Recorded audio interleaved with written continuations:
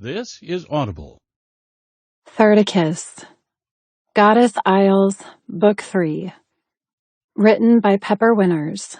Narrated by Sarah Puckett and Scott Ryder. Sullivan.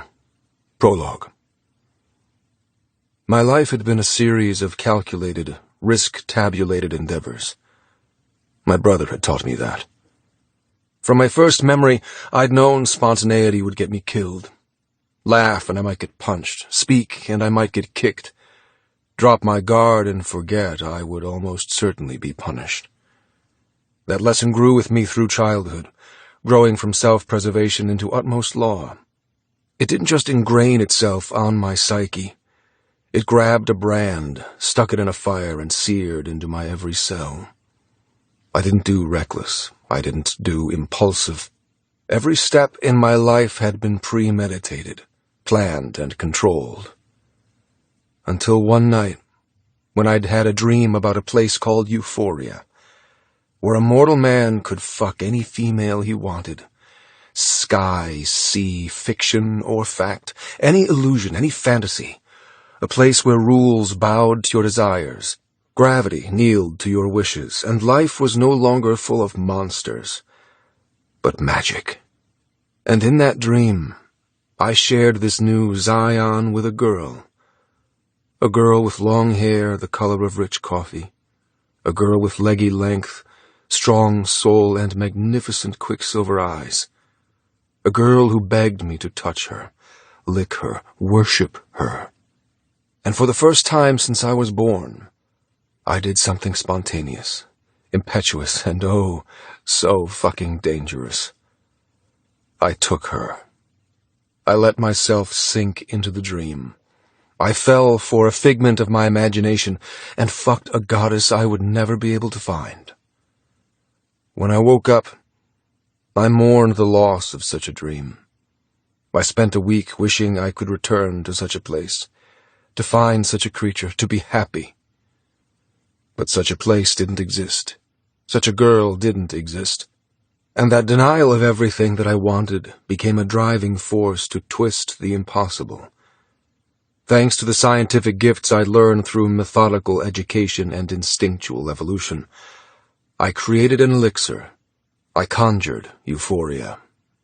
I brought forth a new dimension, all thanks to a dream.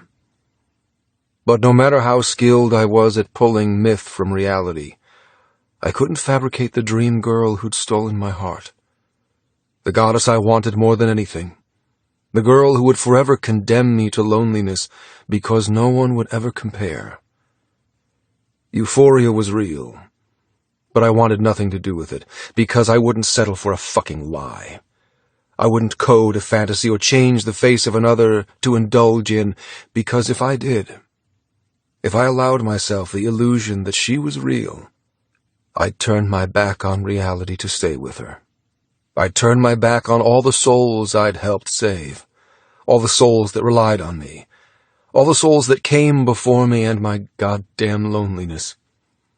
So I allowed others to play in my elixir explicit playground. I clung to the lessons my brother taught me. I stayed iron-fisted, guarded, and restrained. Until the night, I dreamed of her again. A silver-eyed enchantress who haunted me. And I typed an email sending out a half-conscious, sleep-hazed request. Find me a girl with long dark hair, alabaster skin, and silver gaze. I forgot about such a request until I earned a reply several months later. We found her. $500,000 and she's yours. And I did the second most impulsive thing of my life. I bought her. I welcomed her.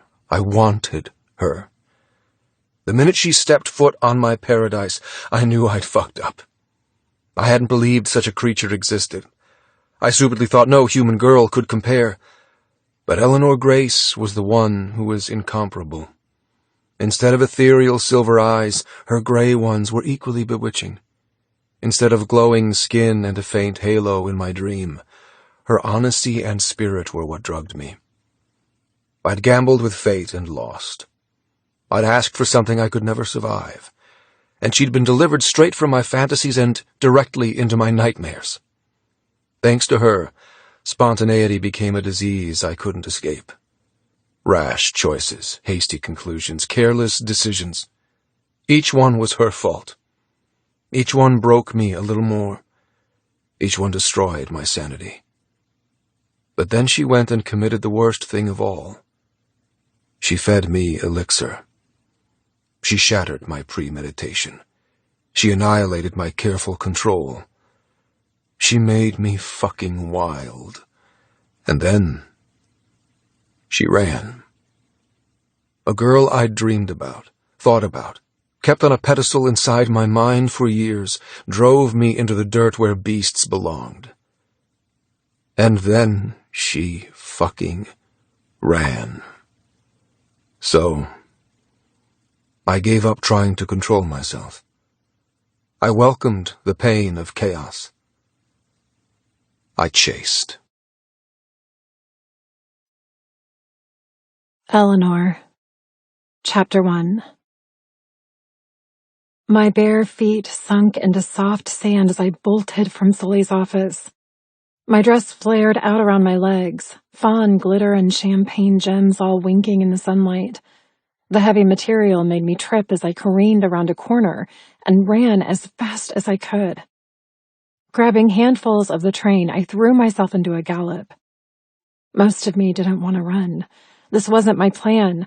I'd fed Sully his elixir, purely to force him into admitting that what we felt toward each other wasn't normal. This sparkling chemistry, this heart-haunting bond. I had to believe that it was something worth fighting for, despite our diabolical beginning. I had to trust that I hadn't lost my mind by falling for a man who traded cash for my life. There's more to him than that. I know there is. My breath came in erratic spurts. My legs slowed. I don't want to run. I'd only done so because of the way he'd begged me, at the absolute carnage on his face, the undeniable terror that he felt. But I stopped on the path, turning around to face the way I'd come. My footprints had scattered sand onto the purple orchids bordering the lane. My dress suffocated my straining ribcage with its beaded jewels and organza. If I ran, then all of this would be for nothing. Sully would ride through the elixir like I had that first day. He'd use himself until he could think straight. Or he'll use another. And then, when he was back to being more man than monster, he'd restart negotiations with Roy Slater to sell me.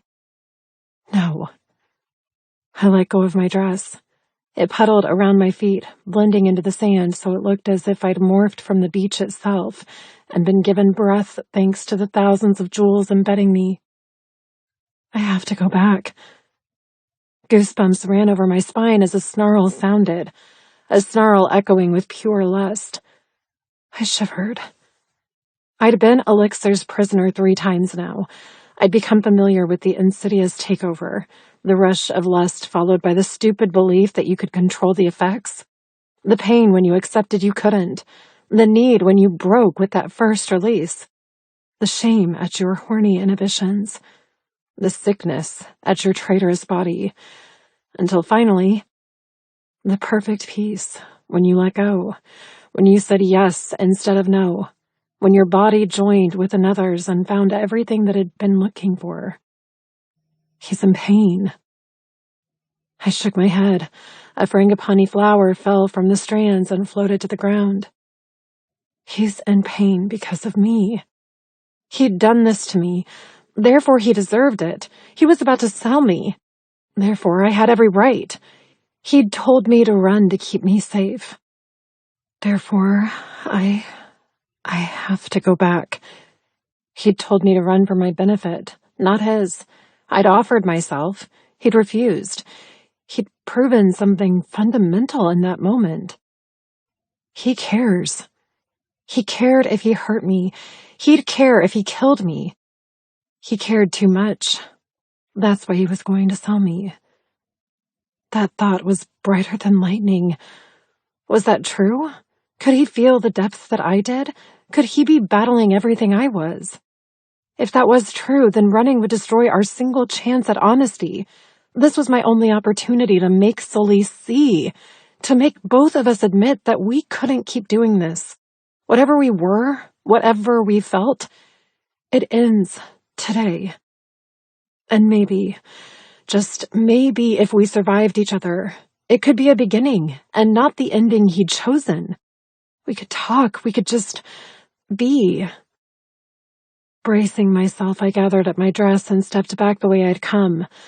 I wouldn't back down from this. I would suffer the consequences and the climaxes. I wouldn't punish him in the way he'd punished me.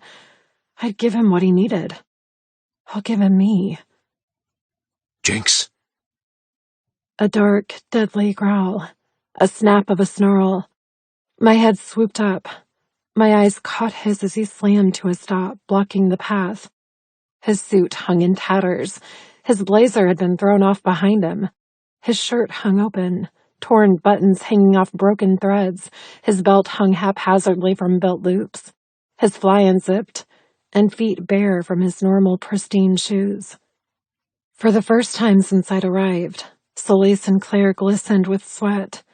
His cold-blooded persona had succumbed to the island heat, dousing his skin in moisture. My heart threw itself into torment, racing and smoking, growing its own pair of legs and begging to run. I massaged my chest where it kicked and coughed, doing my best to stay calm. I'd done this. I'd applied makeup and dressed in a gown and stared at my reflection, knowing I was sacrificing myself to a ruthless, rabid beast. Yet committing to an idea and then coming face to face with the ramifications were very different things. Sully took a step toward me, a single step, slowly, ever so slowly, as if still fighting the vapid, manic urges. Get to your villa. Lock your fucking door. I licked my lips at the brokenness of him, the filthy greed and feverish longing. You came after me. He shook his head, squeezing his eyes closed as another wave of lust buckled his body. When he opened his gaze again, the blue glowed otherworldly, sickly, dementedly. No, He groaned. I'm trying to get to my villa before. His fists clenched. I can't be close to... He raised his gaze, snarling. Go! What the fuck are you waiting for? I told you to run, so run.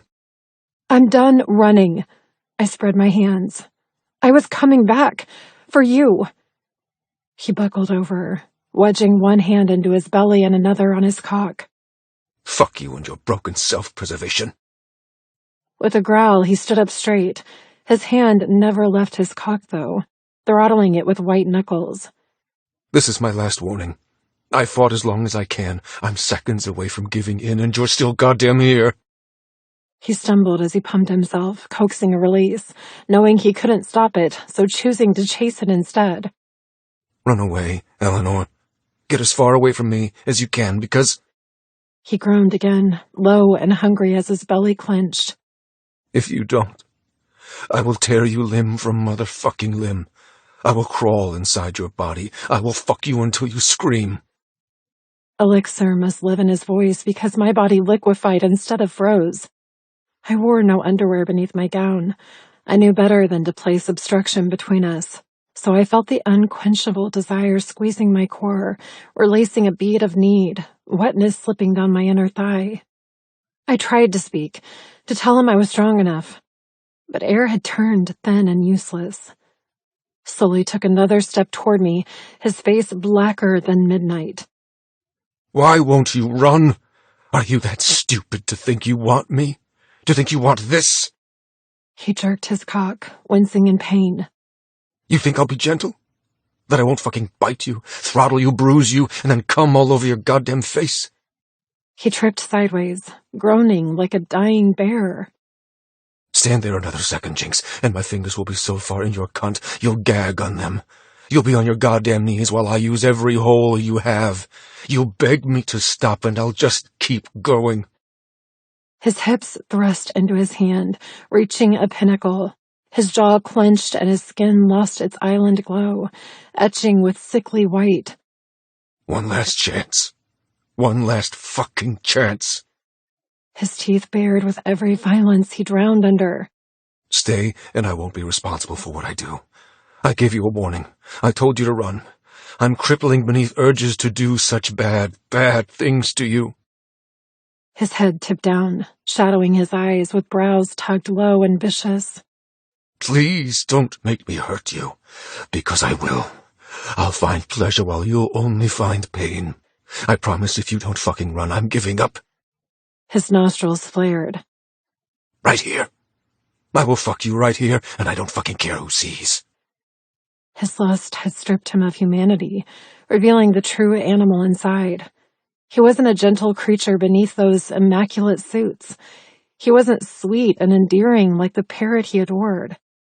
He was one word. Honest. Viciously, hellishly honest. And it made me wet, made me breathless, made me want. Sully, I raised my hand as to save him, to drag him from the darkness and be his savior. But my silly little ego that convinced me I could control this situation shattered the second Sully moved. Shutters slammed over his eyes. A mask slipped over his face, a disguise made up of poisonous passion. He ripped off his shirt and threw it to the sand. His belt hissed through the loops and joined it. And then Sully cricked his neck, crouched into a pounce and smiled. Fuck, I'm going to enjoy this. My heart leapt into my throat, filling with prey drive, drowning my system in vulnerability and fear. Turned out, decision and irrational choices held no sway when raw instinct kicked in. An instinct said I was in danger. Terrible, terrible danger. Sully exploded from his panther crouch, running toward me as hungrily and as mercilessly as any predator. And my body hijacked my mind. My hands snatched my dress, my body fainted to the side, and I ran. Oh my God, I ran. I didn't know I could be so swift, leaving my hair like a flag fluttering behind me. Sully laughed. He laughed. And I ran harder. Chills shot over my body, my stomach fisted with true terror. The pounding of his feet behind me made me embrace my inner gazelle, and I bolted. I couldn't look behind me, couldn't bear to see a man who'd reached the end of his limit chasing me. Not chasing me for fun or flirty play, but chasing me with only one purpose, a purpose that would ensure I would never be the same. He was a man who I drugged and deleted everything inside him apart from the need to fornicate. It wasn't Sully chasing me. It was a monster. I ran and ran, but I wasn't fast enough. The heavy thuds of his long strides grew closer, closer. The jittery panic of trying to flee but knowing I'd already lost swamped me. The sand was too thick, the air too humid, my dress too tight. No, no. Violent arms wrapped around me, jerking me to a stop. His teeth were on my throat a second later, sinking deep, his tongue licking my sweat, my horror. I wriggled and squirmed as he dragged me against his heaving body. He felt taller, stronger, bigger, a man in his sexual prime. His hands fisted my breasts, one on each swell, pinching my nipples and kneading the weight with savage fingers. His mouth never unglued from my throat, his breath scalding my skin from his nostrils. His hips rocking, always rocking, undulating us together. With a snarl, he swept one hand to my throat and the other dove between my legs. The dress refused his possessive grab, the material straining tight. Grunting something I couldn't understand, he grabbed my chin, snaking his fingers to cut my cheeks, and jerking my head to the side. The second he had me prisoner, his mouth smashed onto mine. He kissed me, all while holding me from behind. His tongue plunged into my mouth, diving deep, making my legs buckle. Stars burst behind my eyes as he sucked on my tongue. Firecrackers exploded as he forced my mouth open wider and kissed me until I drowned. I'd never been kissed like this. Kissed as if we had only one purpose on this planet. No rules, no shame, just heat. and the undeniable need to fuck. He held nothing back this time. He poured everything he was down my throat, making me gag on his hunger. Even when he'd yanked me from the bath and kissed me before giving me to a guest, even when he'd kissed me on Saragala, he hadn't allowed me to feel this, to feel what he did, to witness how dark his desires had burrowed. This kiss had no boundaries or confines. This kiss was just teeth and tongue and spit.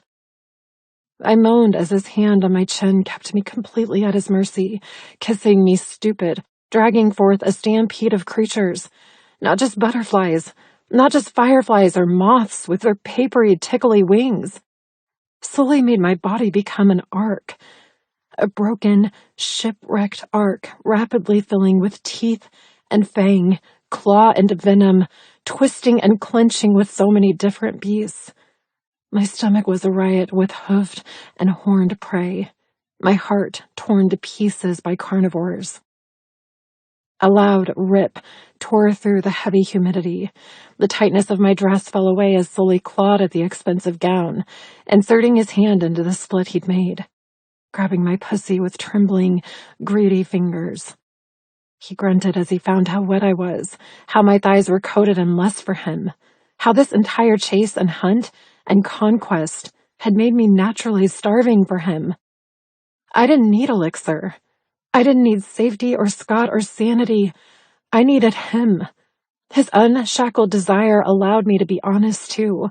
I'd never felt this way about anyone, ever. Misplaced? Definitely. Moronic, undoubtedly. But utterly inescapable. 2 fingers speared inside me. Oh, fuck! I cried out into his kiss, consumed by his touch around me, within me, upon me. My voice triggered something in him, and he thrust his touch deeper into me. His kiss turned feral, and he hauled me from the sand, so I hung completely at his mercy, in his control. He held my weight with one arm around my waist, while his other hand remained buried between my thighs. An orgasm bubbled in my blood, already gathering pressure to pop. He marched us forward, tripping and stumbling, his tongue lashing mine with every step, his thumb digging into my clit. Shade fell over us, the sun blocked by the palm tree he pressed me into. The rough bark scraped my chest, making the gemstones of my gown dig deeper into my flesh. He let me go, dropping me to the sand and ending our nefarious kiss. With a fist planted between my shoulder blades, he kept me prone against the palm tree. Ants crawled over the bark, investigating my sudden intrusion. The fronds above bristled and whispered in the muggy breeze. And I quaked with understanding that this was where Sully would take me for the first time. He'd reached his limit. We had no walls for privacy, no bed for protection, not even a fantasy granted by euphoria. All we had was uncontrollable desire and the open island around us. The rustle of clothing sounded as he shoved his trousers and boxer briefs off. I dared to look over my shoulder, drinking in the majestic sweeps of his chiseled chest, the flexing muscles of his arms, the impressive erection between hardened thighs. He truly was dazzling, a spectacular Viking who'd not only stolen my life, but my heart and soul, too. He noticed me staring, standing unhinged in his nakedness. Our eyes snagged, gray fire to blue fire, and his hand snaked out to grab a fistful of my hair. He shuddered as my strands cascaded over his wrist. I shivered as he pulled tight, activating another wash of instinct of predator and prey. Stepping into me, he pushed my cheek back against the tree. The fact that he didn't talk to me made everything so much more intense. I wasn't a person to him right now. I was merely a vessel to spend his need. With one hand buried in my hair, his free one fell to my pussy again, finding the hole he'd made in my gown, fingering me, spreading my desire. My hips arched, my back burned. He kept me trapped against the palm tree even as he stepped into me until his heat wedged entirely behind me. His nudity burned through the jewels on my dress. I muled and spread my legs. With a primitive roar, he ripped at the hole he'd made, grunting in triumph as the dress tore and tore. It cut into me as he yanked harder, destroying the train, ruining the tightness, making the beautiful gown hang off my hips in tatters. The second he'd ripped enough to expose my naked ass, he kicked my legs further apart, fisted my hair until my eyes watered, and then he mounted. There was no foreplay, no whispered sonnets, no promises of forever, just him and me, and a brutal, primordial thrust. I screamed as his hard length pierced my body, plunging as deep as he could go. He filled me so deep, so quick. Tears spilled in ecstasy. My cheeks bruised and scraped against the palm tree as he drove into me, a single thrust that made us both grunt like animals. I had never been so full, so wanted, so consumed. He withdrew until his tip hovered at my entrance, a shuddery breath away from disengaging. He paused in torture, punishing both of us until a haggard groan spilled from his lips, and he drove back inside, over and over. Thrust, thrust, thrust. He fucked me against the palm tree until blood oozed on my cheek from the abrasive bark. He absolutely controlled me. I had no way of escape. My only task was to accept his brutal invasion and let him feast. And he did feast. He devoured me. His teeth found the crook of my shoulder and sank deep. His chest echoed with gruff grunts each time he rutted into me.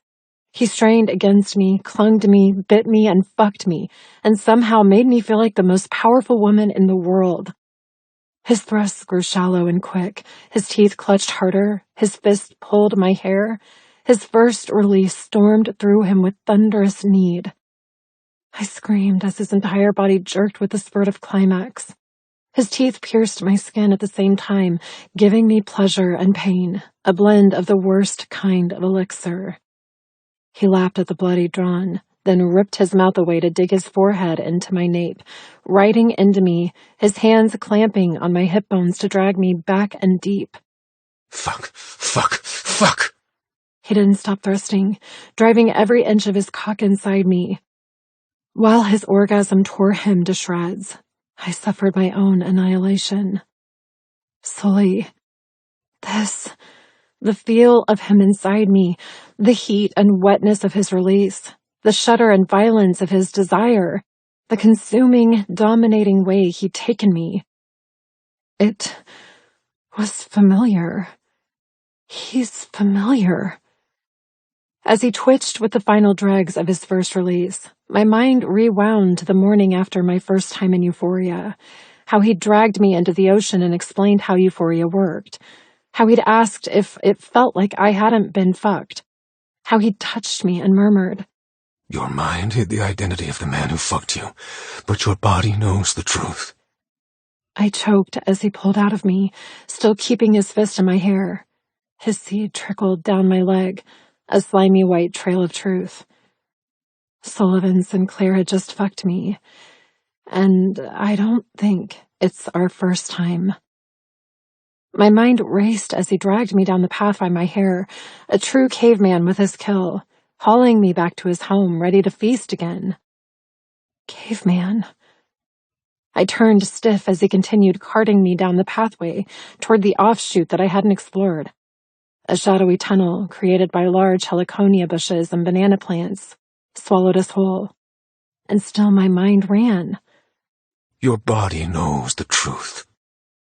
Could it recognize a sexual partner even when that sexual partner had looked completely different, sounded different, smelled different? Even their eyes had been different.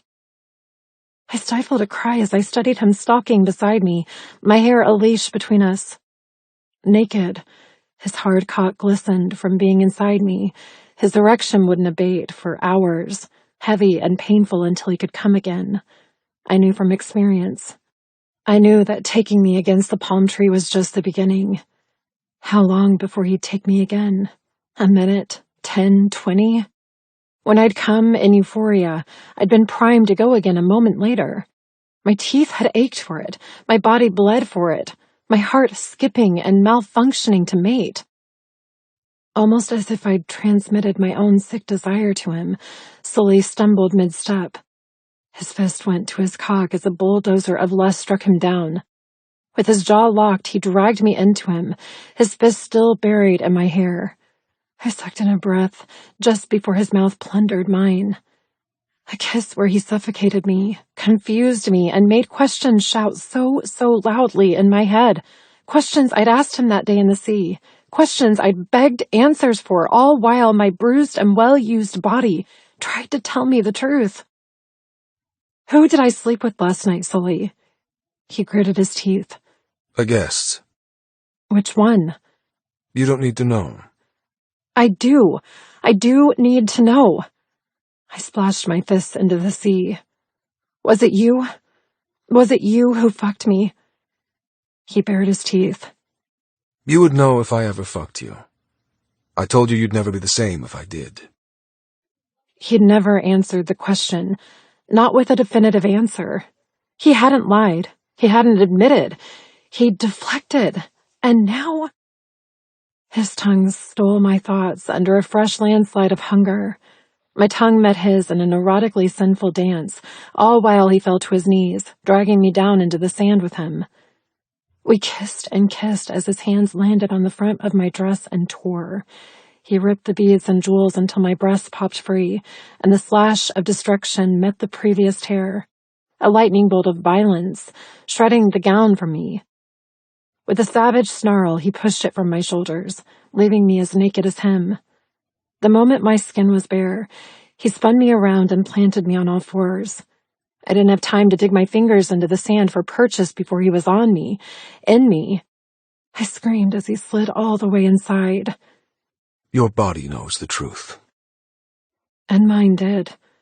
The minute he entered me, I knew. Sully had been the caveman. How he'd switched with the guest and been the one to fuck me, I didn't know, but he did.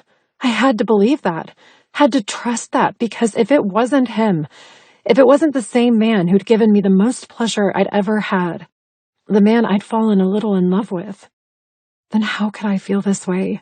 How could I feel as if I'd been made for this man? How did our bodies fit so well together? How did our pleasure creep and crest at the exact same time? How could my heart welcome him as if he was coming home, as if he belonged to me? I moaned as he gyrated his hips, dragging me back with vicious hands on my hips. I crashed into his lower belly, my ass sticking to his skin, our sweat mingling, his past climax musky and potent between my legs. His belly kissed my ass as he speared as deep as he could go. He folded over me, a heavy blanket of persecution. For a heartbeat, we remained linked like that. Two naked people sharing breath, life, and passion. And then he began to move. Short, sharp stabs of his cock, shallow and quick, deep and powerful. A male driving into his chosen mate. I gave up trying to hold myself upright, sinking my torso into the sand. Crystal granules stung my bloody cheek. Heat from the island made my skin prickle, and the overwhelming sensitivity caused from being taken twice in as many minutes conjured a rapid orgasm to creep and slither through my blood. I bit my lip as Sully's pace increased. His breathing turned noisy, his fingernails digging into my hips. Fuck! His entire vocabulary had been reduced to that single word. I understood because I'd been there. While flying on the elixir high, I'd given up conversation for more basic forms of communication. I'd only remembered I could speak when the effects finally began to wane. His thrust scooted me through the sand, coating my hair and smearing my chest until I wore a new type of dress. A dress made up of the very thing his empire was founded on. My release changed from teasing to tormenting, and my hands slipped between my legs.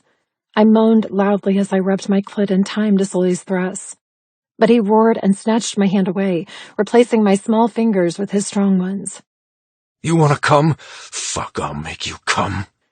His hips pistoned deeper and faster, his fingers rubbing me with violence. No finesse, no gentleness, just crude possession of my most sensitive parts. The uncivilized way he spread and smeared me made my release curl into a thorny, horny bomb, its fuse hissing with fire, growing shorter and shorter the longer he fucked and grinded. Claiming all of me, touching me, fucking me set off his second release. His entire body jerked as his head fell backward and he howled. The ripple of his orgasm splashed inside, and that was the final strike I needed. I exploded outward, fragmentizing until I was diamonds falling on the sand. He spasmed as his climax wrung him dry, his body tumbling forward until his chest pressed against my back. His lips kissed between my shoulder blades. His breath panted on my spine. He grew heavy. His cock remained hard inside me, while aftershocks of my bliss milked him. We stayed like that for a minute, doing our best to calm tattered heartbeats and remember how to be human. I waited for him to withdraw, to climb to his feet and continue carting me to wherever he needed to go. But his cock continued to throb inside me, and his hips pressed forward, inserting every remaining inch he could. He took me for the third time in the exact same position without ever slipping free. His arms slid around me until his right hand fondled my breasts, one at a time, pinching my nipples, squeezing, laying claim to both of them. I whimpered and writhed beneath him as he kept me bound in such a prone position. I couldn't get up. I couldn't stop him. His entire body plastered over mine as his hips rocked with long, dominating strokes, filling me, sliding deeper than anyone thanks to his multiple releases and my shameless drenching of lust. The noise of our coupling ought to be embarrassing, the joint wetness, the shared fluids, the most intimate of connections. But I only felt pride. Pride that I was strong enough for this man to fuck. Pride that I'd willingly drugged him to find out the truth. And instead of just finding out one truth, I'd found two. One, he did care for me. Two, we'd been together before, under the guise of a fantasy bought by another guest. But Marcus paid you with a diamond. I turned icy as Sully continued to thrust into me, hammering deeper and deeper the more my mind tried to pluck holes in my confidence. If I hadn't slept with Marcus, then why had he given me a diamond? And if Sully had kept me for himself in the caveman illusion, how could he then give me to Roy Slater in his daughter-in-law daydream? Frustrated tears glossed my eyes as Sully groaned and came again, pumping yet more of his essence within me. How stupid that I blistered with pain, worrying that Sully hadn't been the one to take me after all, when he was the one who derailed my life. How utterly wrong that I was filled with jealousy at the thought of him being with anyone else, even while he was still inside me. My temper sprang into existence, shoving aside my need and granting strength. Digging my nails into the sand, I pushed up with power. I caught Sully by surprise, knocking him backward as I scrambled forward, crawling like a helpless animal. I wanted some distance between us. Distance to think about this, to analyze my hope that it was him in the cave and not some idealistic fantasy. My belly clenched with misery as I shoved to my feet and ran. Sully's growl chased me. He was in the midst of elixir now, his sanity well and truly buried beneath brutality. I'd made yet another stupid mistake. Running when he was this primed and highly sexed? What he'd done to me already would seem so tame to what he'd... Arms viced around me. His inertia sent me plummeting to the sand. We fell together, tangled in legs and arms, the impact of our fall jangling my bones. Sand coated us, sticking to our sweat, our desire. It dusted my lips, entering my mouth as he shoved me onto my back and kissed me. He kissed me breathlessly, maliciously. He kissed me until my lips swelled and stung from his sandpaper 5 o'clock shadow. He kissed me even as his fingers noosed around my throat and he squeezed with terrifying power. My eyes shot wide, staring into his drowning blue as he positioned himself between my legs and drove his cock inside me. He fucked me in timeless missionary, but he choked me with endless violence. The two combined to create a terrifying recipe of ultimate control. I'd never been manhandled so roughly, never been so utterly possessed. I waited for panic. I drowned beneath pleasure. My mouth fell wide as his cock hit the perfect button inside me, and his thumbs trapped my pulse. I came in a blistering supernova of surprise. His lips twisted as he watched me shatter beneath him. His fingers tightened around my neck, his eyes flaring with shock, as if he had no control over his own strength, afraid of his own savagery. His hips plunged into mine, over and over, creating a niche in the sand where we lay, digging a bed for ourselves for him to take and fuck and claim. And when he came, he broke apart, sweat gleaming over every inch of him. A droplet ran down his throat, continuing between the ridges of his pecs. I wanted to lick it, to taste him. I needed everything he could give me. Lightheadedness dragged me back from sensation and sex, bringing bruises and pain, revealing the dangerous tightrope we walked of erotic play and true suffocation. I can't breathe. My fingers scratched at his knuckles, self-preservation finally making an appearance, trying to get free. He didn't notice, consumed by the body-racking orgasm he rode, grinding into me, rutting as deep as he could, jerking with every clench of desire. Only once his face went lax and the madness receded from his eyes did he look down and freeze. Sullivan, Chapter 2. The fog of elixir lifted for a few horrifying seconds. Eleanor gasped below me, her lips a tinge of terrifying blue, her face white with blood streaking her cheek. Fuck. I ripped my hands from her neck. What the fuck are they doing around her neck? Wincing, I withdrew and crawled away from her as fast as I could. The world swam, the corners all black, the world nothing but a sexual mist. I'd done that to her. I'd hurt her. I'd been inside her, taking everything, and I'd been too consumed with my own needs to notice. She coughed and rubbed her throat, swallowing a few times as she slowly stood up. God damn it, her entire body looked as if it had been mauled by a monster.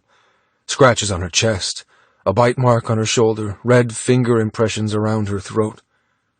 I shoved myself to my feet, desperate to get to my villa and lock myself inside. This was why I told her to keep her goddamn distance. This was why I told her to run. Raking my hands through my hair, I yanked at the strands, trying to get control of myself, very aware that sand covered every inch of us. We glittered with the fucking stuff. It stuck to my cock, the moisture glittering between her legs, to our very lips. The minute my gaze found her mouth, my vision crept dark with crimson need. A fugue blew in like rain clouds, consuming rational thoughts, descending me into hell.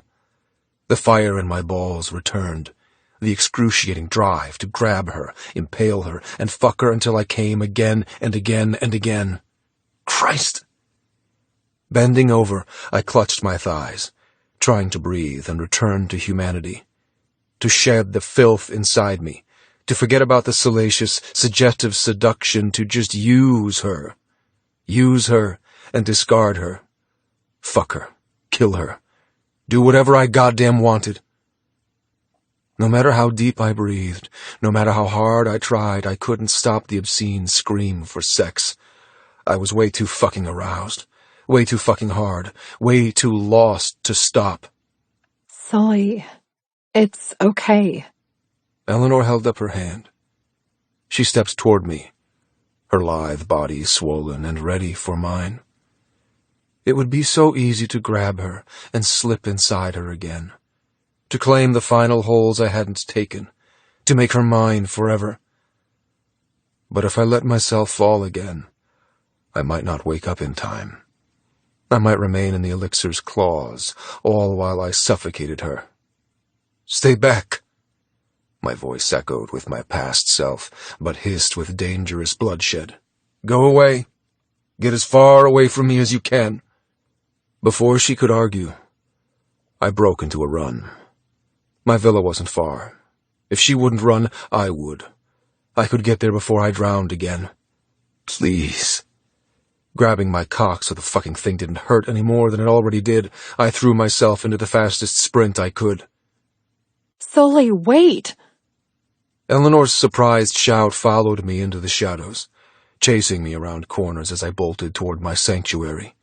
Each stride, I did my best to stay sane. Each pump of my overworked heart, I willed my body to beat the treacherous elixir. But my willpower was not enough. I was a weak fucking idiot who thought he could play God with a person's nervous system and not pay the price.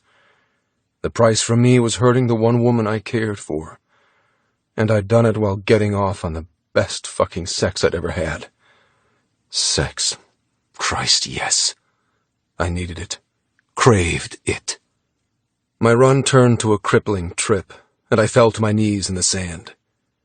My hand went from holding my cock in protection to jerking it with nasty assault.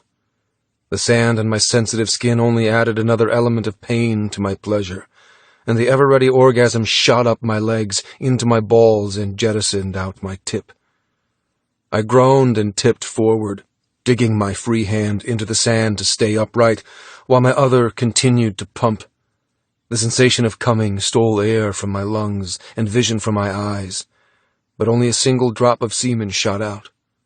One drop. My fourth orgasm, and already my balls were dry. The moment my teeth-clenching release let me go, I looked over my shoulder with manic hope that Eleanor had followed me, that she'd appear from the shadows and fall before me in servitude. I'd grab her hair, I'd hold her down, I'd shove my cock down her throat. Shit. Lurching to my feet, I started running again. Hopefully toward my villa, but I honestly didn't know. I didn't trust that I had control. Didn't believe I had anything good left inside me. I got further than my first attempt before the next release punished me. I exploded from the undergrowth, finding the natural oasis formed by nirvana. The waterfall splashed with heavy droplets and 100 sparkling rainbows. The sun beamed down, heating the small utopia to unbearable levels. Jasmine vines hung in the boughs of frangipani trees. Butterflies fluttered in the light. Green moss softened sharp rocks with a gentle carpet. It was paradise, and I was the devil in its midst. My naked skin burned up. My hair dripped wet with sweat. And once again, I crumpled to my knees as another crippling command to come made me masturbate in agony. My balls had almost crawled inside me, their tightness throbbing with misery. The delicate skin on my cock was covered in abrasions thanks to sand and repetitive sex. But I didn't care about any of that. All I cared about, all I could think about was chasing that shimmering, shattering climax. I grunted with each pull on my cock. My hips worked into my hand. I lost all resemblance of a man as I gasped and cursed, bowing over as I came for the 5th time. Not even a droplet this time. Just dry pleasure, and a cock that no longer had any purpose than to torture me. As the final wave receded, my strength gave out. I collapsed onto my side, allowing the sun to burn me. Thirst made my throat sore and voice hoarse. Too much coming had drained my body of all its reserves. But as much as I wanted to rest, I hadn't earned that yet. I couldn't close my eyes without seeing an X-rated pornography. I couldn't settle my breathing without growling for Eleanor to put me out of my misery. And my heart, as it drummed and defibrillated itself with ill-advised, sickening electricity, my pulse became a crazed enemy in my veins, granting utmost punishment. My villa had become the antidote I needed. My thoughts latched onto it for deliverance from this evil and redemption for what I'd done to Eleanor. I had to get there. Now. My arms shook as I pushed off from the ground and tripped to my feet. I looked at my villa in the distance, cocooned by jungle, its door hidden by foliage. I jogged toward it, but then I stopped. Nirvana. the cool, refreshing waterfall. Perhaps that could wash away this nightmare and christen me back into lucidity. Changing direction, I stumbled toward the crystal blue pool. I climbed over the boulders on the shore and sighed in relief as the first cool touch of fresh water lapped my ankles. The temperature of Nirvana was cooler than the sea, the freshness of the water so cleansing compared to the salt I regularly swam in. Yes, this was my cure. This would keep Eleanor safe from me. Diving into the depths, grateful for the shelf where the shore dropped away, I gave myself to death, sinking to the bottom, happily trading cold extermination over berserk stimulation. I welcomed the rocks below to cradle me. I removed all power from my muscles. I closed my eyes and... tongues, teeth, breasts, nipples. Eleanor writhing on her back as I filled her. My hand sliced through the deep and found my cock. I opened my mouth and howled underwater as I worked myself into yet another frenzied, demented, maniacal release. Water rushed down my throat and splashed into my lungs. I choked as my entire body clutched with pleasure. I rippled with bliss while drowning. The two experiences linked hands and made me crave annihilation. I tried to breathe as the final crest broke. I clawed at my chest as a debilitating ache spread. I released my cock as bodily control over skeleton and sinew faltered. The surface glittered above. Air beckoned just beyond the water's kingdom, but my legs didn't kick when I ordered them to. My arms didn't respond when I tried to swim. My system shut down, broken from too much pleasure and drained by too much sexual stress. Fuck, I'm going to die. Instinct made me inhale again, sucking back more water. My ribcage threatened to snap one rib at a time, my lungs rejecting liquid and demanding oxygen instead. My vision went hazy, my mind blank. The only thing that still had providence was sex. Sex. Fucking sex. If I found a mermaid down here, I'd try to fuck it all while I drowned.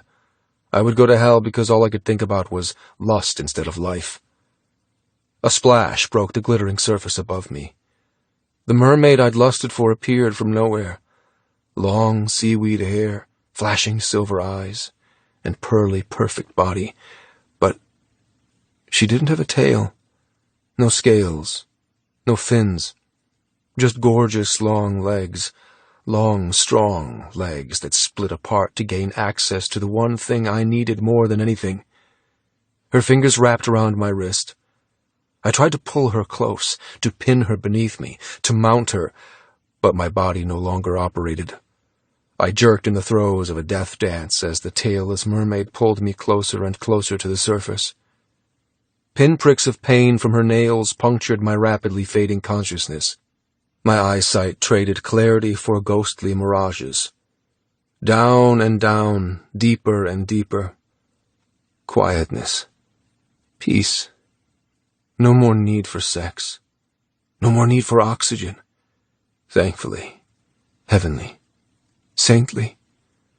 I let go, grateful to finally be free. Something sharp shredded my hard-won serenity, a lash of pain across my cheek, and another, followed by lips on mine, air forced down my throat, and painful compressions on my chest. Pressure repeated over my heart, determined and ruthless, reversing my slip into silence, dragging me back into mania and pain. The explosion from dying to alive sent daggers of misery through my entire nervous system. My eyes flared wide. My mouth opened to breathe.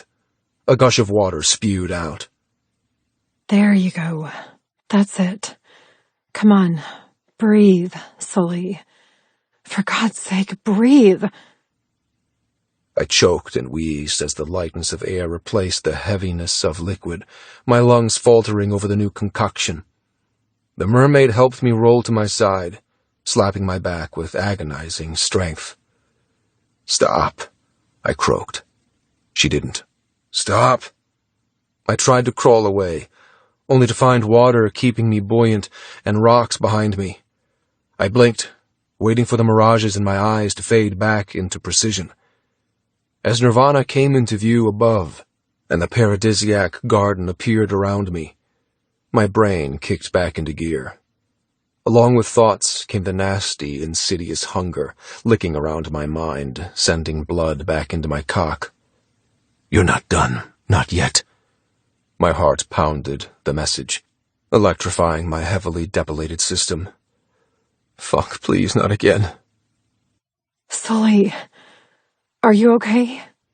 Soft hands cupped my cheek, guiding my face to hers. Eleanor.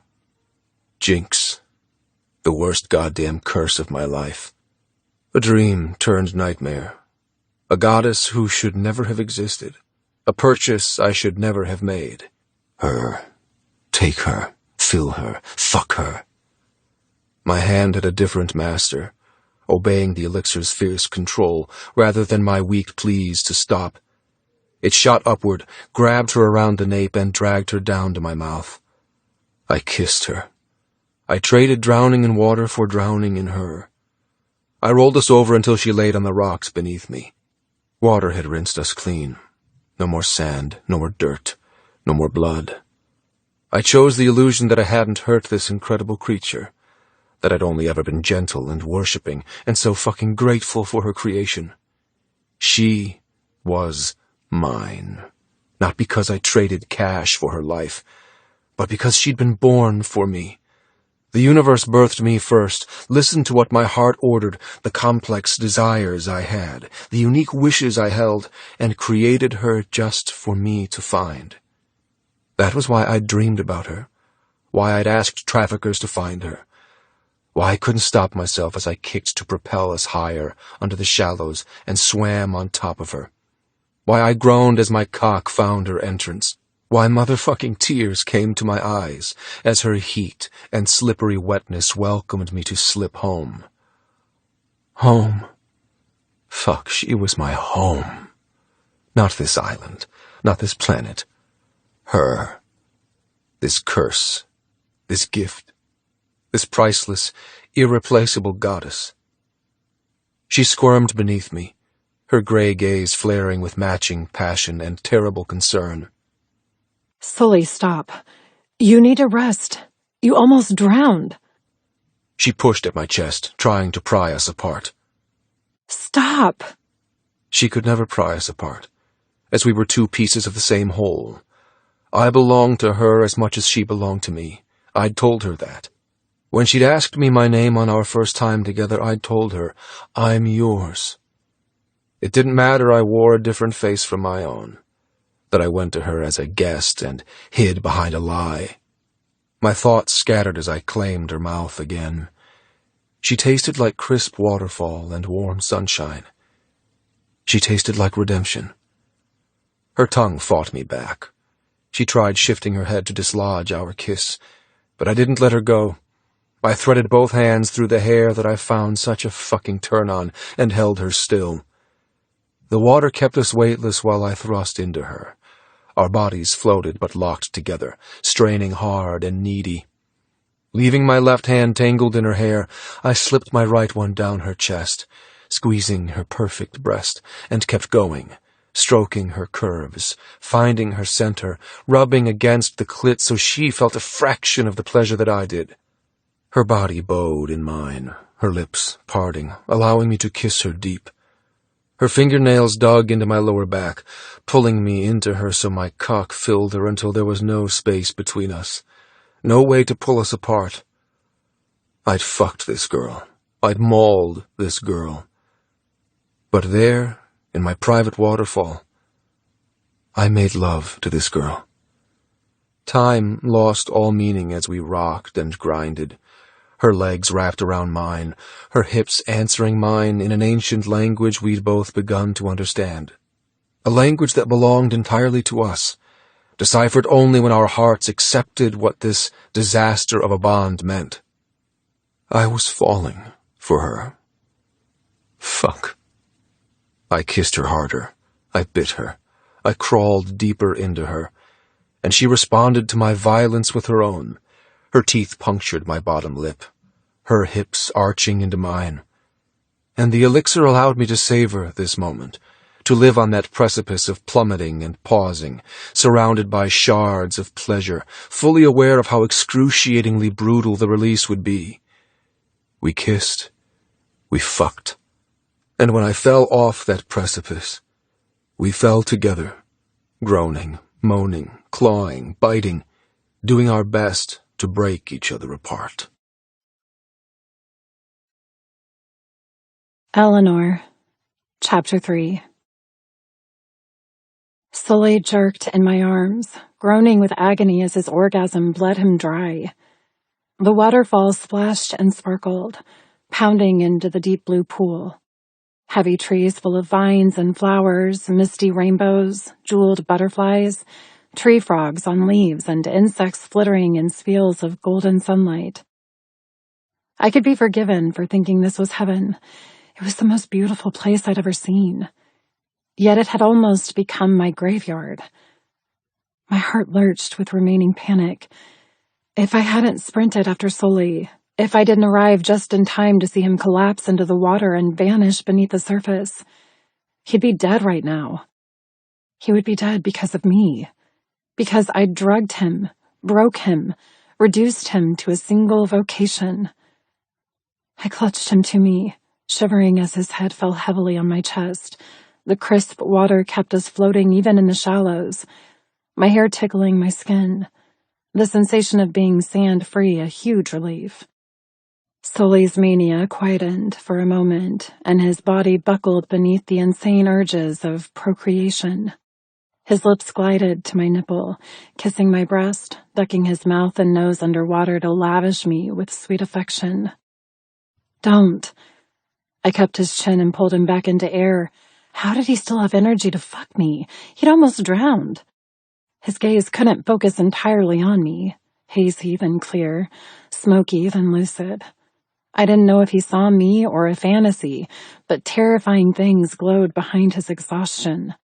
Emotions that chiseled open my chest and stuck a dagger deep inside my heart. Love, awe, possession.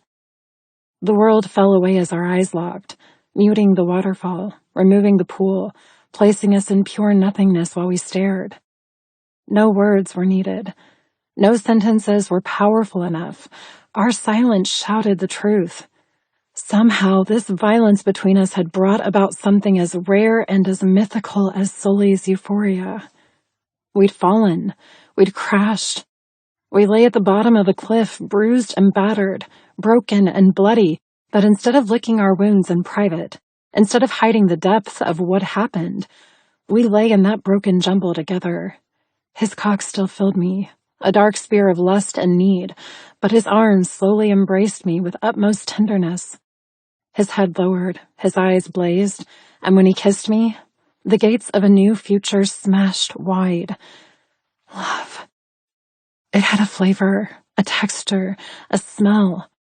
Love tasted metallic and fragrant, sweet and sour, spicy and forbidden, but it smelled of fresh rain and new beginnings, of shared lust and musk, of hard-earned truth.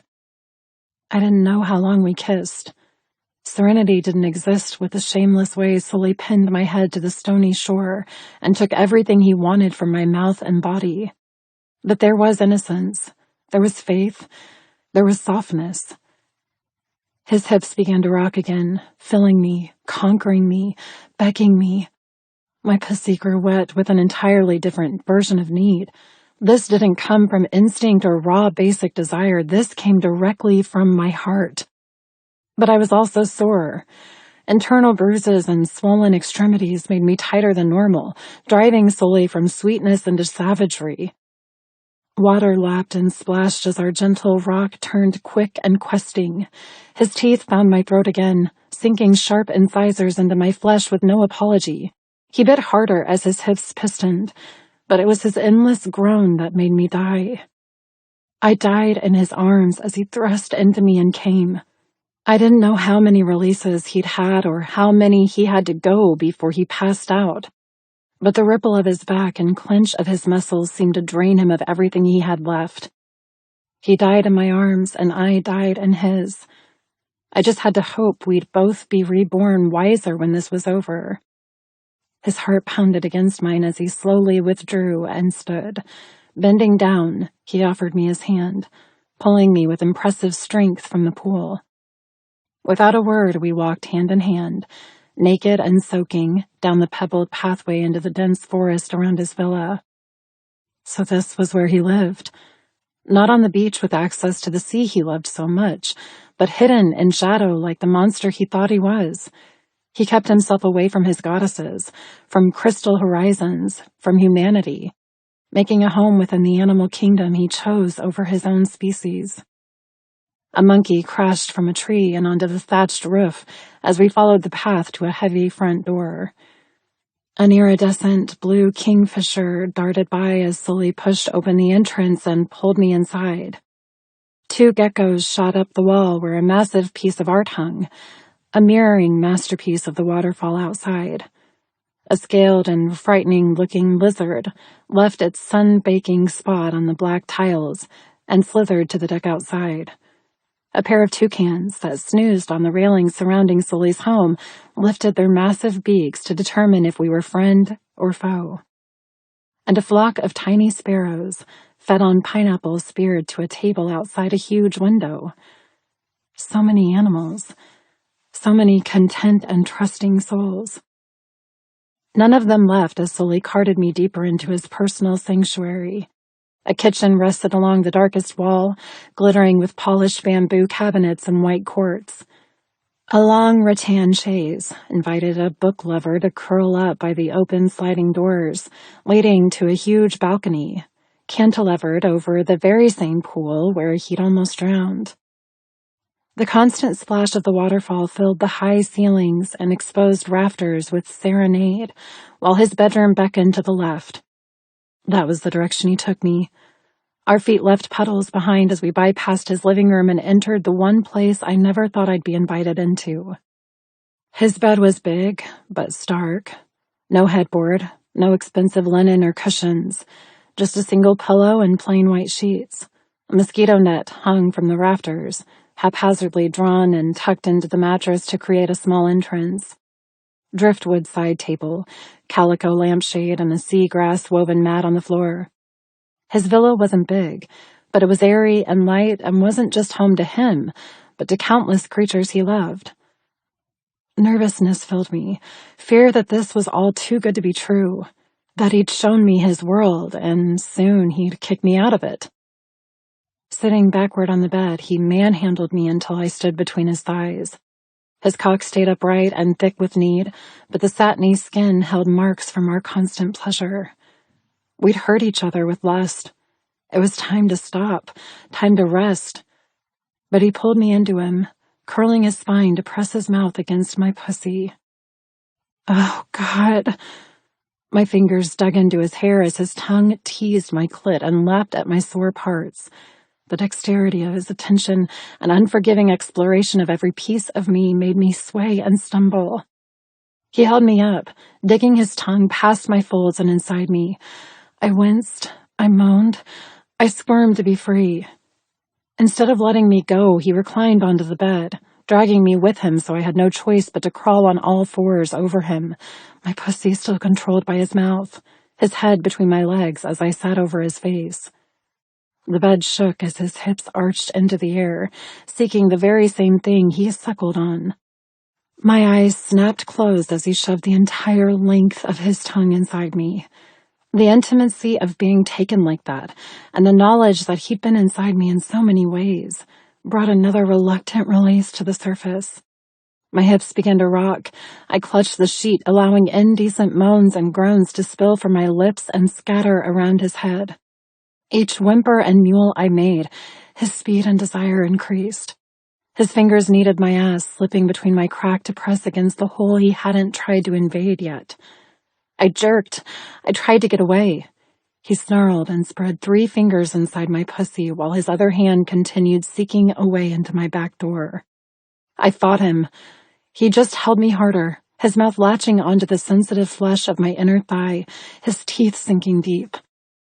The fear of him taking me in a way I hadn't been violated before, coupled with the tingling high of him eating me and the ferocity of his fingers fucking me, I couldn't stop it. My elbows buckled and I collapsed face first onto the bed as I came. Over and over, bliss and brutality. I surrendered to the painful squeezing of my inner muscles, milking the final shreds of my endurance. The moment I'd finished coming, Sully shoved me off his mouth, pressed me onto my stomach, then thrust inside me. He fucked me ruthlessly hard. The mosquito net shivered with every rut, the bed frame squeaked, his grunts blended with the waterfall. I cried out as pain overtook pleasure, and still he fucked me. I twisted to look over my shoulder, imprinting him to memory, determined to remember his undoing, to remind myself he was only human, even if he treated me like a beast. His eyes were demonic, his drugged desire riding him ragged. He strained and fornicated, driving me deep into his bed, trying to crawl inside me, doing his best to murder me with sex. My breasts bruised into the mattress. My lips burned as he bent and kissed me, our tongues slip-sliding, our finesse totally obliterated until we licked and nipped like animals. I lost all other sensation apart from being used by Sully Sinclair, and when he finally reached that brick wall, when he ran headfirst into blistering fatigue, his entire body bowed into mine. His jaw locked, his eyes snapped closed, his frame jerked and jolted as every cell, every blood, every breath was consumed by his orgasm. It didn't look pleasurable. It didn't grant relief. It looked as if I'd tortured him worse than anyone. His mouth opened wide with a silent roar as he crested the final clutch of his climax. Then his eyes rolled back, his body went slack, and he tumbled into unconsciousness beside me. Sullivan, Chapter 4. I'd fallen. I'd broken. I slept. But restful slumber didn't find me. Nightmares did. Nightmares of family betrayal, vicious lies, and why I'd forgotten how to trust. I sank into horrors and reminders. My sins crept from the darkness to maraud and mock, revealing how far I'd gone to wage war on those who'd deceived me. I had blood upon my hands, revenge upon my soul. And now Eleanor was unlucky enough to have trapped my heart. This won't end well. Eleanor, Chapter 5. Morning light gradually switched to late afternoon. I hadn't moved. I didn't know what to do, where to go. I had no clothes, no painkillers, no food or water. I only had a man who'd purchased me from traffickers, used me more thoroughly than anyone, and then passed out beside me. A man I couldn't stop looking at because I couldn't come to terms with the carnage inside my heart. I should loathe him. I should stalk to his kitchen and grab the biggest knife I could find. I should sink it into his chest and let him bleed until dead. I should end him now while he lays so trustingly next to me and save countless other girls who would one day become his goddesses. He might have black and white rules on the trading of services, likening it to the industries that humans had turned into torture devices. But it didn't make it right or wrong. He respected all life, any life. He stood up for those who didn't have a voice and in turn reversed the rules onto his own kind. He was complicated. He was simple. He was ruthless and unreadable, and as much as I'd like to think things would be different now we'd slept together, that something special bound us, it didn't mean he wasn't the same arrogant asshole who'd stolen my future and farmed me out to his high-paying guests. And yet, I sighed. I sighed and studied the way his black hair cascaded over his forehead, clinging to his damp skin with its bronze-bleached tips. The way his lips stayed parted, his jaw relaxed and eyes closed. He ought to look tranquil and free. However, stress lines never left his tanned skin. Sully ought to be in a healing sleep, but occasionally he'd twitch as if he fought dragons in his dreams, as if he'd traded one hell for another. Had I looked that tormented after euphoria? Did I look so scrambled and uneasy when staff had removed the sensors and carried me back to my villa? I'd tried to wake him. I'd curled up beside him and brushed aside his hair to kiss his feverish cheek. But he remained unconscious. His lungs rattled a little from inhaling so much water. His breathing labored and loud. I should be glad of his struggles. He'd caused more than enough to others. So why did my heart revolt and beg to find a doctor, to help Sully even though he refused to help other two-legged beings? As time ticked onward and I stayed vigil by his side, I allowed my mind to run riot.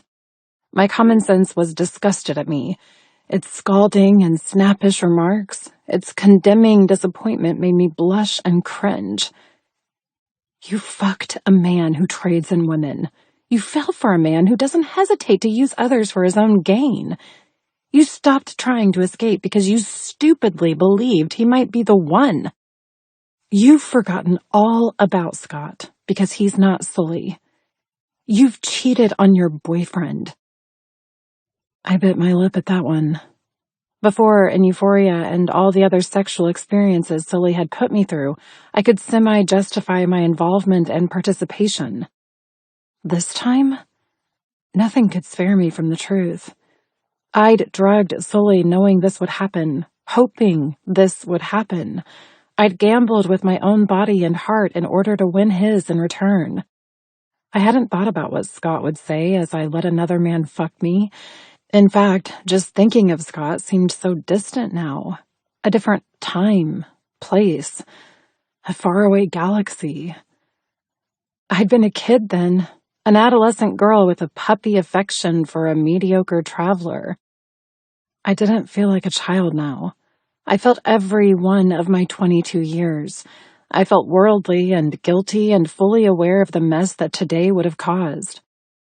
But I was also grateful to finally know what sex with Sully Sinclair would be like. I'd no longer have to wonder, even if he went through with his plan and sold me, even if the awe, possession, and love in his gaze turned out to be elixir falseness. I'd taken something from him, just like he'd taken something from me. We were even, marked and mutilated by mutual desire. This was justified. My hands balled as a stupid wash of tears raced up my spine.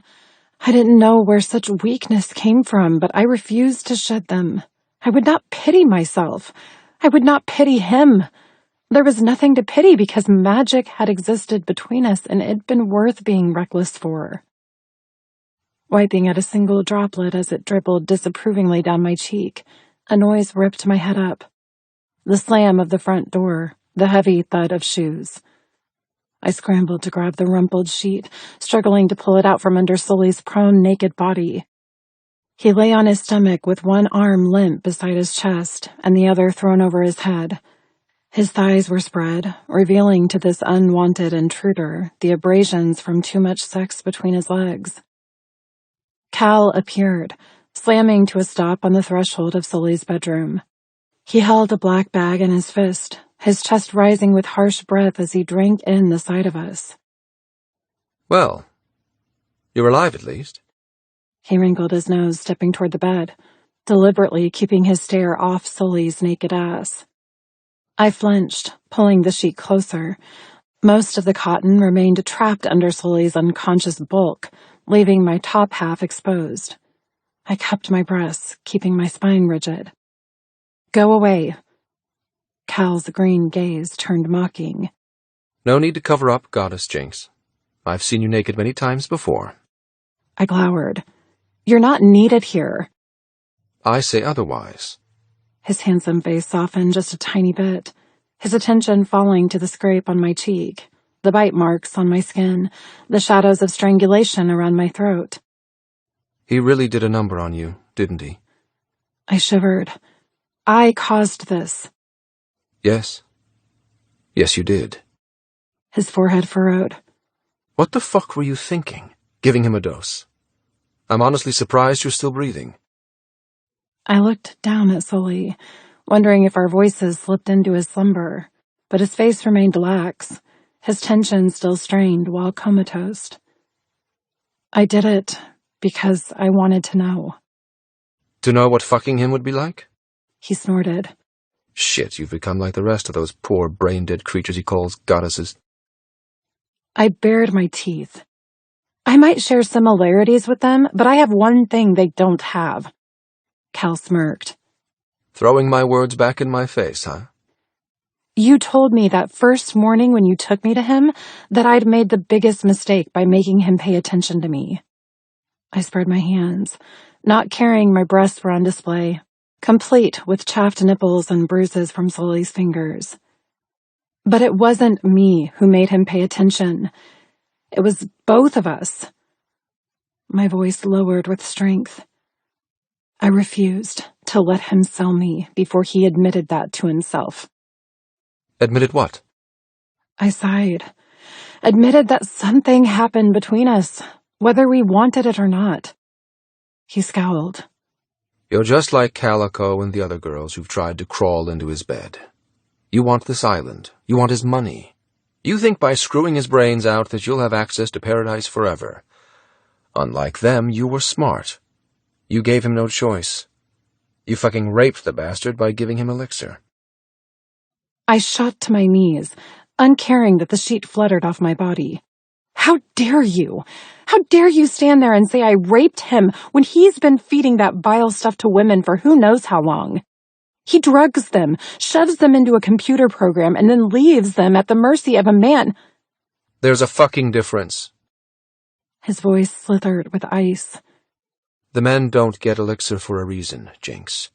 They go into euphoria only getting what the women want to give them.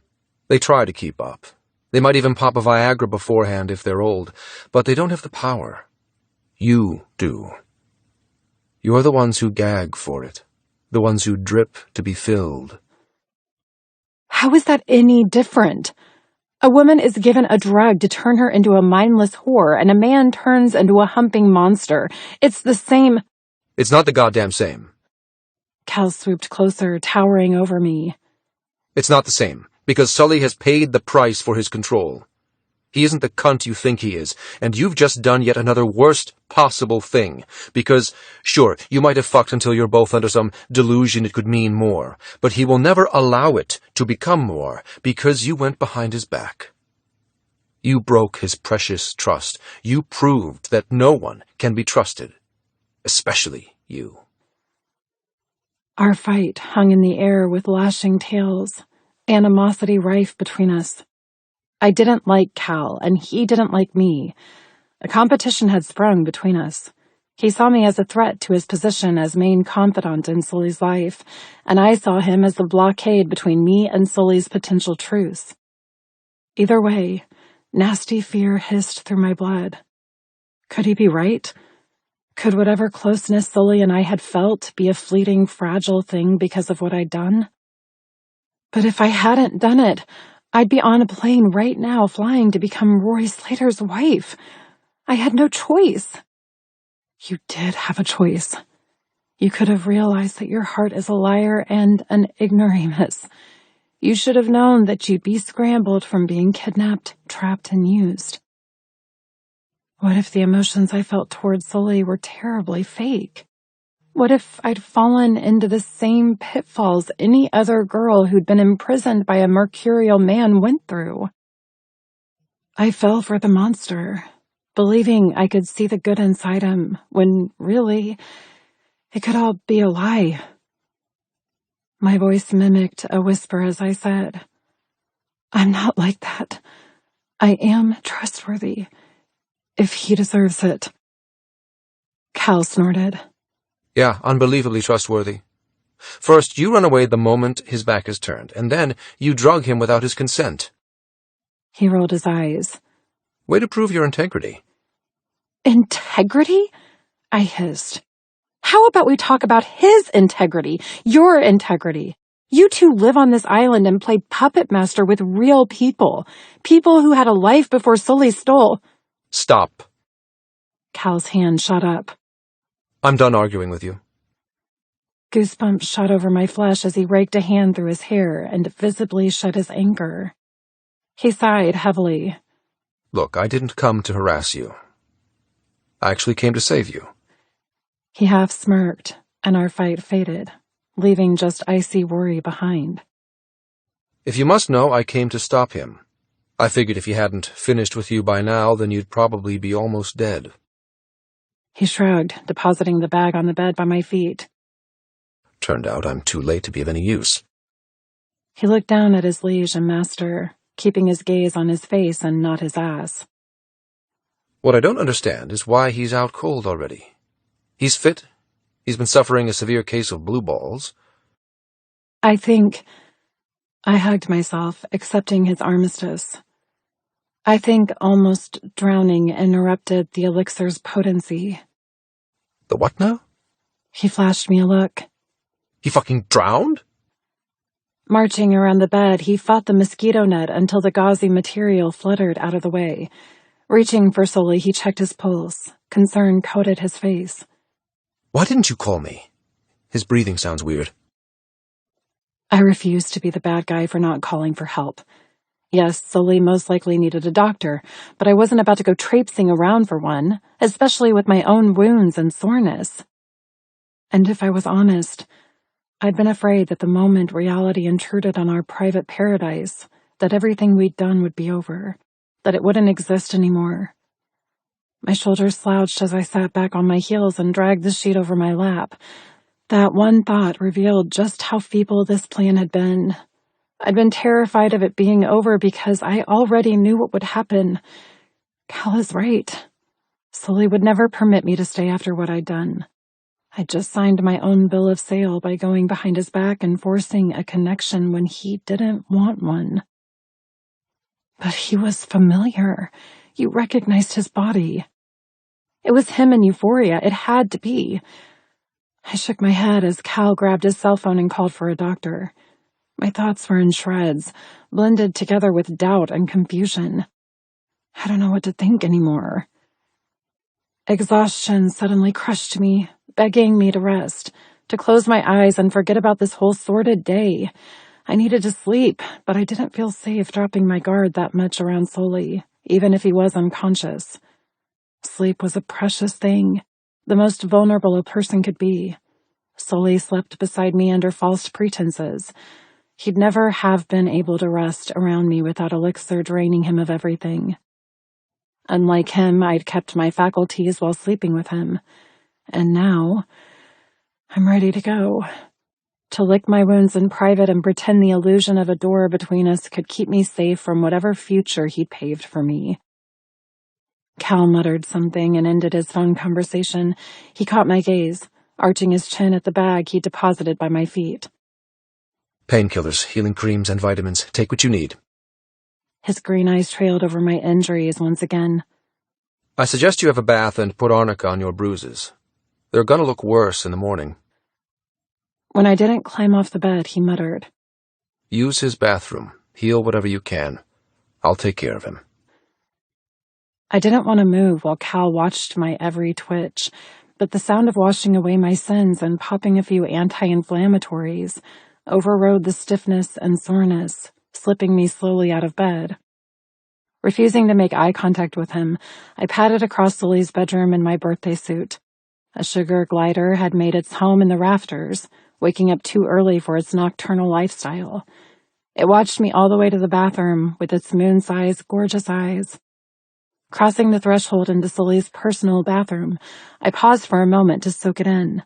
Just like the other bathrooms on this island, part of it was open air. Unlike the other bathrooms, this didn't pretend to use any rocks or plants for privacy. A black vanity took up the only real estate against a wall with a simple mirror above it. A toilet hid behind a glass, smoky door, and the rest of the space welcomed the waterfall and its pool to be the main form of cleanliness. The bathtub rested right on the edge of the space, seemingly hung in place above the crystal blue pool, and the shower angled to spray the overflow directly onto the pebbled tiled floor, draining and cascading through a little river carved into the floor. A staghorn beetle sipped on the last few droplets still resting in there. This truly was utopia. A utopia with a demon in its midst. Twisting to look behind me, I drank in the sight of Cal as he strode to answer the door to the doctor, marched back to Sully, and crossed his arms while Dr. Campbell treated his boss instead of his goddesses. Cal looked up. Our eyes locked. Without a word, I turned and closed the door. Night had fallen by the time I opened the door and stepped back into Sully's bedroom. I'd taken my time.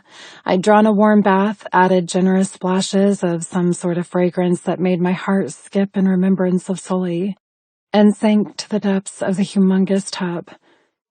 Resting my chin on the lip of the bath, I'd allowed my mind to drift while staring at the magnificent waterfall.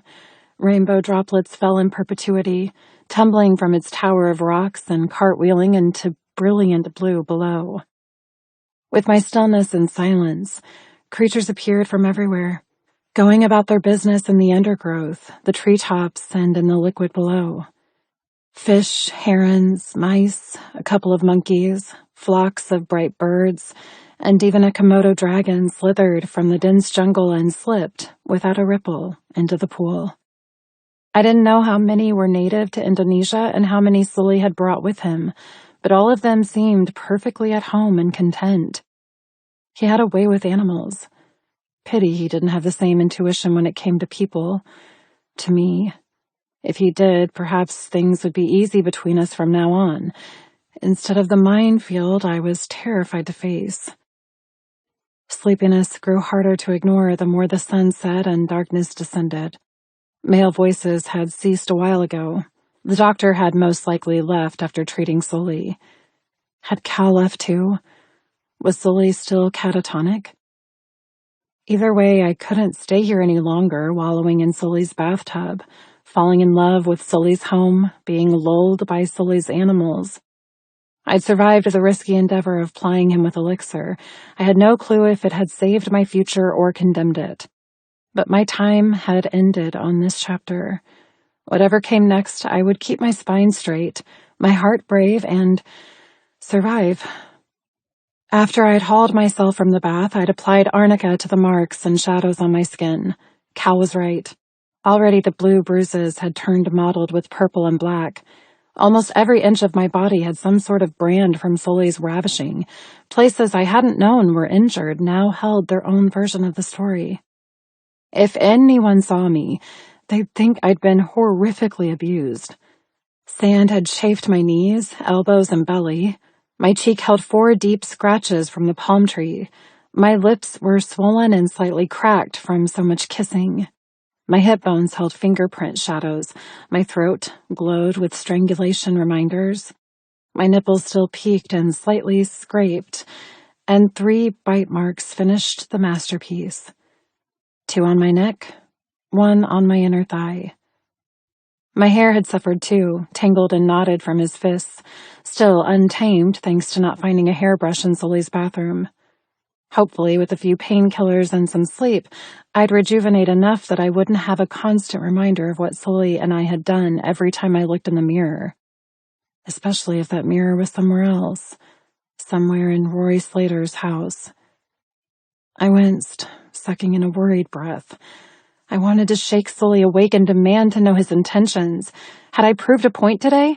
Had I made him sit up and listen to whatever existed between us? Or had I only made him more intent on getting rid of me? Holding my breath, I left the relative safety of his bathroom and padded into the dark bedroom. Sully lay on his side with the sheet pulled over him, leaving only his torso and muscle-corded arms bare. Still asleep, his vulnerability drew me to him in morbid fascination. He looked younger and older, innocent and more depraved. His lips were pressed together, his forehead still furrowed, his entire body stiff and uncomfortable. My heart squeezed as I moved closer still, unable to tear my eyes off the contours of his tanned chest, the sprigs of hair between his pecs, the way his arms flexed and threatened power even in his sleep. He hadn't escaped his own injuries from our time together. His bicep had chafing, his lips sore like mine, and his hands held a cut or two over his knuckles.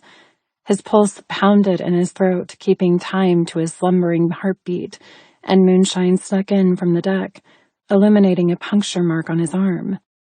An injection site. Whatever Dr. Campbell had given him, I hoped it would prevent any complications from inhaling water and almost trading this life for a new one. My stomach ached all over again at the thought that he could have died today, that this male with all his destructive malice and damaged misery might no longer exist.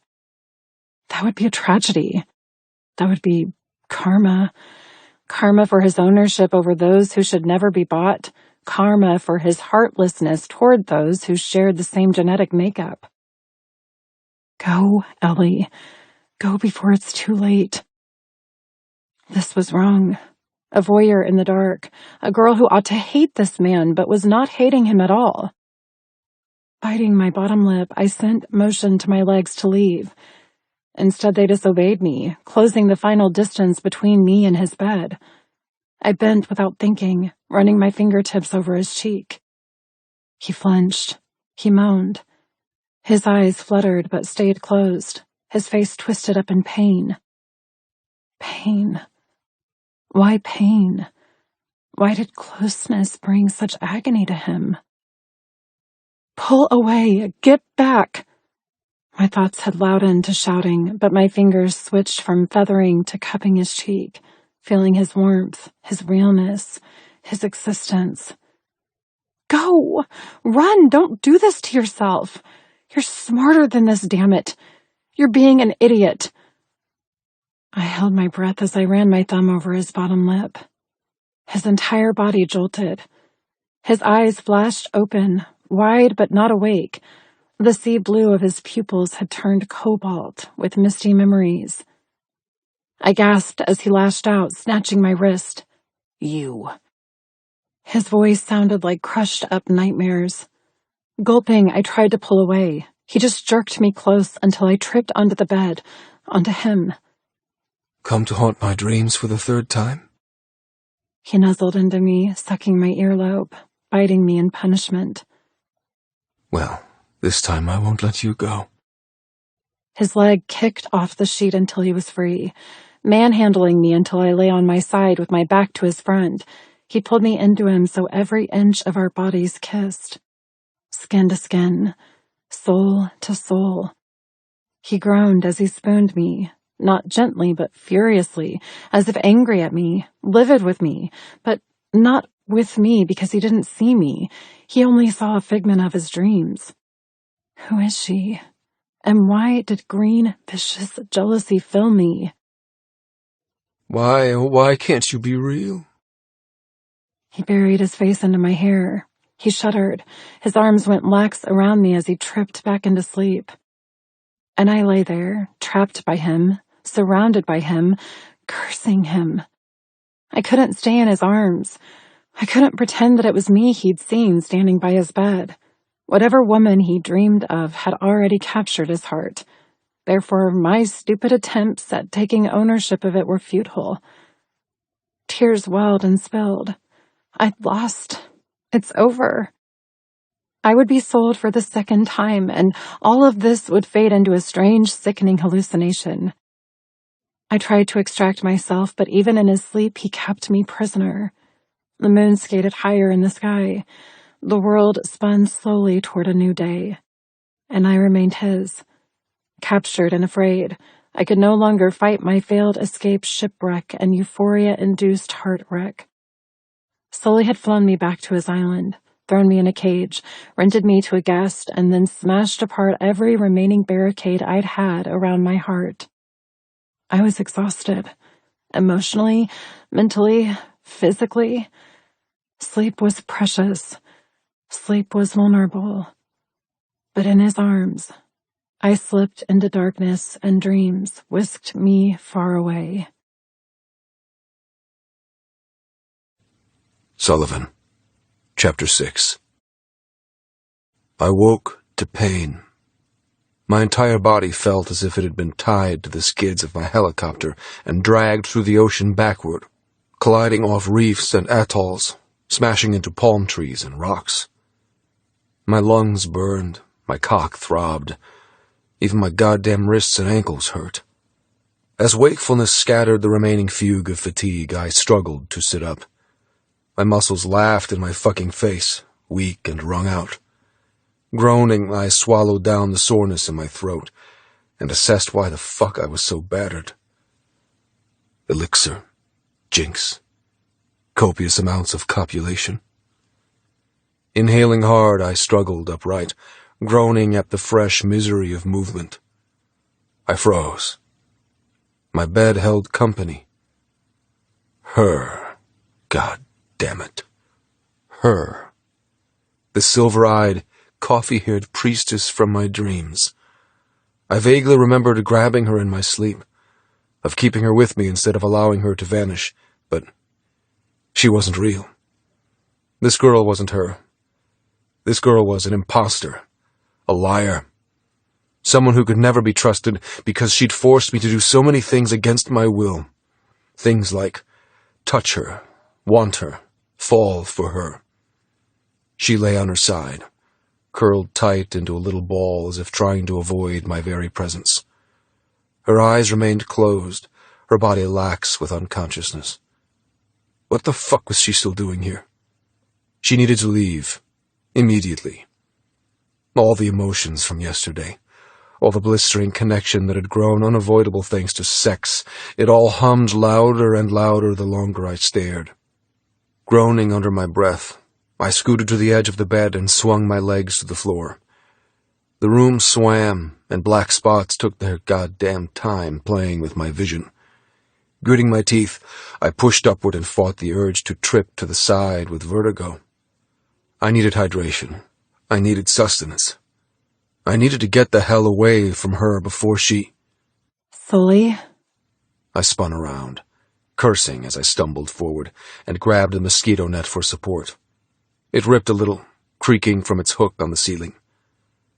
Eleanor sat up in bed, her eyes sniper sharp while mine still struggled to focus.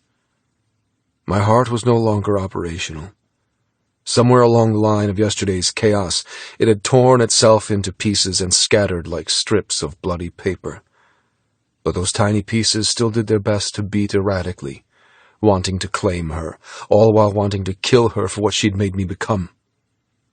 She sat up on her knees, the sheet falling away from her nakedness. Are you okay? How are your lungs? Do you remember yesterday? You almost drowned and... Do I remember? I held up a hand, shutting her up. Yes, I fucking remember. I remember everything. How amazing you felt. How well we fit together. How it felt like home when I was inside you. Then, are you okay? Can you breathe all right? My eyes locked onto her body. Onto the handprints, the fingerprints, the cuts, the bruises, the bite marks. Fuck. Fuck! Rage blended with disgust, and I laid every ferocity at her feet. You dare ask how I am!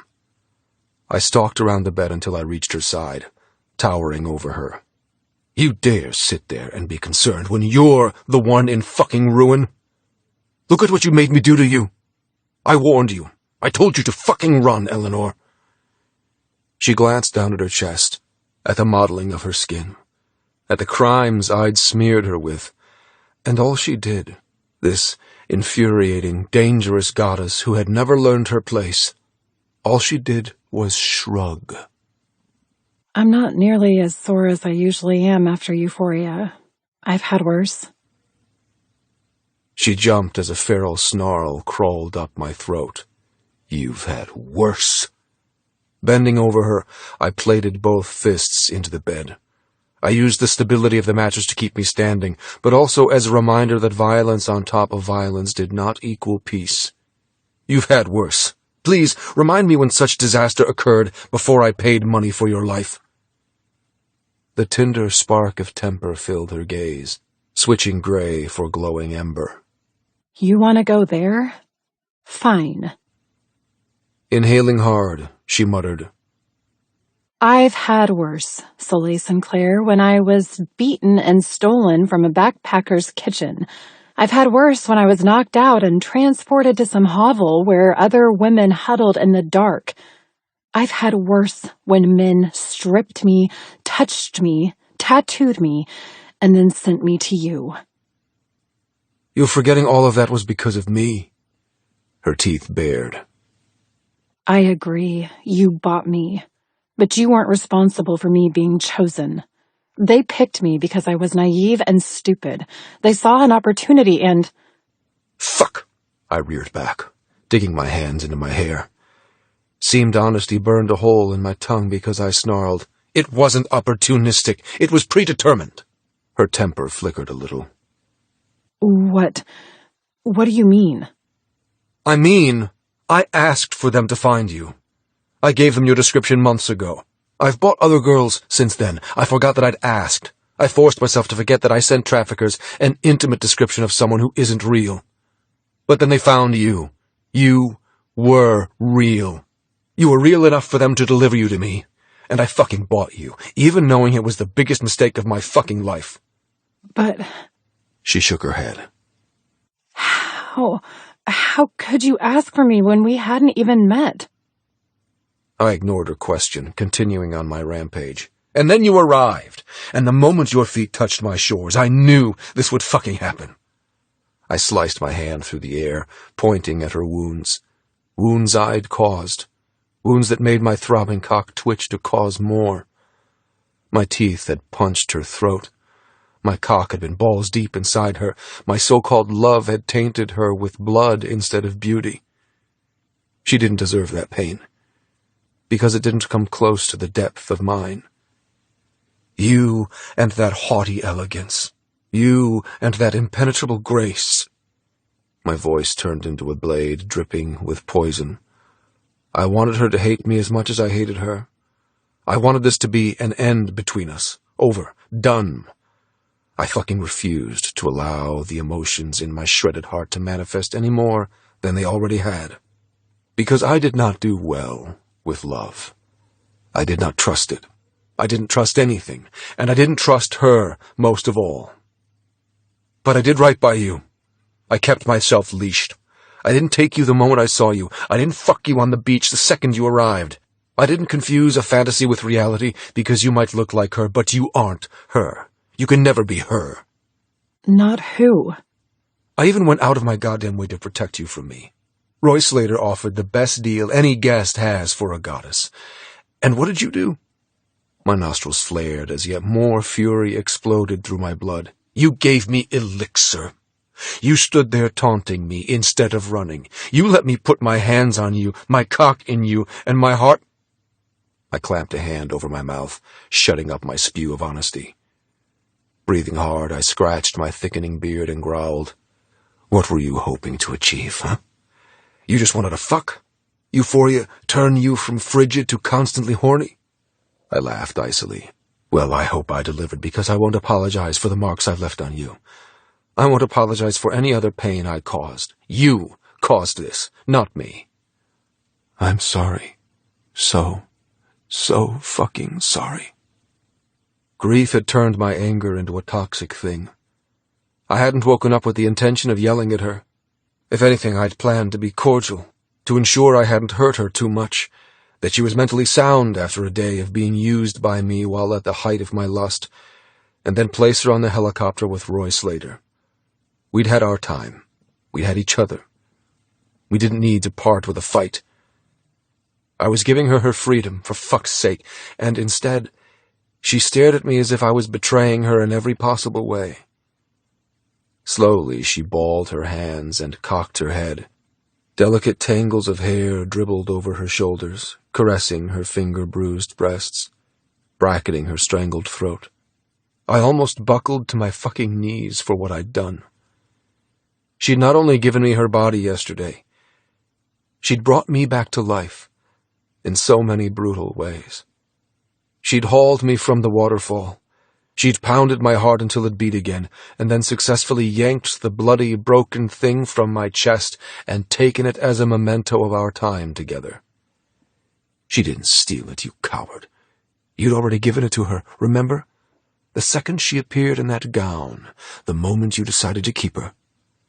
Fuck, my thoughts were scrambled.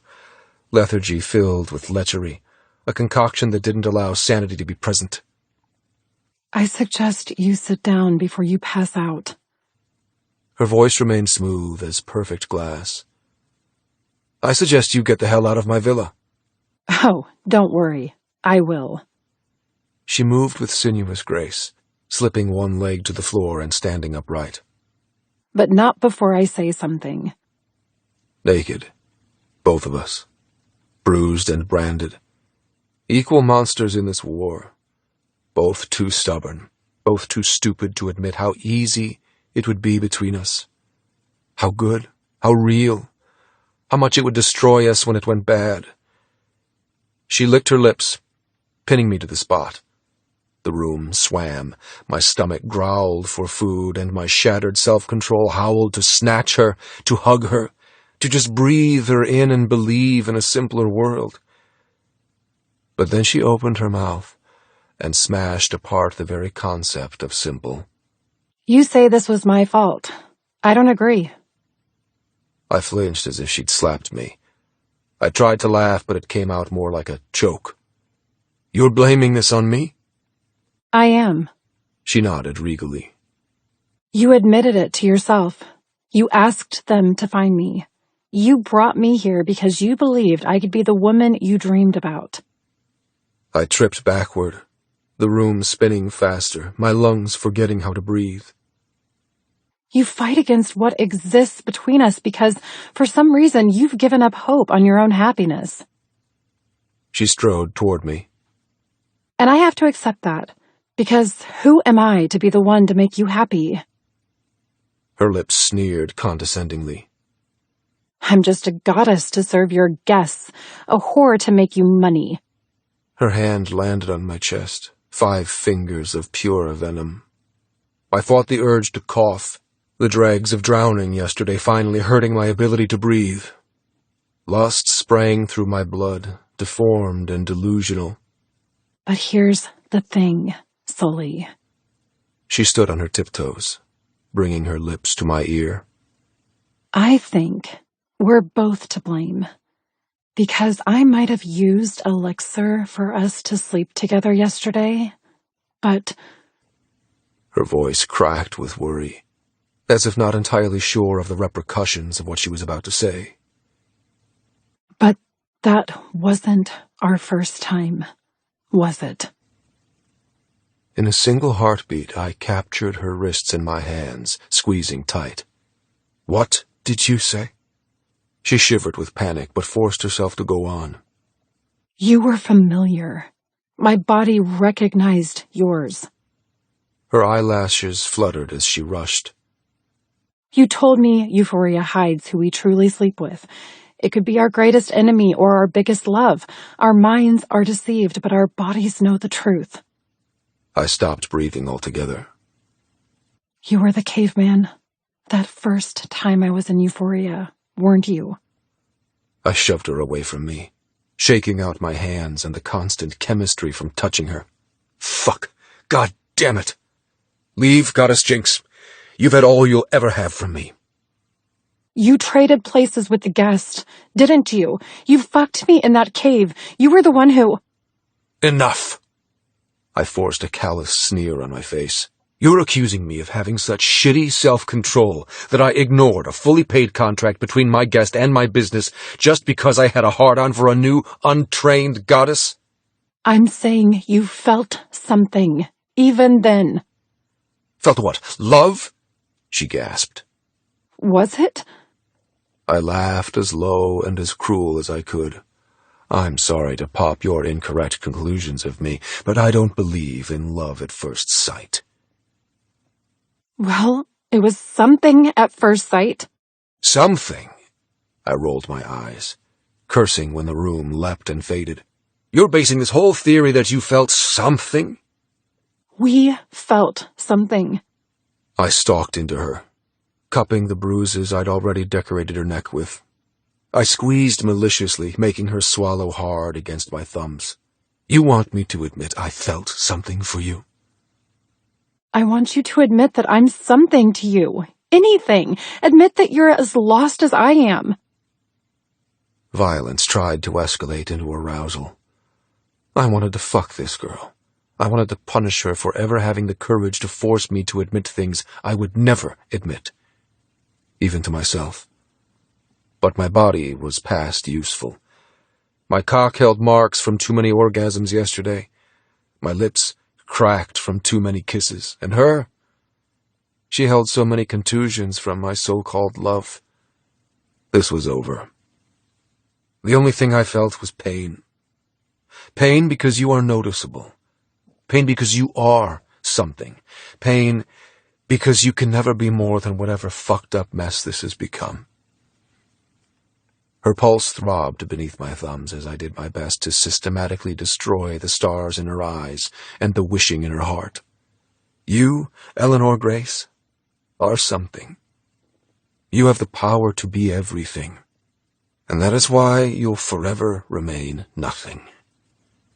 Tears cascaded from her gorgeous gray eyes, trickling down her cheeks and over my fingers. How can you turn your back on this? You felt it too, I know you did. That moment we first met, that punch to the guts, that squeeze around the heart. Don't project how you felt onto me. She stomped her foot, frustration bleeding into her voice. Don't deny me the truth, Sully, please. Tell me, was it you? Was it you in Euphoria? You need to go. Releasing her throat, I backed away, struggling to stay lucid, cursing how my body shook. My system had depleted itself to zero from yesterday's carnage. Now it ran headfirst toward a grave. I needed to rest. I needed to collapse. I needed her to leave me the hell alone so I could pretend I hadn't royally fucked up my life. I'd been caught. She knew. But I'd be damned if I confessed. Because her questions were the exact same ones I'd asked myself. Why had I entered Euphoria for the first time that night? Why had I gone to her in the skin of a caveman and enjoyed the best sex of my life? Until yesterday. Why had the very idea of giving her to Marcus Grammer made me become a psychotic murderer? I'd done him a favor by not giving him Jinx. If I had, he'd be bones on the ocean floor and his flesh in the bellies of reef sharks by now. Turned out, instead of ruining his life, I'd ruined mine. And I honestly didn't know how to fucking fix it. Eleanor, Chapter 7. It was him. It has to be. I sat dazed on the beach looking out to sea, clutching a diamond that had been gifted for the use of my body. A diamond that Sully had bought me. Or a guest. Was this a secret admittance to how he felt? Or a stone weeping in lust from another? Unlike blindfolds and other methods to hide true identity, Sully's Euphoria successfully hid everything. Eye color, voice, height, scent, and features. All I had were instincts and guesses, and those faltered in the face of Sully's protestation. Why did I think I knew better than a well-rehearsed, perfectly delivered hallucination?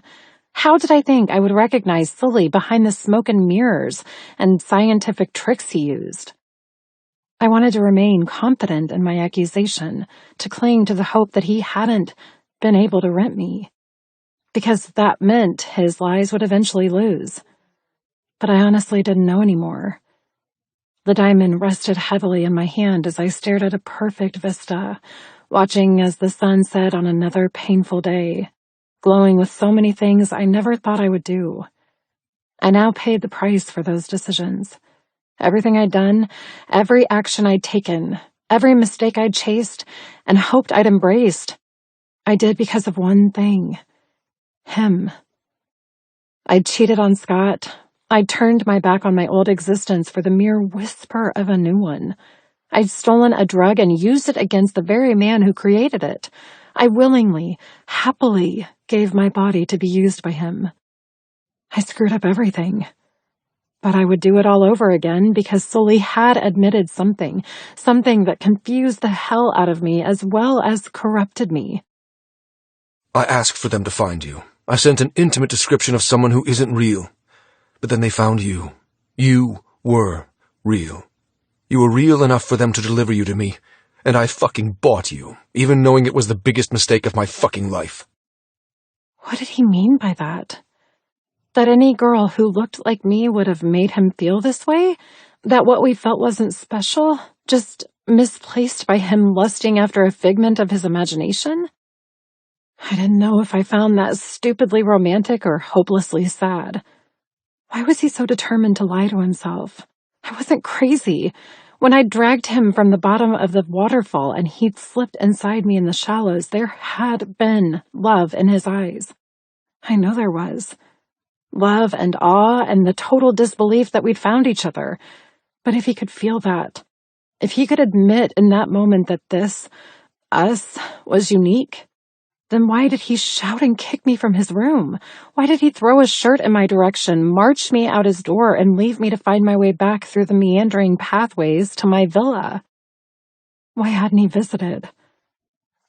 I sighed, pulling my knees up and resting my chin on them. It'd been 12 hours since I'd woken to Sully's fury. In the beginning, I thought he raged at himself. The way he looked at the wounds he'd given me spoke of crippling self-loathing. But then that temper had switched. He'd swallowed back the softness that bloomed between us and denied everything. Every look, every touch, every connection, including the fact that it was him in Euphoria that first time. Is he a liar? Or am I the most stupid, starry-eyed girl in history? The quick quiver of wings announced Skittles' arrival just before she came to a graceful perch on my toes. Instantly, my stomach stopped churning in worry. Her presence acted as a sedative to the calamity in my head and heart. Hey, little bird, where have you been? I reached out to tickle under her chin. Did you see us yesterday? See our unhinged display on the path? She squeaked and fluffed her wings. I take that as a no, I smiled. Hopefully. Had anyone seen? Was it luck that we'd been alone, or had Cal managed to do what Sully asked and shepherd everyone to their villas? I was glad we hadn't been watched. Not that it would have mattered with the state Sully was in, the state I put him in. Skittles chirped and angled her head for me to scratch deeper, her black eyes closed in pure bliss. I sighed again, allowing a simpler connection between bird and human to take precedent over the complicated one I shared with a monster. But then Cal's snippy comments returned. You broke his precious trust. You proved that no one can be trusted, especially you. I groaned under my breath as another lance pierced my heart. What Cal had told me last night had haunted my sleep. He spoke of trust as if it was the most fundamental rule to life. He acted as if Sully had lost the ability to feel such faith. And if that was true, then no matter how much daydreaming I did, no matter how much plotting to make him admit, no matter how primitive and explosive our sex had been, it wouldn't make a damn bit of difference. Sully would continue to deny he felt anything, and he'd most likely still get rid of me for his sanity. I probably made things worse, not better. Skittles sensed my crushing sadness, flying from my toes to my knees.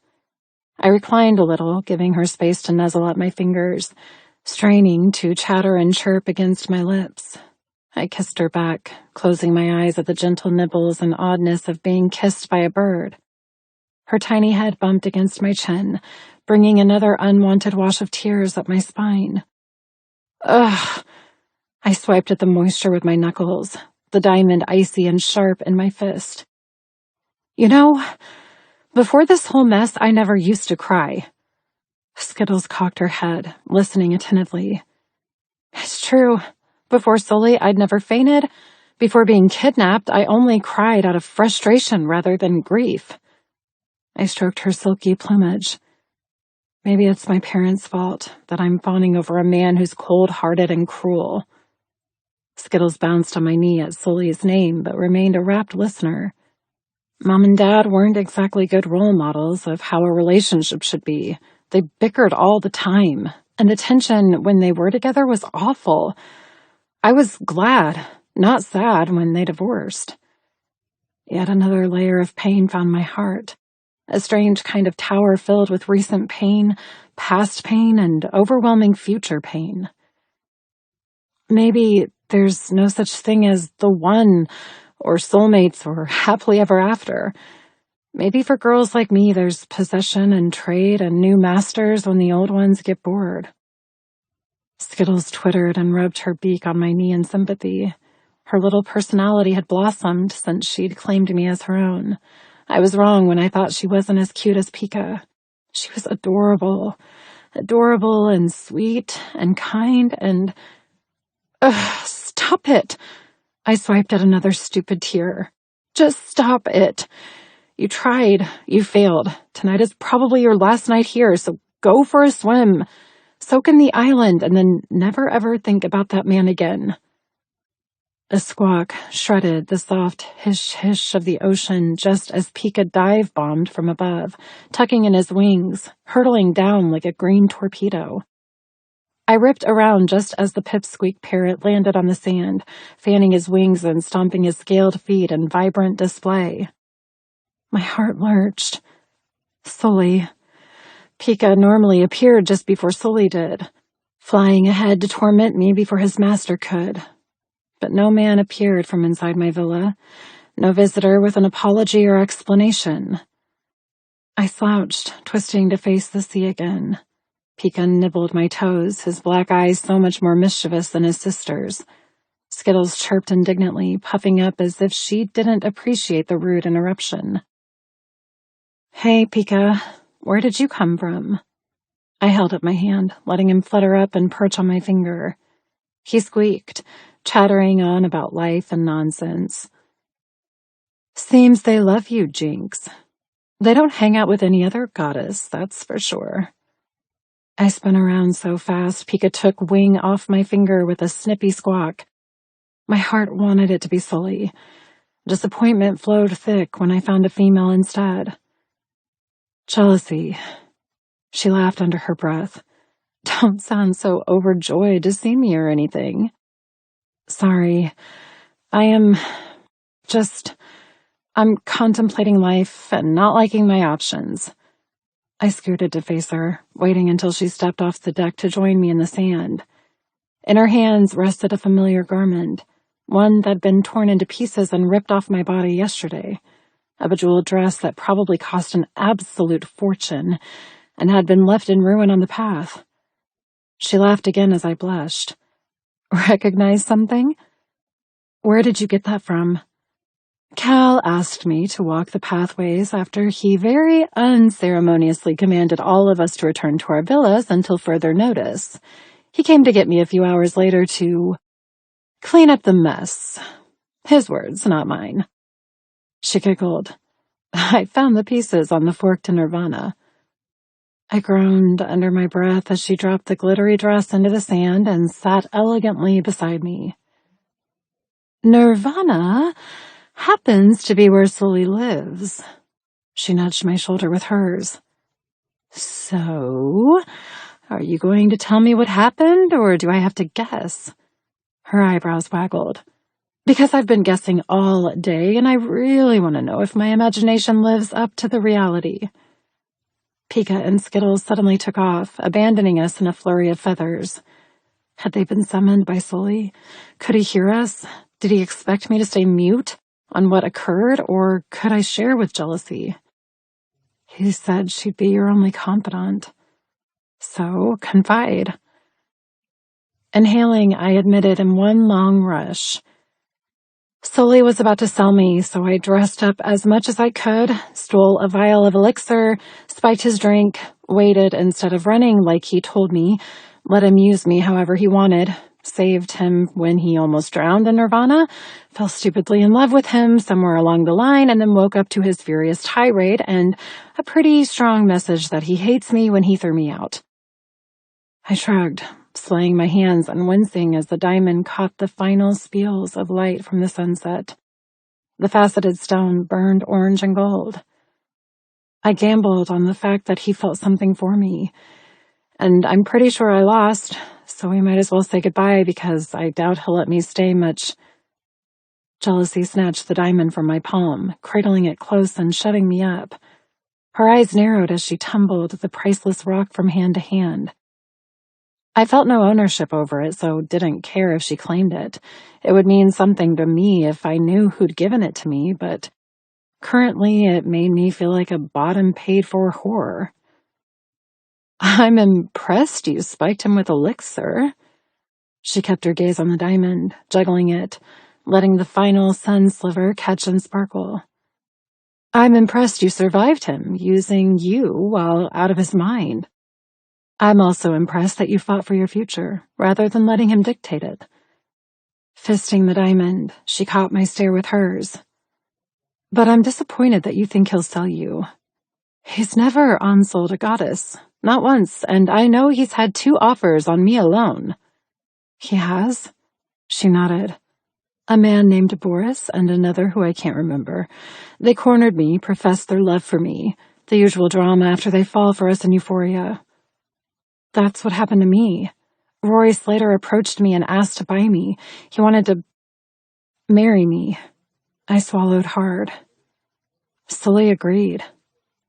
He might have agreed, but he'd never have gone through with it. He looked pretty set when he told Cal to draw up the contract.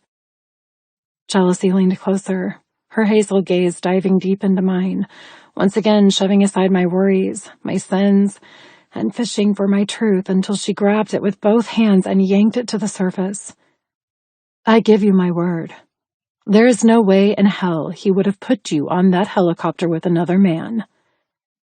Goosebumps scattered down my arms, completely ignoring the muggy humidity and pretending I sat in snow instead. How can you be so sure? She grinned, revealing perfect teeth. Because you're his. We all are. He bought each and every one of us.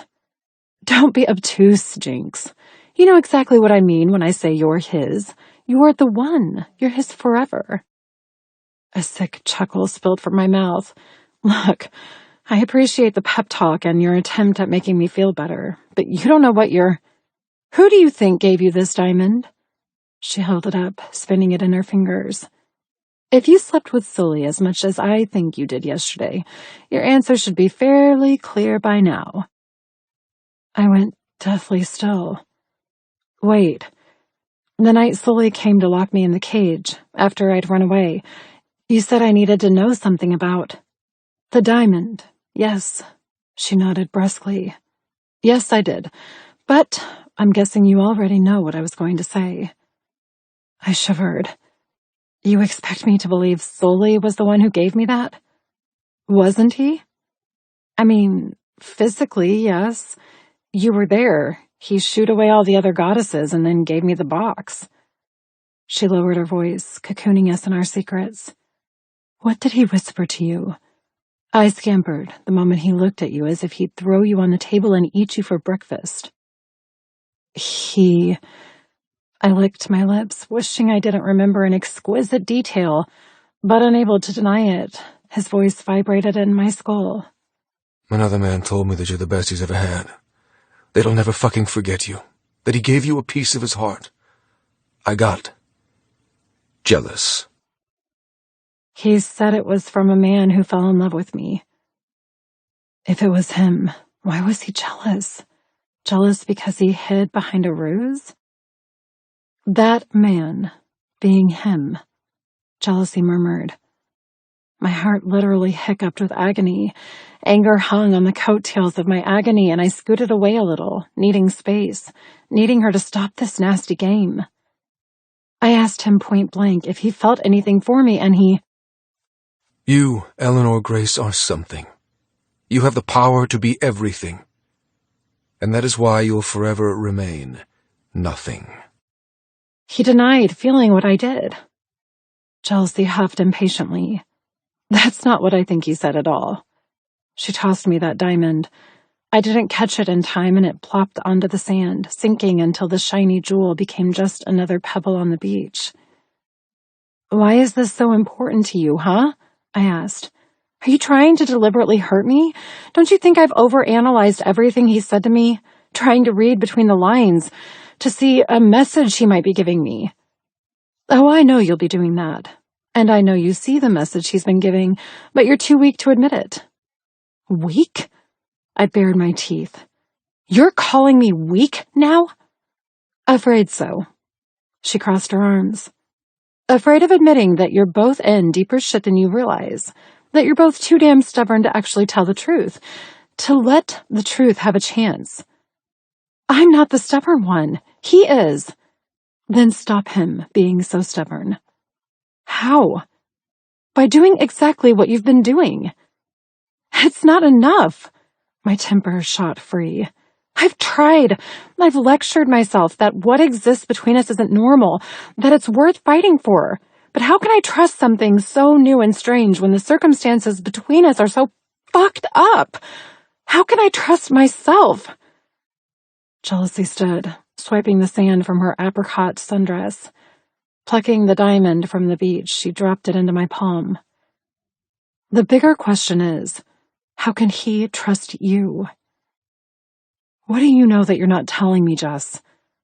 I chose to use her real name to imprint the seriousness of my question. She responded in kind, her pretty face stern with honesty. Sully Sinclair is a man with severe trust issues, very little faith in humanity, and from what I can piece together, he's done monstrous things to those he's loved in the past. He will lie to your face if you ever ask him if he loves you. He will lie to himself until he almost believes he feels nothing. He will never admit that you've wormed your way past his defenses, because that would force him to confront his very existence as a man. His whole operation, his view on the world, his empathy toward his creatures, his utter disdain for his own kind. By admitting he's fallen for you, he's effectively signing his own death sentence, because there's no easy path from there. No easy way of admitting that his prior convictions might be wrong, that he might one day severely hurt or kill you because his trust is non-existent. Coming close, she ducked in front of me and balanced with her hands on my thighs, just like when she'd come to claim me for Euphoria the first time, just like when she'd asked if I was more afraid of evolving than the actual pleasure Euphoria would give me. Look, I told you before, Sully is reaching burnout. He knows it himself. He knows something has to give. He knows something bad will have to happen before he can finally admit to himself that he isn't the cold-hearted bastard he believes. And he hates you because you're forcing him to admit it far sooner than he wants. Her fingers clutched my thighs. He was the one who gave you that diamond. He was the one who fucked you in Euphoria. He was the one who told you he was in love with you because he could use the disguise to hide the truth from you as well as him. I guarantee, if you get him to where he thinks he can hide behind a mask, he will be far more lenient with the truth. He'll admit what's in his heart because he knows he can take it all away again, and it won't mean a thing because it wasn't him admitting them. I sucked in a breath, shaking and shocked. Why are you telling me this? How do you know all this? She cupped my cheeks, pressing sand granules into my skin. I know because I watch and listen. I know because the night Sully hooked you up to Euphoria, he tripped out of that bathroom and looked as if he'd seen everything he ever wanted and knew he could never have it. He made you believe he sent you to fuck Marcus Grammer, but the moment he pressed that button... She stopped herself, sighing heavily. The moment he pressed the button, what? What happened? She smiled sadly. Cal went to get Marcus. The men are brought in once the goddess is already loaded into the program. I'd stayed lurking close by. I was the only one who saw what Sully felt after whatever happened with you guys in the bathroom. He noticed me, and it only took a second for him to snap his fingers and take me into the second VR room. I didn't need to ask. I helped him put the sensors on me. I willingly drank the elixir, all while he copied Marcus Grammer's fantasy and put me in your place. What? My heart dropped to my toes. He made me look like you. He intercepted Cal and loaded Marcus into the hallucination. And then he went back to you. She grinned coyly. I know that diamond is from Sully because Marcus gave me one too. He gave me a diamond that was meant for you, and Sully gave it to me the night before he found you at breakfast. The only difference was the diamond from Marcus was 2 carats. The one from Sully is at least 4. My teeth chattered as my gaze fell on the heavy, expensive gem in my hands. Could it be real?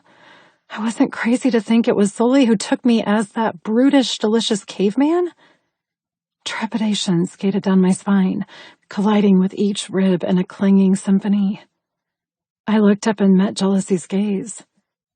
If that's true, why bother telling me? Why do you care? What do you get in return? She tucked hair from behind my ears before standing in the final ruby dregs of sunset. I care because he cares. And if he learns to care for someone, perhaps he'll care for all of us. She shrugged, looking much younger than her previous conversation suggested. If you can give Sully his freedom, then maybe we can have ours in return.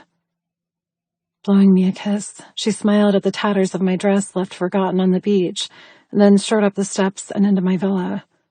The front door closed a second later. I collapsed on my back, exhausted as if I'd run 100 miles, shaking as if I'd seen 1,000 ghosts, blinking with 1,000,000 hopes at the stars. Sullivan, Chapter 8. Work was my salvation. This time yesterday, I'd been balls deep in Eleanor. Now, I sat at my desk with a cock that still smarted from overuse, a bruised heart, sore lungs, and muscles that had filled with lactic acid and refused to abate. Dr. Campbell was right. Elixir reaped havoc on a person's neurological system. My body felt like a stranger, and my mind a traitor. My rational thought and habits all scrambled. Thanks to Eleanor, I'd been left with explicit dreams, dregs of pleasure I had no choice but to succumb to, and the highly intense and painful erotic memories of what I'd done to her. I couldn't get her out of my goddamn mind. I couldn't eradicate her scent from my nose, her taste from my tongue, her heat from my cock. She was everywhere. She was inside me. And being so weak to her power pissed me the fuck off. Yes, I was in love with the damn girl. Yes, I'd slipped and might have told her that at some point yesterday. In some version. And yes, I'd definitely let down my barriers when I'd taken her in euphoria. I'd been honest for the first time in decades. I told her I was hers. That I didn't want her to wake up because I didn't want to return to this fucking world. I wanted to remain in that cave where it was just the two of us. No lies, no struggles, no opportunities for her to betray me. But that cave wasn't real, and our wild sex yesterday also wasn't real. Both were byproducts of scientific formulas designed to trick the mind, confuse the heart, and remove the many obstacles and common sense that stopped a human from falling in love in mere seconds. In that, there was no gimmick or distortion. Men fell for their goddesses thanks to rioting body chemistry, an overwhelming amount of dopamine, adrenaline, and norepinephrine, which made falling head over fucking heels an addictive rush. I groaned, digging my hands into my hair. That's all that happened to me, too. A blend of body programming and misfiring synapses. That's it. Then how do you explain that punch to your gut when she stepped off your goddamn helicopter? Stop. I gritted my teeth and howled at Pika as he sat minding his own business, shredding a pink post-it note. He cocked his head, bristling green feathers. He chirped as if growling back, then returned to his shredding with ferocity. I'm done with this nonsense. She is human. She isn't trustworthy. Look at her current track record. She'd run away. She'd stolen Skittles. She'd drugged me. If I was stupid enough to want her after she'd shown her true colors, then I deserved the fate I'd been given. Nodding with determination, I snatched the phone and called Roy Slater's villa. It was time he got off my fucking island. Alone. Eleanor would not be sold. Not because of her little stunt yesterday, but because we had a contract, signed by both of us. A commitment of 4 years and then freedom. I would find a way to endure those 4 years. I would revoke this madness inside me. I would return to who I was, and she would begin her proper employment with weekly servicing for the men I let onto my shores. Eventually, this scramble of elixir and euphoria would get the fuck out of my bloodstream, and I'd be sane again. Slater answered on the second ring. "Hello? Pack your bag, your ride home leaves in 30 minutes. He coughed. "Orders now? After I was treated like a criminal and locked inside my villa all day yesterday? What the hell, Sinclair? I paid to come here. I paid for pleasure. Not so your goon could throw me into a cell. That was for your own protection. So you didn't see what I did to the goddess you've claimed." "Something fishy is going on. Just honor our deal and I'll leave.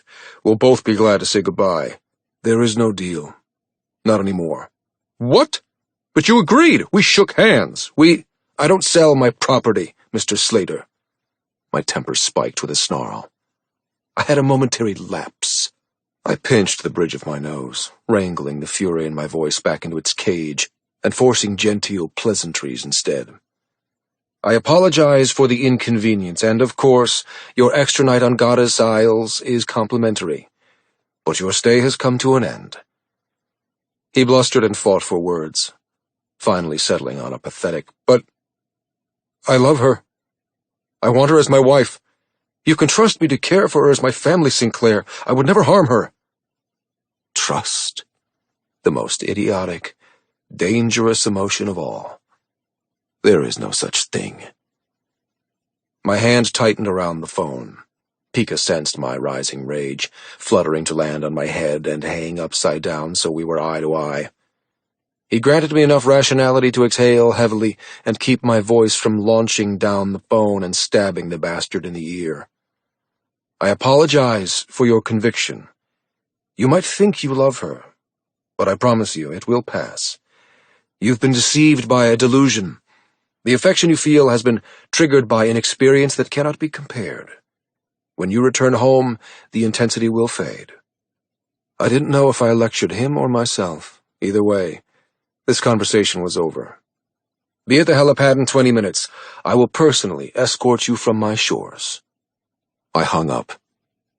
Before thoughts of Eleanor could wriggle their way like a parasite into my brain, I picked up the phone again. This time, I called the recruitment office I used in the States. I delivered on a promise I should have done days ago, and ordered a highly qualified vet to support the growing number of creatures on Serigala. And because guilt sat heavily for my allowing my own shit to come before the animals who'd endured so much, I requested not one but 2 practitioners. 1 small animal, 1 large livestock. Soon, we'd have a shipment of horses and a couple of donkeys arriving. They hadn't been tortured in a lab, forced to be unwilling guinea pigs. Their experiences came from a more sinister nature. A facility that catered to psychopaths who liked to rape animals. A few sheep and a couple of cows were also expected. Poor beasts could be physically rehabilitated, but would never trust a human again. Like me. Normally I didn't take on other abusive cases that didn't originate from chemical testing, but I couldn't say no when the request for help appeared in my inbox. Soon I might have to expand to another island to cope with the ever-growing population. Good job I own 44 of the fucking things. When I put the phone down for the second time, Pika flew off my head to help himself to the bird table outside, shoving aside a sparrow and nipping at the legs of a macaw as he eyed a juicy grape. He was a tenacious little spitfire, unlike Skittles, who was so sensitive and sweet. My hands balled, thinking about the shy Kaik and the fact that she was most likely hanging out with Eleanor. God damn it! Try as I might, my thoughts always returned to her, to wonderings of what she was doing, of memories of what she'd felt like in my arms. Fuck! Rubbing my mouth, I shook my head and stood. Work wasn't the all-consuming salvation I'd hoped it would be. I needed the sea. I needed to swim to the horizon and get as far away from this goddess-filled hellhole as I could. Pika, let's go. I snapped my fingers, but Pika continued to attack the mushed grape, and my phone rang shrilly in the serenity. I deliberated, not answering, but with a heavy sigh, I snatched it up and barked, "What? Do you always answer your phone so rudely?" Every pain, every weakness, every hint of what I'd been through yesterday faded under a tsunami of black hatred, thick as oil, toxic as a corpse-rotting crypt. "What the fuck are you doing calling me?" Drake snickered, his voice so similar to mine. We didn't share much in the sibling gene, but our voices were almost identical. The only way to tell us apart was his more American drawl from still living on our motherland shores, while I'd lost my accent a little, thanks to my adoptive home. Also, the thread of evil he cultivated was obvious whenever he spoke, making him sound like a vile bastard who deserved excruciating extermination. "I figured I owed you a thank you for setting your fucking lapdog on me. That lapdog delivered what you were owed for thinking you could tamper in my company." "Our company?" "Mine," I snarled. "Or are you forgetting you got the mansions and the holiday homes and all the goddamn cash while I got the very thing that destroyed? Sinclair and Sinclair Group is worth more than any of that other shit combined." I bared my teeth. Pika and the rest of the birds took wing at the rage flowing off me. "Only because I made it so. It wasn't worth nearly as much when they had it." "They?" Drake sneered. "You mean our parents, Sully? The very same parents you fucking murdered?" I went ice fucking cold. "What did you say?" "You heard me." "I heard you accuse me of murder." He laughed icily. "Cold-blooded murder, actually." My heart hurtled itself into a sick gallop toward a cliff. I did my best to rein in the hate between us, to stay calm, collected, and to handle this unfortunate situation. But Drake lowered his voice to a guttural whisper. "I've known all along, you little cocksucker. I knew when I showed you what our mother did to those stupid animals you rescued that you'd snap eventually." A nasty coating of sweat broke out over my back. "I don't know what the—" "Yes, you do. Do you honestly think I'm that fucking stupid?" I cricked my neck, still trying to divert this disgusting chat to more domestic topics. "I never thought you were stupid, Drake. Just a fucking ignoramus with the instincts of a dung beetle. Actually, wait, I take that back. To liken you to any animal is an insult to the animal. You're just human." I said the last word with every disgust and hostility imaginable. Drake just laughed. "I'm not the killer in the family, Sully. You are. I think you forgot to take your meds. You're delusional." My nostrils flared as my phone glued itself to my ear. I pressed it into my skull until a headache formed, trying to stop his accusations from spilling free and infecting these pristine shores I'd found sanctuary in. I'd run from society because I couldn't stomach the level of detestation and malevolence that swamped me when talking to people I couldn't stand, people I didn't respect or like. I had no control over the way my body primed for a fight, a sick and dirty fight, where I forgot the part of me that was still human and became a filthy, ferocious animal instead. I would tear his motherfucking throat out if we ever came face to face again. "I'm not the one who needs drugging, asshole." He paused before adding, "This stroll down memory lane is good and all, but I'm sure you're aware I have a reason for calling you. Extortion by the sounds of it. Call it what you want. You owe me, and I owe you for my broken hand and ribs." "What do you want?" I chuckled frostily. "A get-well card? A get the fuck out of my business Hallmark greeting? I want your shares in the company. I want the billions of dollars that you're sitting on and wasting on those pet projects of yours." I looked at the ceiling, trying to regulate my breathing. "You want to talk about pet projects? Fine, let's talk about pets, shall we, Drake? The pets you killed?" Pongo still rankled me, still hurt. Watching something being murdered before your very eyes changed your psyche. It carved away the pieces that cringed at gore and mutilation. It hacked away at the fundamental commandments a kid is born with. Thou shalt not kill. Thou shalt not carry out revenge.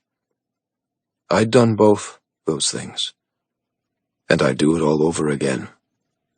Gladly. Still hung up about that stupid mutt? Well, I'm hung up on the fact that you flew after our parents when they hired that yacht, that you stowed on board with whatever sicko plan you had, that you made them sink, that you were the only survivor, that you so quickly accepted the position of power at Sinclair and Sinclair. Their bodies weren't even cold when you smashed apart the labs and thought you were some sort of liberator, releasing animals that already had their life's purpose. His voice rose, becoming sloppy with loathing. You chose them over our goddamn parents. You killed them, you cocksucker, and you didn't even pretend to care. The cloak of black oil dripped off me, smearing on the floor, vanishing into the cracks of my basalt tiles. With each rivulet that fell, I grabbed hold of restraint. I didn't know how Drake had pieced together such a tale. I had no idea what he planned to do with such a flimsy hypothesis. But this call could be recorded, and I would not allow him to entrap me. They died in a freak accident. The police reports still don't know what caused them to sink. I understand you want justice for their passing. But blame Mother Nature or the malicious moods of fate. They died, but not because of me, Drake. Bullshit! I sighed heavily, making sure the puff of frustration found its way down the phone line. I'm very busy and don't have time for this shit. Stay away from my company. Step foot in my building again and you won't have a visit from a lapdog anymore. You'll have one from me. You're saying you'll kill me? Like you killed our parents? I'm saying we'll have a brotherly chat and discuss important boundaries that should never be crossed. From one sane brother to a psychotic pet killer, we'll discuss your tendencies toward violence when you don't get your way. My voice traded decorum for snow and daggers. Or are you forgetting all those broken bones you gave me? All those smashed toys? All those painful accidents I put up with? The hospital has enough records of my abuse that they called CPS, thinking it was our father maiming me. He protected you then. Or at least until you went to that psychologist. Those files of your predilections are still there. If anyone killed our parents, it's you, you fucking waste of life. Drake breathed hard, his anger pouring through the phone. You'll get what's coming to you, baby brother. I'll make sure of it. I'm no longer interested in indulging your sadistic nature. You can't touch me anymore. So stay the fuck away from me and mine. I doubted this was how he expected this call to go. Accuse me of murder, blackmail for money, have me bow to him like I did when I was a kid. Only problem was, I wasn't a kid, and he wasn't the worst brother anymore. I am. You're not untouchable on your island, Sullivan, you'll see. Thanks for the call, bro, see you around. I hung up before Drake could explode with more threats. He couldn't do shit to me out here. He'd be dead the moment he appeared on the horizon. I dropped the phone as a rush of shaky adrenaline filled me, part jittery from history and the agony he'd inflicted, and partly volatile from not being able to plow my fists into his motherfucking jaw. The urge to strike something, to destroy something fired through my blood. I needed violence. I needed war. So, that was fun. My head wrenched up, finding Cal lounging against the driftwood sliders, hidden in the breeze-dancing curtains. How long have you been standing there? He crossed his arms, his gaze serious and shrewd. Long enough. I rolled out the tension in my shoulders, needing to shed my suit, to wash away the disgusting sweat beneath. It's been handled. What does he want? The usual, money, power, me kneeling at his feet. He can't do shit to you, I know. But he figured it out? After all these years? Cal stalked toward me, narrowing his eyes. Does he have proof? I bristled. Proof about what? That you killed dear old Mom and Dad. My temper turned stealthy and silent, switching my voice into a snake. No. But could he? 1 second. One moment to lie, or confess. My hands balled and I hissed, "Only you know how I did it."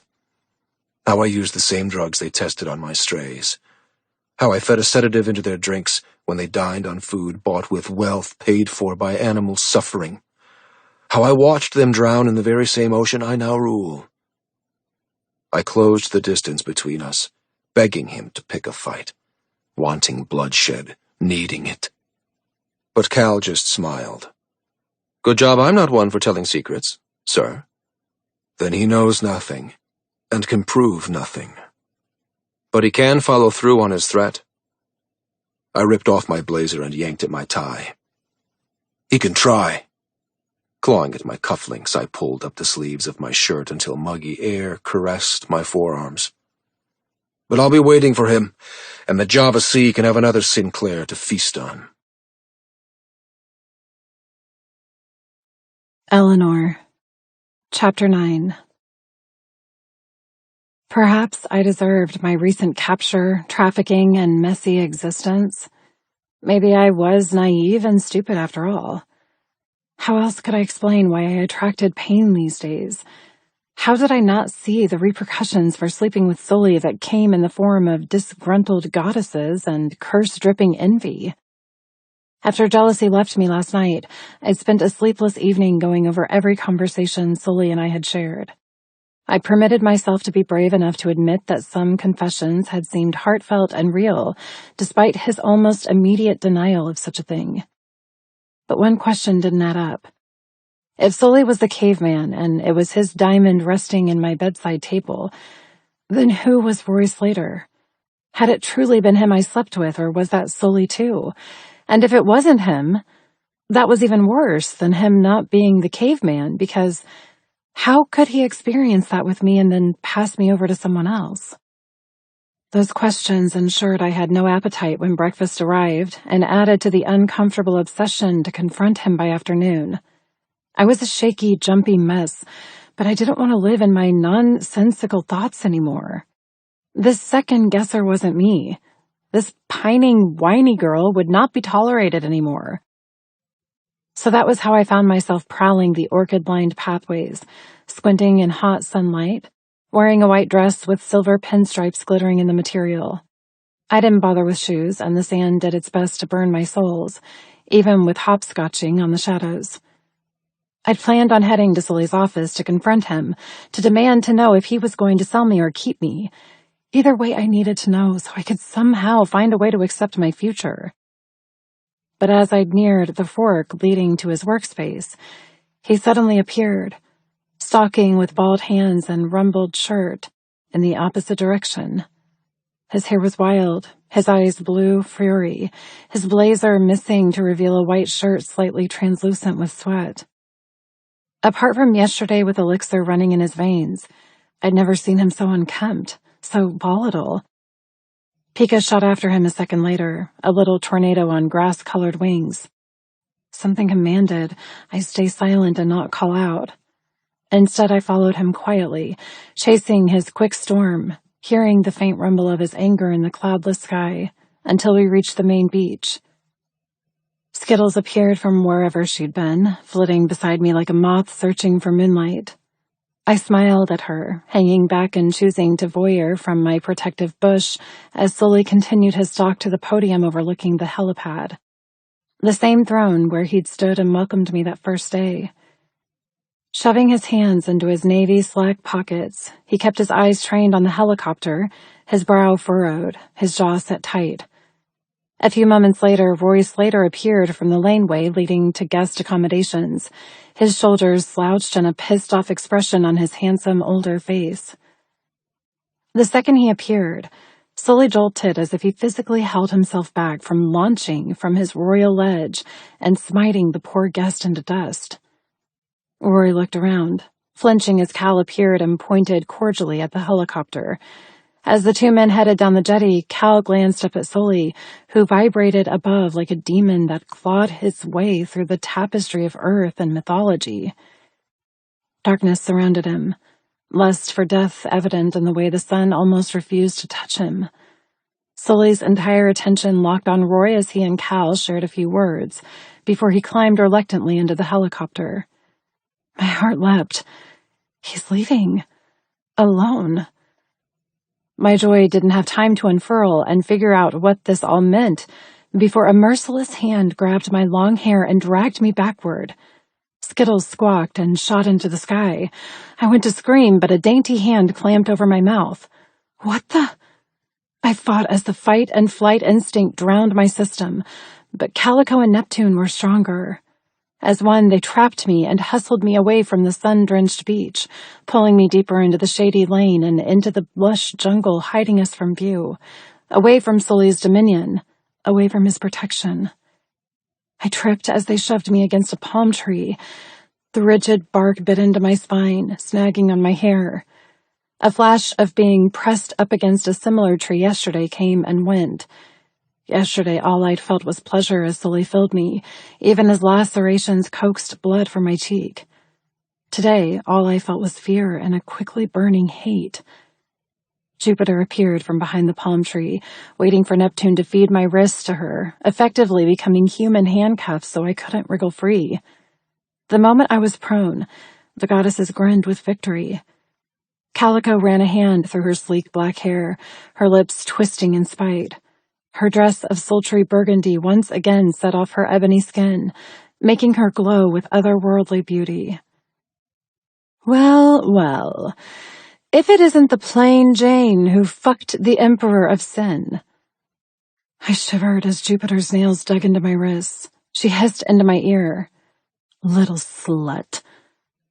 Neptune kept her hand planted over my mouth so I couldn't call for help, all while Calico ran her finger along my scratched cheek, a lover's caress filled with the threat of destruction. I saw you, you know. I watched him shove you against a tree and fuck you as if he'd rather die than not have you. Her touch slipped to my throat, tracing the bruised fingerprints of Sully's consuming lust. I heard you, both, grunting like animals. She traced the bite marks imprinted in my skin. I watched him throttle you, all while he drove that long, thick dick inside you. Her hand suddenly lost its lazy petting and shot between my legs. That dick doesn't belong to you, bitch. I winced and moaned behind Neptune's hand as Calico cupped my sore and swollen sex. How many times did he use this, huh? Are you so greedy to drain him dry for the rest of us? I tried to shake my head as she deliberately hurt me, a vicious grip that bruised already bruised flesh. Neptune grabbed my throat while Calico continued to cut me indecently. The skirts of my dress offered no protection, loose and floaty with summer joy. I gulped as female fingers tried to follow the shadows of where a male touch had been. Do you like it, plain Jinx? Did you like it when he pile drove you into the sand? I moaned as she pressed hard on my larynx. How did you get him to be so unhinged, huh? What makes you so damn special? Calico shoved Neptune aside as she grabbed my cheeks with both her hands. Her dark eyes searched mine, rifling with pickaxes and machetes. It physically hurt having her stare at me. It hurt because I saw past her envy and witnessed the panic within her, the need to be acknowledged, to be known. She was just a plaything here, nothing to the man she'd stupidly fallen for. I pitied her because I saw a lot of myself mirroring back, but despite our similarities, I would never go to the lengths she had. I would never hurt another just because they'd been chosen and not me. I bared my teeth, biting at Neptune's hand. She gasped, letting me go with a squeal. Inhaling and doing my best not to hyperventilate, I snarled. Let me go, Calico. She snickered. I don't think you're in the position to give orders, do you? And you're not in your right mind if you think hurting me will make him want you. Her gaze turned sniper sharp. He does want me. I know he does. She glanced at her fellow conspirators. He wants all of us. He needs to keep us. To love us, all we need to do is get rid of you so he remembers that. I turned cold. Get rid of me? Jupiter's fingers tightened on my wrists. You didn't think we could let you stay, did you? Not after you fucked him. You've had your turn. It's ours now. Calico pressed her fingers into my cheeks until they turned hollow and dug painfully into my teeth. How did it feel to have him inside you? Her question was borderline manic. A girl who'd been traded and used for almost 4 years, an addict, force-fed elixir and lust, a woman broken by Sully's so-promised paradise.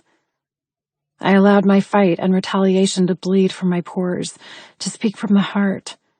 Ripping my face from her painful grip, I murmured, I'm sorry if I hurt you.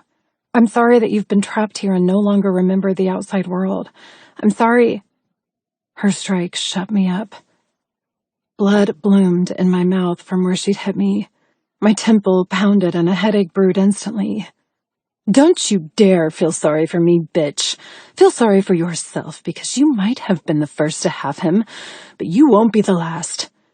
Unlike you, you greedy slut, we'll share. We're sisters. We know what it's like to be a family, and Sully is our family. You are the outsider who doesn't belong. I glanced up through a black-spotted haze just as Calico nodded at Jupiter behind me. My hands were released, my imprisonment replaced by something silky and strong slipping around my throat. A sinister garrote ready to strangle me like Sully had. Only difference was, his strangulation had been potent with desire and orgasms. This was buried in decay and tombstones.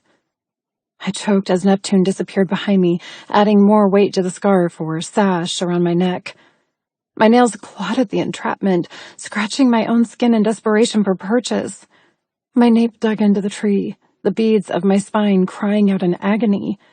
My hair clung to my sweaty shoulder blades as panic roared to life. I kicked and wriggled. I squirmed and clawed, doing my best to get free. I croaked a scream. I cried hot horror. And Calico watched it all. Her face smoothed out the more mine twisted with terror for air. She lost her mania, switching into a sympathetic witch. It's okay, Jinx. You'll go to sleep soon and you'll be free of this place. We're doing you a favor, don't you see? You'll be free while the rest of us will still be here, fucking men we don't want, begging for sex we don't need. She had the audacity to lean in and kiss my cheek, her breath skating over my skin as my energy quickly depleted, and my lips gasped for air. We'll take care of Sully. Don't worry. I can't breathe. I can't breathe. My knees buckled as my body boycotted the impossible, tasting death and howling for it to wait, to not take me, to choose a different victim. But slowly, systematically, it slipped around me.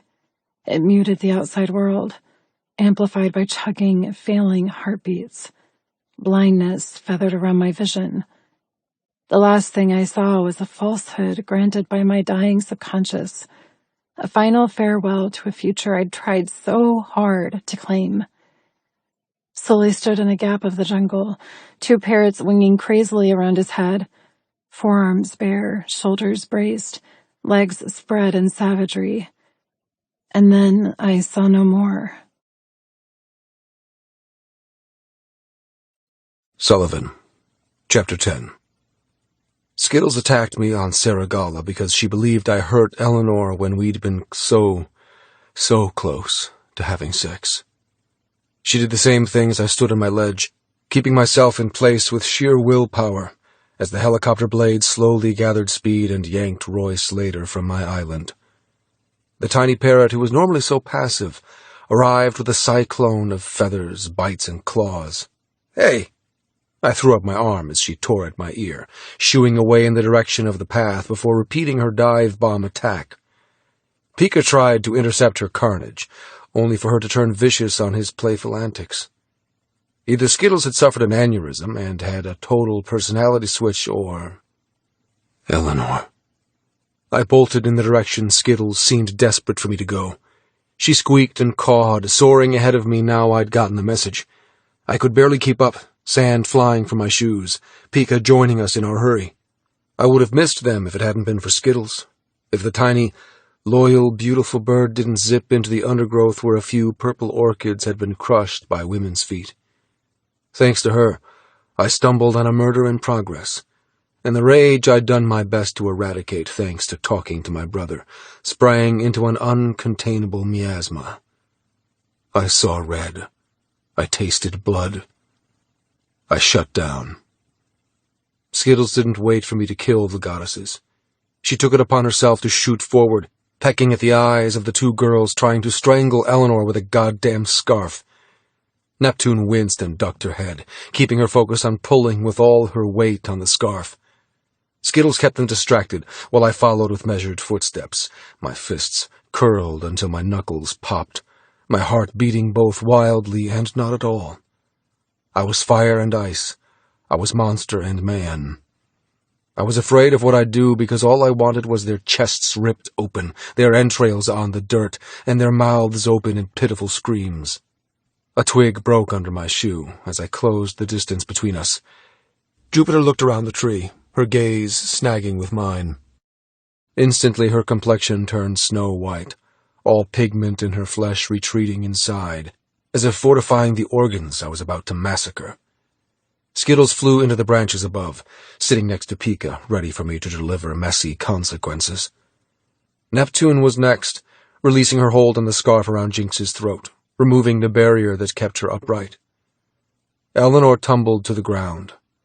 Weightless, elegant, a folding waterfall of legs, torso, and arms until she laid sprawled and eyes closed in the bracken. Seeing her like that, seeing the redness around her throat and the paleness of her lips, it smashed through yet another wall around my heart. It destroyed my lies that whatever I felt for her would fade. It obliterated my assurances that I would get over her. It forced me to admit that I would do anything for her. Be anything for her. I would fucking slaughter every fucking body for her.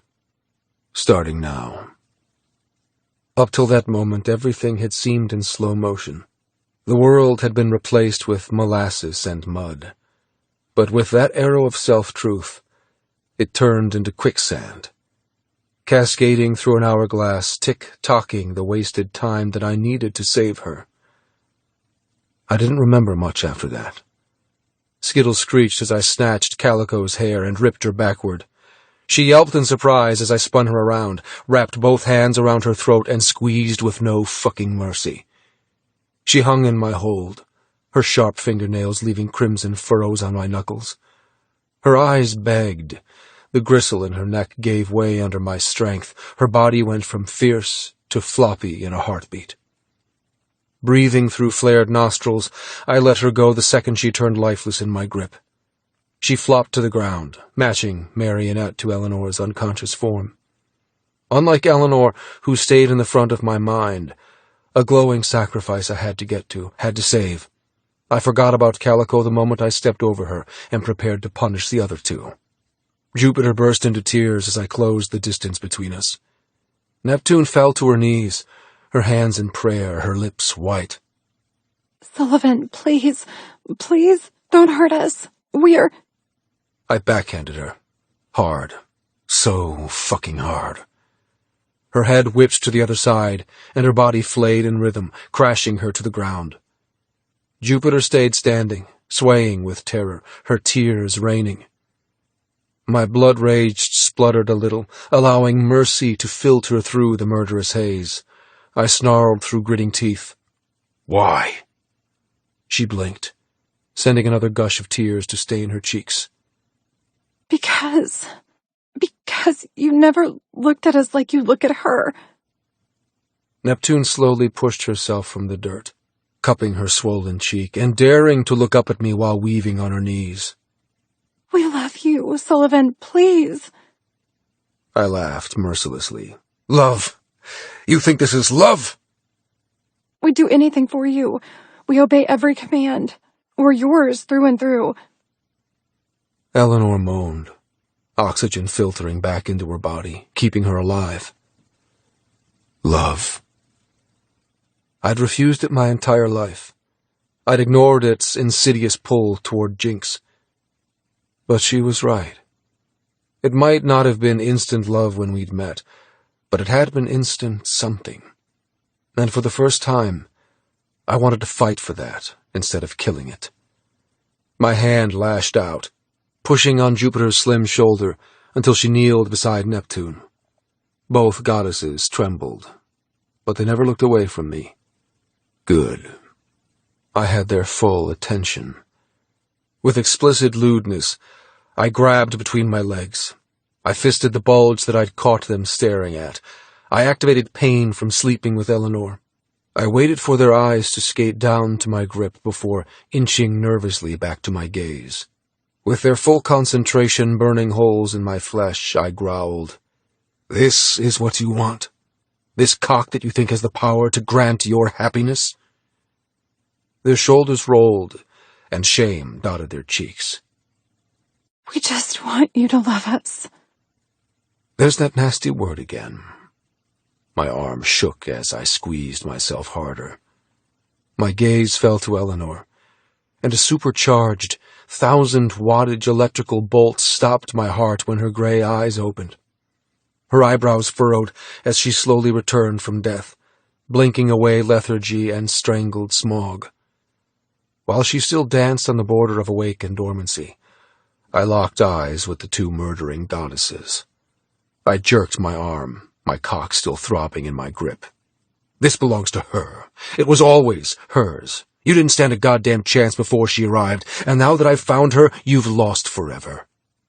Neptune bowed her head. Jupiter stopped crying, her despair quaking until her teeth rattled. Letting my cock go, I fisted the shirt over my heart and confessed to them, even if I would never have the balls to confess to Eleanor. And this also belongs to her. No one else, do you understand? It happened against my will. It happened despite your tricks. It's done. And no matter your schemes, it can't be undone. Which means you've just signed your death warrants. Because how can I let you live after you tried to kill the owner of my goddamn heart? It was Neptune's turn to cry. Big droplets spilled from her eyes, dripping into the curve of her mouth. "We're sorry, Sullivan. We made a mistake." You did. A huge fucking mistake. I nodded and dropped to my knees in front of them. Calico remained in the dirt that had become her coffin, but there were two other goddesses to end. "Don't. We promise we—" I cut off Jupiter's plea with a hand around her throat. Two hands curled around two necks. If I had another weapon, I would have used a different method of extermination. I was tired of such gentle homicide. A blade would be sharp and deliver a quick message. A gun would be brutal, sending them to the afterlife with a squeeze of a trigger. Strangulation was personal. Far too intimate with the way my skin glued to theirs, their pulse hammering against my fingers, their feeble attempts at freedom leaving marks upon my body. They both thrashed, both scratched, both tried to run, but my arms were strong from scaling waterfalls and miles of swimming, my fingers ruthless in power. I kept squeezing until their attempts at breathing grew weaker. Footsteps crashed through the jungle, trading the pristine path for unkempt growth. "Sir, stop." "Sir." Cal's insider joke. He liked to call me sir when he believed I needed reminding of my place as ruler, either as a mockery because of how high and mighty I'd acted, or a slap to make me human after slipping into hell. I'd never liked him calling me sir. It unbalanced our friendship. But in that moment it did exactly what he'd intended. It woke me back up.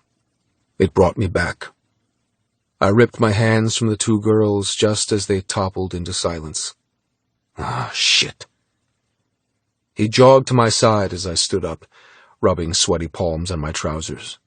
The heat of their terror still soaked into my palms, twisting my guts. I'd killed women before, but only those who'd proved too far gone to be redeemed. Jupiter and Neptune, they weren't evil. Just two girls who had the unfortunate fate of being sold to me. Cal slammed to his knees, laying both on their backs and performing CPR, going between the two. I grabbed my phone and called Dr. Campbell. He answered on the first ring, as if he'd sensed I'd done something monstrous. "Bring 4 stretchers and staff. You have a few patients to attend to. We're off the path by the main beach." I hung up before he could ask questions. He'd give me grief about this. He might even quit. But as my eyes once again landed on Eleanor, I didn't give a fuck. They deserved their lesson even if I wasn't owed their life.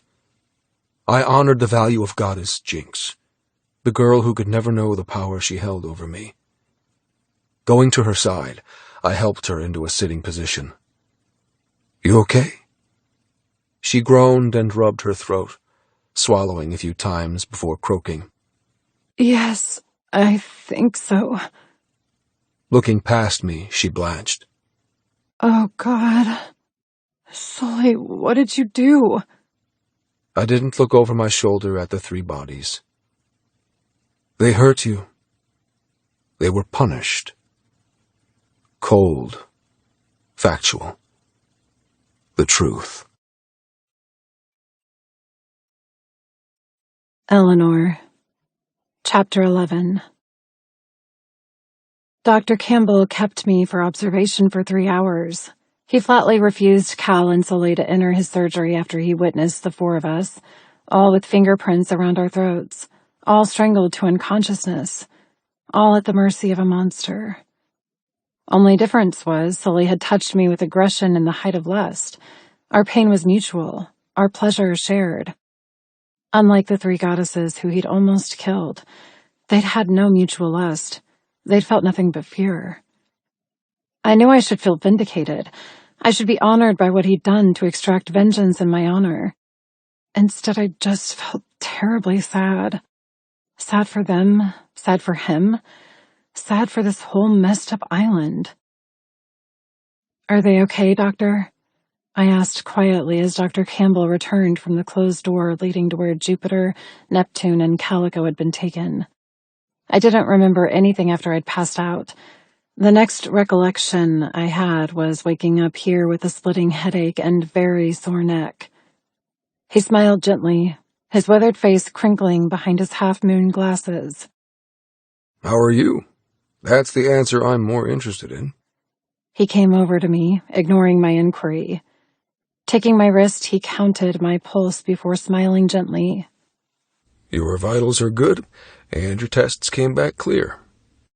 I'm confident you'll be no worse for wear." "And them? Will they be all right?" His gaze shadowed. "Maybe it's time to send you back to your villa. You can continue recuperating in a nicer environment than a boring doctor's surgery." My temper grew a little. "Will you tell me how they are?" He patted my knee. "In a little while. Patient confidentiality and all." His refusals made my thoughts go wild. Had Sully killed them? Had Cal failed with the CPR? Oh, God.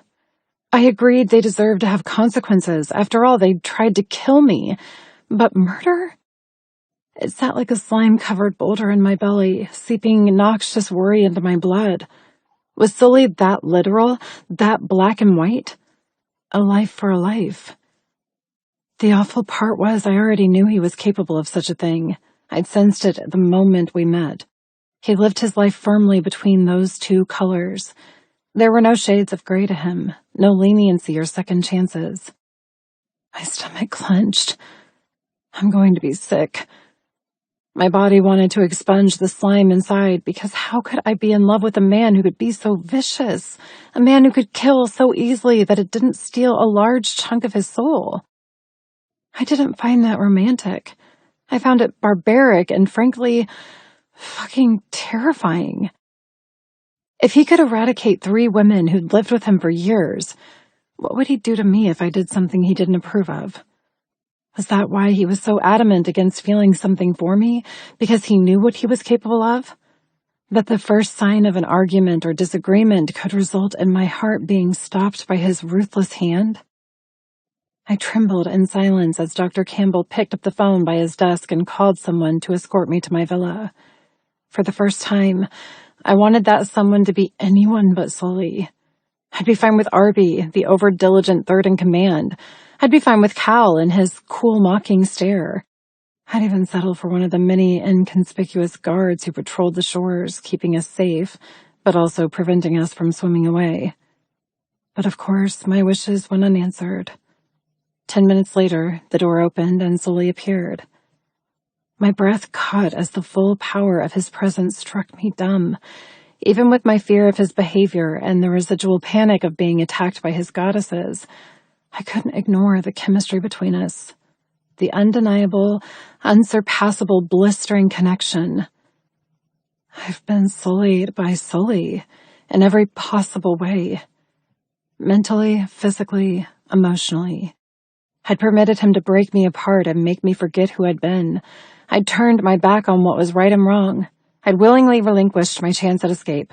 I sat on a gurney where I'd been treated for almost death, and I still couldn't control my stupid skipping heart. What's wrong with me? He stalked toward me, amplifying my shakes. His dark hair with its island bronze tips was raked back and damp, either from a swim or a shower, and his skin glowed with a handsome tan. His jaw clenched as he came closer, his blue eyes turning unreadable. He no longer wore a suit, but chose casual faded jeans and a black t-shirt, almost as if he no longer wanted to be the godlike creature he became when he wore a suit. He looked normal. He looked contrite, but also fully justified.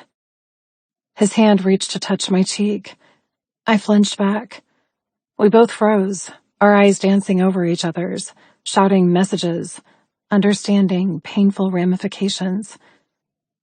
His arm dropped and he sighed heavily. Pinching the bridge of his nose, he didn't speak for a moment before nodding once and striding past me to the room where 3 other goddesses lay. Was it a recovery ward or a mortuary back there? Were the girls recuperating or spread out in their corpse shrouds? I waited 5 minutes for his return. When he didn't, my curiosity overrode my concern, launching me off the gurney. My dress fluttered around my legs as I lost vision for a moment from standing too quickly.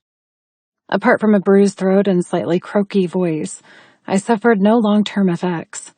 I'd lived through worse in Mexico, and I had full intention to follow Sully through the door, to stare at the girls who'd attacked me and reap my own retribution. I'd use words as my weapon. I'd listen to their grievances. I'd do my best to prove I wasn't a threat, even if they perceived me as one. I couldn't help the bond between Sully and me, just like he couldn't help it. But just like he fought it, I intended to do the same thing. Starting now, I would do my best to ignore the tingling awareness and heat whenever he was close, because I had no intention of ending up a silly statistic. Not anymore. He hadn't sold me to Roy Slater, so that meant he'd chosen to keep me. From now on, I would focus on serving out my 4 years, inching closer to my freedom, keeping my heart far from his control, so I could return to reality and forget this twilight zone of callousness and crazy. My bare feet padded across the sterile floor, past numerous shelving and medical equipment. My hand outstretched to press the door handle, only for it to swing open, returning Sully to my side. I tripped backward, trying to see around him to the girls beyond. He closed the door too quickly, preventing me from knowing. "Are they okay?" I demanded, balling my hands by my sides. He cleared his throat. I need to get off this fucking island. Holding out his hand, he softened his voice. Come with me? I shook my head. I want to know if they're okay. Why? They tried to kill you. And you tried to kill them. I cursed the jitters in my voice. If that's all that happened, it's even. No debt, no payback. So, are they still alive? He groaned under his breath, then glared at the ceiling. Why are you so fucking perfect? Perfect? I bared my teeth. I'm not perfect. I want them to pay for what they did, Sully, but I don't want them to die. All lives matter, animal and human. He swooped toward me, cupping my cheeks, his entire body trembling. He backed me into a wall, our inertia vibrating a row of shelving, making vials spill and bounce on the floor. I stiffened and liquefied. I hated and lusted. His fingers were pure fire, his body unequaled power. I meant, why are you so perfect for me? He bent his head, his lips grazing mine with a kiss throbbing with apology. It started innocent, sweet, gentle. It ended wet, deep, and sinful as his tongue slipped into my mouth, tasting me, almost as if convincing himself that I was still alive, still real. I kissed him back. I hated that I kissed him back, but it was an impossibility to ignore him, to bite him, to deny this unconquerable need. With another swipe of his tongue, he groaned and pulled away. Dropping his touch, he left me glued to the floor with quaking knees and scrambled thoughts. My core clenched for him. My belly fluttered for him, and my stupid, stupid, stupid heart forgave him, thanked him, wanted him. In the wreckage of our kiss, he slowly raised his hand again. His brows shadowed his complicated stare, his lips moving just enough to whisper. Come with me, please. I swallowed hard, unable to transform air into proper volume. Where? I murmured. To Leba. What's Leba? I hesitantly put my hand in his. His fingers curled tight, possessive but also kind. His thumb stroked my knuckles as he tugged me to the exit. You'll see. My steps faltered as Sully guided me down a different path and out to a small bamboo pier. Tied at the end was a sleek black and chrome speedboat with a silver lion cresting from a curling wave, and the name Singulat stenciled beneath. I'd expected him to take me to the helipad. I didn't know he had other methods of transportation. Singulat? I asked as Sully kept his possessive grip on my hand, tugging me toward the end of the pier. My bare feet burned a little on the hot bamboo. He wore thin black flip-flops that slapped quietly with each step. He glanced down, slipping a pair of mirror-lensed aviators on his nose. It's Indo for sea lion. I squinted in the late afternoon sun, breathing an embarrassing sigh of relief as Sully lifted me silently into the luxury craft and immediately opened a small cupboard, gifting me a pair of sunglasses and baseball hat with a matching silver sea lion embroidered on the visor. I took them without speaking, gathering up my hair to poke it through the band at the back of the hat. He watched me the entire time, his attention locked on my hair as it disobeyed me, refusing to fit through the small gap. Here, let me. Slipping behind me, his fingers gathered up the length with a softness he'd never shown before, quietly and meticulously securing each strand. I couldn't breathe. I suffocated as surely as if his fingers were locked around my throat. Each sweep of his touch, each tiny caress on my nape made me wet, made me lightheaded, and poured utmost travesty on my short-lived convictions of before. I was meant to guard myself against this man, yet here I was fighting every instinct not to swoon in his arms and let him do whatever the hell he wanted. He strangled 3 girls. He might have killed them. Chemistry or not, I could not forget or forgive. With a thumping heart, I stepped forward, breaking the strings of sizzling contact and gulping down a salt-laced breath. He grunted painfully, then moved stiffly toward the helm. Instruments and fancy monitors hinted at the exorbitant value of this boat, but Sully turned the key and fiddled with dials and buttons effortlessly, signaling he used the expensive vessel often. Where the hell is he taking me? The gentle rumble of the engine was barely noticeable as he cast off and added speed with the throttle, easing out of the small bay. I didn't speak as he captained us through shallow water. I leaned over the side, marveling at the clarity of the sea, revealing colorful coral, sparkling fish, and an inquisitive yellow and black banded sea snake coasting in our ripples. I coughed a little, still sore from what happened. Sully's head whipped to face me. I waited for some aggression, some question on my health and vindication of what he'd done. Instead, he forced his shoulders to relax, deleting his tension and returning his attention to the horizon. Seemed talking wasn't the purpose of this trip. grateful for the quietness between us and the seemingly fragile truce. I followed the beautiful sea until it lapped at the shores of the island I now called home. I'd seen it from the sky, walked its paths, swam in its coves, but I hadn't seen it from a distance, hadn't been privy to the true wonder of its existence.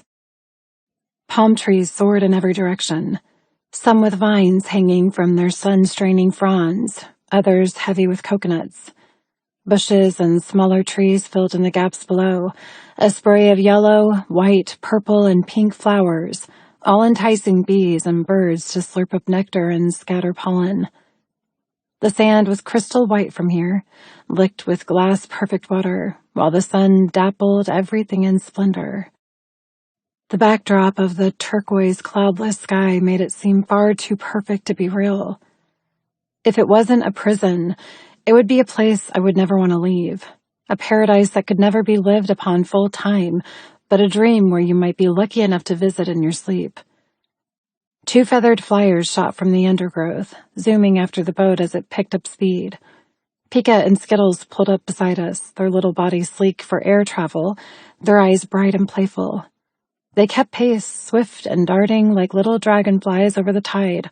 They didn't try to land on my offered hand or return to shore, almost as if they had fun playing chase and loving the novelty of spreading their wings and flying, instead of flitting from tree to tree. I was jealous of their freedom, but also mindful of their limitations. I didn't want them to get tired, and I had no idea how far Sully intended to go. Moving toward him, balancing with the rocking of the boat, I said, "Pika and Skittles are chasing us. Do we need to turn back?" He turned to watch the 2 parrots, his lips twisting into a reserved grin. Even with a smile half-committed and extremely rare, it made him nowhere near as malicious. I could be forgiven in thinking he wasn't a killer of women after all. They can come. Pika often comes with me to Leba. It's not far. They can land in the boat if they get tired. I forced myself to relax, choosing a waterproof flocked bench to sit on. "So, Leba is another island?" He nodded. "Named in Indonesia for which creature?" His grin widened. You catch on quick. Bee. Bee? Without them, the food I grow would have to be bought from genetically modified seeds that don't allow repeat cultivation. I sourced unaltered crops and keep them going with natural pollination. You're taking me to your garden? I'm taking us for some peace and quiet. Aren't there staff there too? He clutched the steering wheel as if the thought of dealing with more people pushed him to his limit. They are, but they've been told to make themselves scarce. They'll stay away. Why? Why? He raised an eyebrow, studying me behind his sunglasses. Why don't I want staff eavesdropping and watching us? Why do you need peace and quiet? He chuckled, low and dark. Why do you think? Because you just killed 3 of your goddesses? His entire body stiffened. Is that why you're watching me, as if I repulse you? Because you think I killed them? Didn't you? I was going to. He licked his bottom lip, tasting different replies. But I stopped in time. My heart jerked with hope. Is that the truth? He turned a little to face me, keeping one hand on the steering wheel and another balled by his side. You want the truth? How about the version where Skittles saved your goddamn life? How about the fact that if she hadn't flown to get me, you'd be dead right now instead of on this goddamn boat? His face blackened, his voice thick with rage. You want me to believe you're so selfless that you already forgive them for almost stealing your life? He laughed, icily. That leads me to believe 2 things, Eleanor. 1, you were grateful to them, because if you're dead, you are free of me. And 2, that you didn't fight back because you decided, after I fucked you, that you've had enough of whatever the fuck is going on with us, and you'd rather take the weak way out, the only way I can't fight to bring you back. His words were so sharp, so real they punctured holes in the boat, threatening to sink us. They had sunk us, not in the literal sense, but in every other sense imaginable. Was Sully finally going to talk to me? Was jealousy wrong when she said I had to give him the guise of a mask for him to be truthful? Give him some option to take it all back if he changed his mind? There was no going back from this. No pretending either of us doesn't feel something. Something that was everything. You're wrong. Oh, yeah? He sneered, his temper turning him cruel. What part? I did fight back. Not that it did any good. I will admit I was weak because I couldn't get free, but there was no way I wanted to die. I leaned forward, gaping my dress, sending a breeze down my cleavage while clutching the bench on either side of my thighs. Why would I give up on us after what we did? Because I proved I'm the one who can't be fucking trusted. He cut the engine with a slash of control, left the steering to the whimsy of the currents, and stormed the small distance between us. Dropping to his haunches, his hands landed over mine, digging them into the bench, blanketing them with power and heat. That damn electricity sparked from the tiniest of tender, arching and crackling, making him hard and me wet, liberating our systems from mind-ruled to body-consumed. I moaned a little as he dug his touch deeper into mine, activating pain and its duplicitous cousin, pleasure. He licked his lips, his teeth flashing as he snarled. Look at yourself, woman. You have perfect indentations of my teeth in your neck. My fingerprints line your throat with such precision they could be used in crime detection. I dread to think of what other wounds I left you with. How sore you are, how swollen. I lost myself in you, Eleanor, and in the process I lost any sense of worthiness I had left. His hand caught my hair as the sea breeze blew it over my shoulder. His fingers curled deep within the brown tresses, bringing the mess to his nose. He inhaled hard, his chest straining against his t-shirt, his muscles tight and restrained. I hurt you. I hurt those I care about. It's an inevitability. The awful fucking truth. I kill those I love.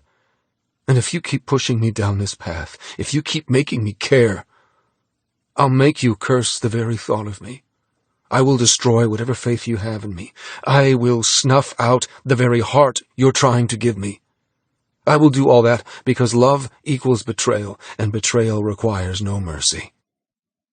Bringing me forward with the rope he'd formed with my hair, he murmured, You'd be better off dead, Goddess Jinx. You'd be free right now if Skittles wasn't so fucking in love with you. We might have been saved from the carnage in our future. He was fierce and frightening, and utterly fearless in his belief. What had he done to be so sure of his actions? Who had he killed in the past?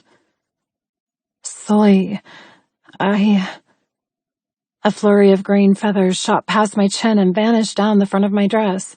I yelped and fell backward, squirming as Pika wriggled against my cleavage. His talons caught delicate flesh, his wings tickled highly sensitive areas, and the utter stupidity of a parrot popping up from my neckline shattered everything. He shattered the anxiety that crept down my spine. He shattered the agony on Sully's face. He shattered any response to my untimely death and tentative unfurls of new love. Sully rocked back on his heels, his hands cupping my knees for purchase. His touch on my legs and his parrot on my breasts, and the weirdness of it all. It mixed with the stress of the past few weeks, the tumbling emotions, the loneliness, the hope, the highs, the lows, the connection. It all went up in a geyser of hilarity. A laugh spilled from my lips. Pika squeaked, preening himself while perching very happily in my boobs. I clamped a hand over my mouth as another peel fell free, afraid I'd offend Sully's seriousness and make him curse me even more. But slowly he took off his sunglasses. His gaze locked on Pika commandeering my chest. And the strangest thing happened. A moment I never would have hoped for. Sully smirked, then smiled. Then he laughed. He laughed as if he hadn't laughed in decades. Loud and unhindered, masculine and pure. It shoved aside his past sins and removed any doubt of his integrity, of who he was inside. It made my heart burst wide open, straight down the middle. A crack of blood and destiny, drowning in raw, terrified love, leaving me in ruins at his feet. Who would have thought it? A laugh was what made me fall head over heels for Sully Sinclair. A laugh that jealousy told me was impossible. A laugh that spread out over the ocean, clear and wonderful, and all mine. Sullivan, Chapter 12. Amongst the mangoes, pineapples, and every other tropical fruit ever harnessed by mankind, I finally found the ability to breathe again. Eleanor strolled ahead of me in the huge greenhouse, transfixed by the simple, wholesome world I'd introduced her to. Heat and humidity hugged both of us, turning the tropics into a damn oven. Her awe when she'd stepped off the boat said she hadn't expected an operation of this size. Yes, this was an island, and yes, its only purpose was to grow vegetables, fruits, and nuts, but it wasn't a tiny paddock in the middle of nowhere. I'd hired the best garden architects from Singapore, men and women who'd started the revolution of growing enough food hydroponically in skyscrapers in the middle of the city to feed the entire globe. They eradicated the need for soil and pesticides. They controlled their environment with certain bugs that starved off leaf disease and minerals in the water to promote full potential of each and every seed. As land was scarce in Singapore, they'd gone vertical. Meanwhile, I had the luxury of space, and housed a nursery where all seedlings were grown hydroponically before some were transplanted into different areas on the island. So far, I'd escorted Eleanor around the Vine Square, where over a hectare of peas in every form shot skyward with their creeper vines. Lavender and honeysuckle dotted between the plants, encouraging insects to visit and pollinate. We'd traveled the huge greenhouses with berries of every description, through the circular terrace where rice and potatoes grew side by side, and past the herb patch where many microgreens grew in conjunction with sage, mint, and coriander. Massive pots held overflowing crops of mesclun, baby lettuce, and bok choy, while a roofed patio protected delicate watercress and bean sprouts. The orchards were next, the manicured rows of almond, hazelnut, and walnut all interlinked and producing bushels of nuts per year. The mandarins, apples, and stone fruits bordered that field, also decorated with pansies, wild flowers, and favorite weeds of bees. I glanced down at my hands as I followed Eleanor. The wounds from the scratches Calico had given me had scabbed, leaving condemning trails in my flesh that cracked when I flexed my fingers. It was only fitting that she'd marked me after what I'd done to her. Neptune and Jupiter were fine. They'd come out of their strangle-induced siesta and were no worse for wear. Like Eleanor, they'd been given a scan to ensure their lack of oxygen hadn't caused brain damage or unseen complications, and comprehensive tests to make sure none would suffer from my rage. However, unlike Eleanor, who'd I'd given my fucking soul to the minute Pika shut down her dress, just daring me to remove him from her perfect breasts, those two had been given different accommodations for the night. The cage Eleanor had become acquainted with now had 2 new inhabitants. The quarters were tight enough for one. 2 would be uncomfortable. They didn't deserve to die, but they hadn't served enough punishment, not yet. My fingers curled, activating fresh beads of blood to flow from my wounds. They hadn't served nearly enough. They'd hurt her. They tried to murder her.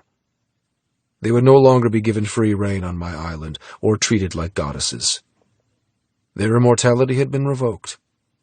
I had plans for them tomorrow, just like Calico. I gritted my teeth. Calico. Unfortunately, I'd hurt her the most. Unwittingly or premeditated, I would never answer that question. But she was alive, and that was all that mattered.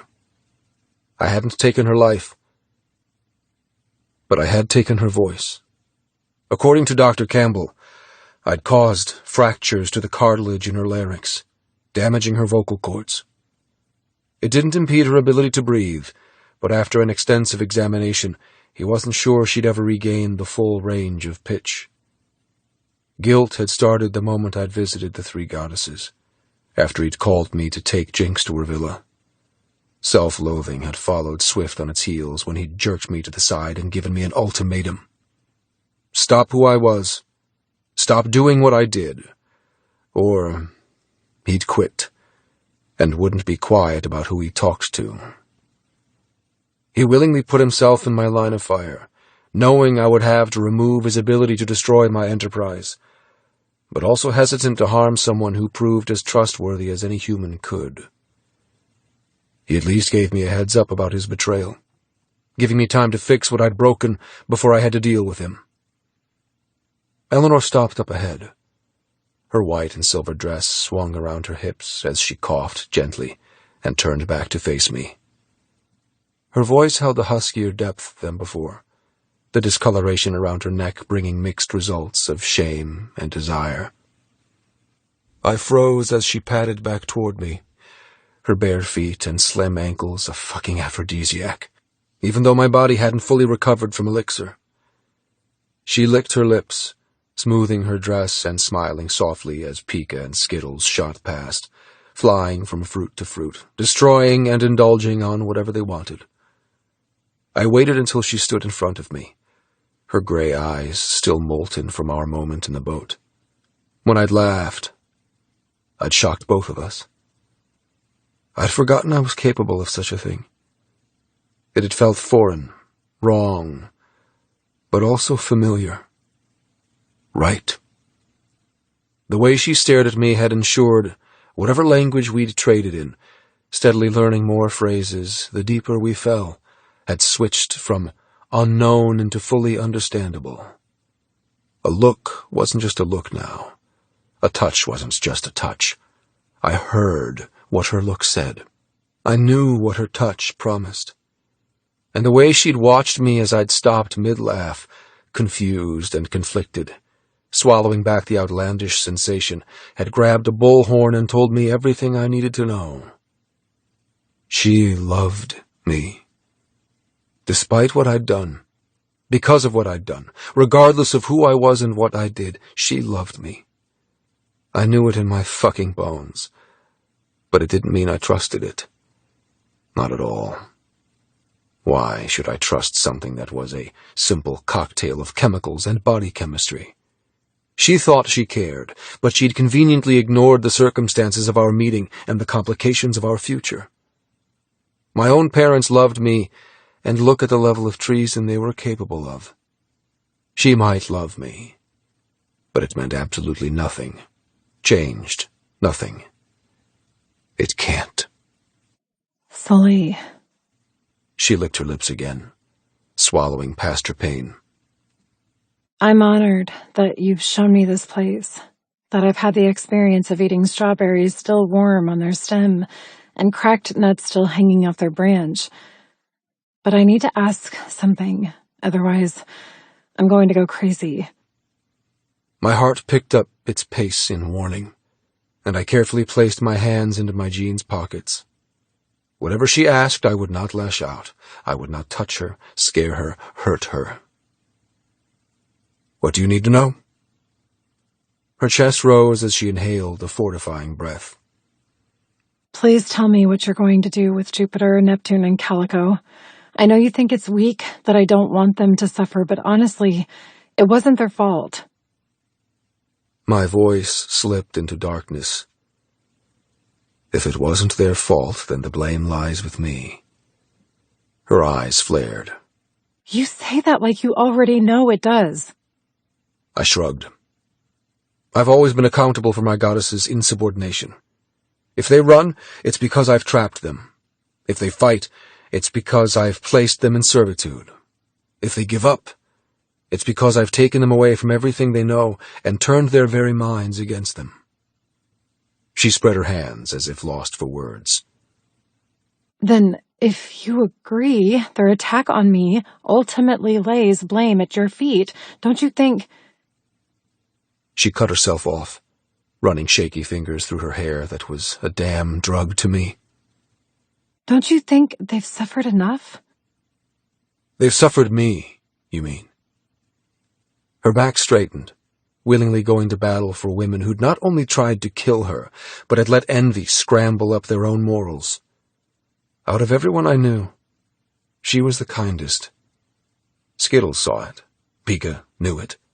She had that special gift of empathy that I used to have. Empathy that would get her killed, unless she learned to turn it off and protect herself.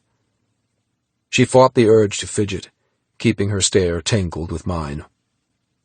Living on your island is wonderful. There is no denying that. It's like a permanent vacation where all your wishes are fulfilled, but... They missed their families, their partners, their lives before I stole it from them. I strolled around her, keeping my voice level and cool. They are still prisoners, forced to fuck strangers, given a drug that makes their lust work against them, all while I bleed them of everything they are. She shivered as I ran my fingers through her hair, catching on delicate tangles caused by the boat ride. All while I bleed you dry. She gasped as I kissed behind her ear. The thing is, Eleanor, I don't care. I don't care about them. I don't care that others feel their captivity is cruel and unjustified. I told you when you first arrived that humans are not special. We cannot have two sets of rules, one for animals who we cage and slaughter, and one for us. We cannot bemoan the state of imprisonment and the act of making others do something against their will. Not when we've been forcing creatures into enslavement for millennia. She tried to spin to face me, but I grabbed her nape, holding her trapped before me.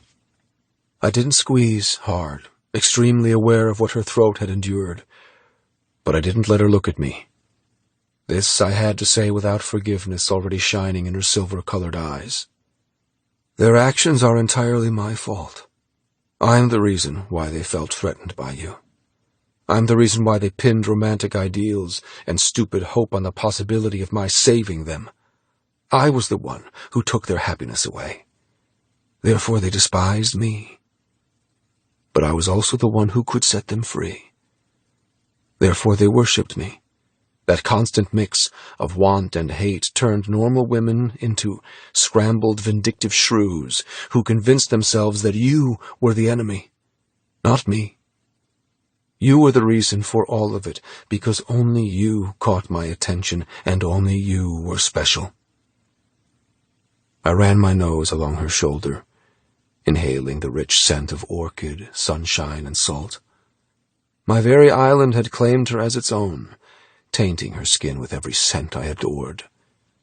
And that's the crux of the problem, Jinx. You are special. I have no way of denying that. I can lie and say you aren't, but ultimately we both know you're special. To me. Which means all my laws on equality and humanitarian requirements are total shit, because how can I put you first, over them? She trembled again as I let her nape go, permitting her to turn to face me. Thoughts shadowed her features like dismembered ghosts, half-formed and discarded before she finally whispered, You don't have to see such things in black and white, Sully. I raised an eyebrow. No? How would you see it? She shrugged. Biology. Simple biology. When I didn't respond, she added, Just like I get wet and you get hard from a physical or mental stimulation, the heart suffers the same downfalls.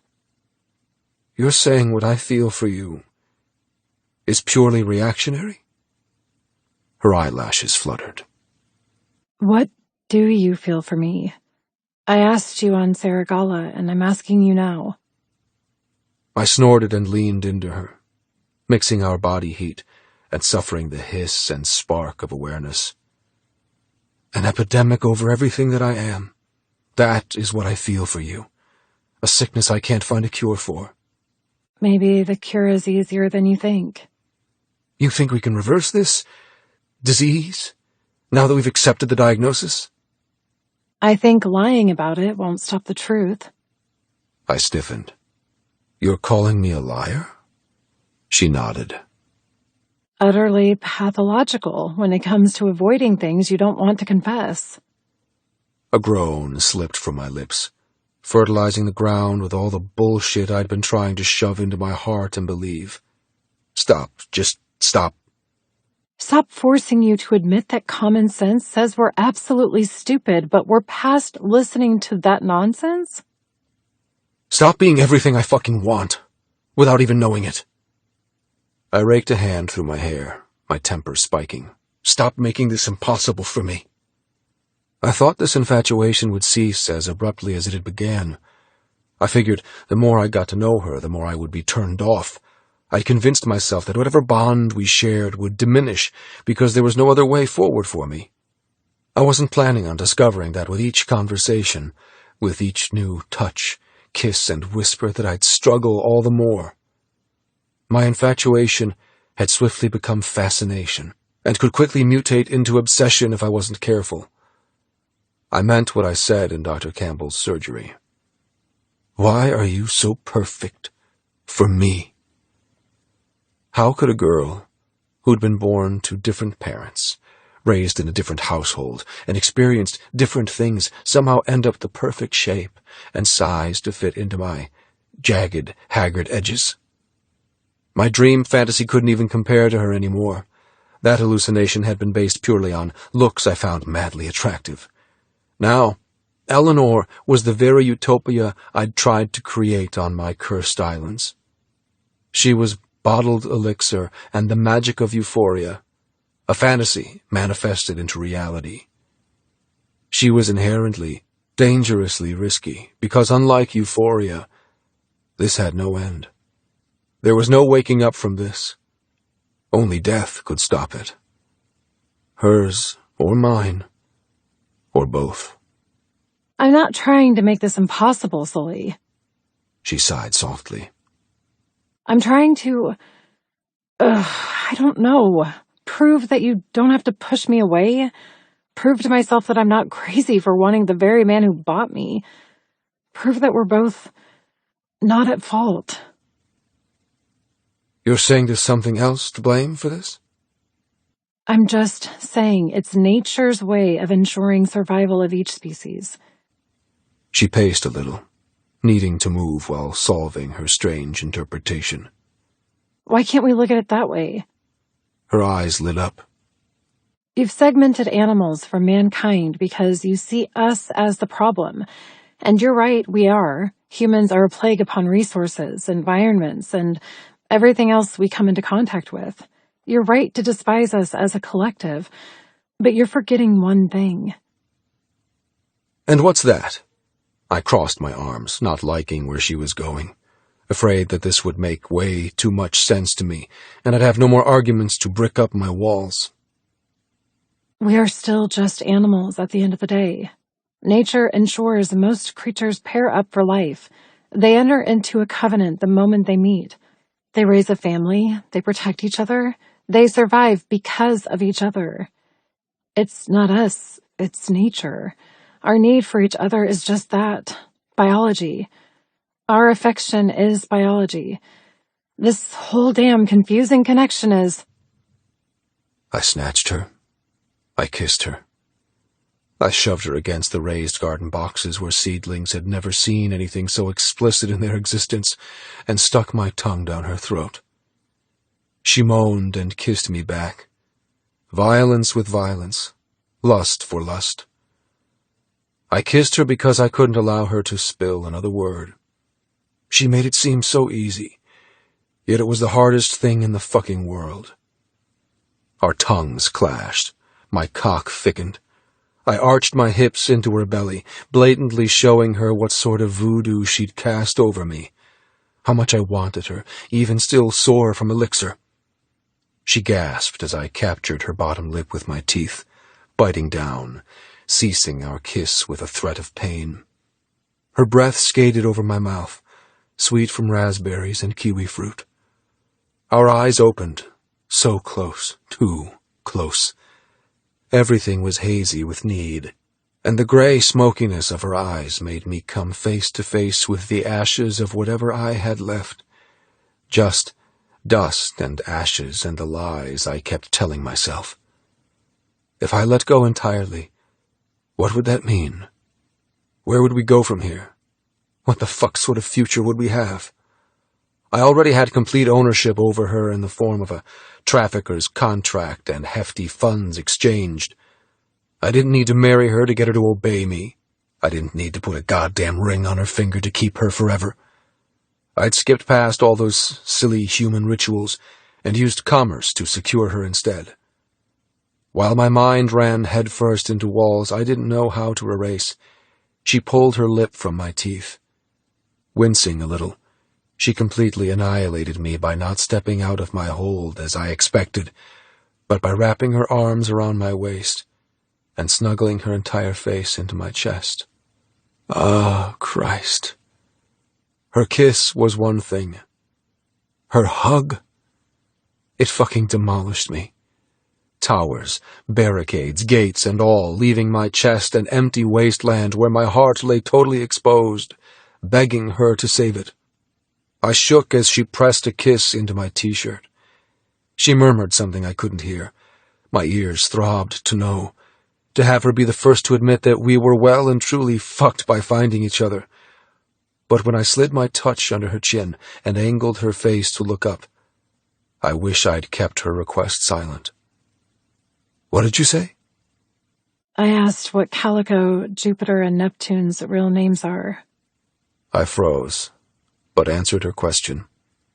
After all, I'd just familiarized myself with their files since this nasty catastrophe. Calico is Sonia Teo, Jupiter is Lucy Hall, and Nep is Allie Bishop. And what do you have planned for them? I bared my teeth. You won't let that go, will you? No, I need to know. My nostrils flared. I plan on reminding them of their place. I'll ensure they'll never even look at you again. That reminder will keep you safe. She flinched. I know what will keep me safe. Stranding them on an island with bare necessities, selling them to a guest, locking them in wire-bottom cages for the rest of their contract. Eleanor sucked in a breath, searching for courage as she whispered. Send them home. It's homesickness that's upset them. They're confused and lost, and seeing us, seeing what we found, it's pushed them too far. She kissed my chest again, shivering. They deserve to go home, Sully. Please, let them go. Eleanor, Chapter 13. The atmosphere between us went from tentative truce to dark and ominous. My stupid request to give the girls their freedom smashed apart the strangely sweet aloneness on Laba, ensuring Sully withdrew into himself. He made an excuse of returning home to welcome a new guest, and the rest of our journey was strained and silent. The only sound was the boat, slicing through the sea, so much faster than I'd rowed in my stolen kayak. The sky above had lost its cerulean glow, becoming ebony velvet instead. The moon was absent, but stars made up for its no-show with a spritz and bright scattering of silver lights. Pika and Skittles had snagged a perch on the throttle where Sully commandeered us home, both of them drowsy with their little heads sagging and eyes drooping for rest. I sympathized with their tiredness. I'd been gliding on a false high ever since Sully hinted how he felt about me, but that well and truly popped thanks to my stupid request. He doesn't understand, though. I didn't ask him to give up part of his business, even though a person's life should never be someone's property. I asked him to return what he'd stolen. I also asked out of my own peace of mind and self-preservation. I doubted I'd ever be safe unless they got what they wanted. And they wanted Sully. It was either share himself around or return them to families who miss them. Send them back to reality and not this fake paradise that had the tendency of scrambling thoughts and twisting desires. I dabbled with another request too. If you won't let them go, let me go. But as the words formed, they burned a hole right through my tongue and into my heart. If I was free, I wouldn't have to watch my back from murdering goddesses. But if I was no longer his, that meant I'd have to walk away from this. I'd have to admit that my stay here wasn't just about captivity anymore. It was about fighting for something that could transcend all of that, if we were brave enough to let it. Asking to leave was no longer just about reclaiming what had been taken from me, and staying wasn't about being weak. I was confused. I was awakening. I'd willingly turned my back on my old life and my parents. Oh, God. My stomach ached at the thought of my parents. What were they doing right now? Were they happy? Were they worried? Had they given up or doing everything they could to find me? The sea rocked us, a comforting soothe that reminded me no matter where they were or I was, no matter whatever life experiences my loved ones enjoyed without me, we were never truly apart. The ocean was one large link from their continent to mine. Nowhere was foreign or scary when viewed in that way because everyone on Earth was joined in some way or another. Just follow the sea, and even Sully's islands could be found in the vastness of the globe. Glowing lights of villas, restaurants, and night activities for guests twinkled on the horizon, some blotted out by trees, others flickering with fire and welcome. Pika and Skittles took wing when Sully gently plucked them off the throttle and placed them into my lap. With a big yawn and a cute chirp, they left our company and vanished into the jungle of Sully's empire. Odd that I knew the names of his other islands, but not this one. Did it have an Indo-animal name, or was it just named after his goddesses? The sea lapped at the hull as he positioned us alongside the jetty, shutting off the engine and wrapping a huge rope around the post. After locking up and stowing the key, he strode toward me and silently took my hand. I stood and followed him to the edge of the sleek speedboat, gasping as he positioned me in front of him and lifted me to the jetty, the tingle of his fingers on my waist, the effortless strength of his lift. My mouth went dry as he leapt the small distance and gave me a look beneath his brows. I honestly didn't know what that look meant. Mysterious and melancholy, mingled with opinions and feelings that I doubted he'd ever tell me. It'd grown late, but I wasn't hungry. After nibbling on fresh produce straight from the source, I felt as if I'd had the healthiest dinner in history. Succulent and delicious from Sully's attentive gardeners. Then again, with the way Sully watched me, I wasn't hungry for food, but something else only he could give me. Clearing his throat, he strode ahead, expecting me to keep up. He'd taken off his flip-flops and abandoned them in the boat, leaving our bare feet to travel whisper-soft in the sand. Stars were eaten up by the canopy of treetops, and cicadas serenaded us with frog rippets. The shadows of bats started left and right, scooping up tiny insects drawn to their death by lanterns. No Kaik parrots to spy on us, no guests or goddesses to break us apart. Just us. Two people, a man and a woman walking in the moonlight on a tropical island. No outside world with its rules and expectations, no reminders that we weren't really a man or a woman, but a slave and an owner. Sully and Eleanor. As we rounded the bend that led to the main arteries of pathways, forking to different villas and communal areas, Sully snatched my wrist and stopped me. Looking around, ensuring our aloneness, he backed me slowly, gently against a palm tree. Unlike the first, where he'd grated my cheek into the bark while he sank his hard length inside me, this time he cradled me until the tree took my weight, and he pressed his body against mine. His erection wedged into my belly, his eyes flashed navy in the darkness, and I went wet instantly. We both sucked in a breath as he positioned one hand by my head, looping his fingers through the scattered strands of my hair, and the other caressed my body from my breast to my waist to the junction of my thighs. I bit my lip as he cupped me, claiming me like Calico had.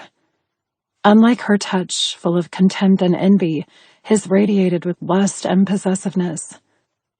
I waited for him to speak or kiss me, but he used silence as foreplay, allowing the muggy air to send shivers down my spine, The fine hairs on my arms to stand up and the fireflies that lived permanently in my belly to wake up and start to glow.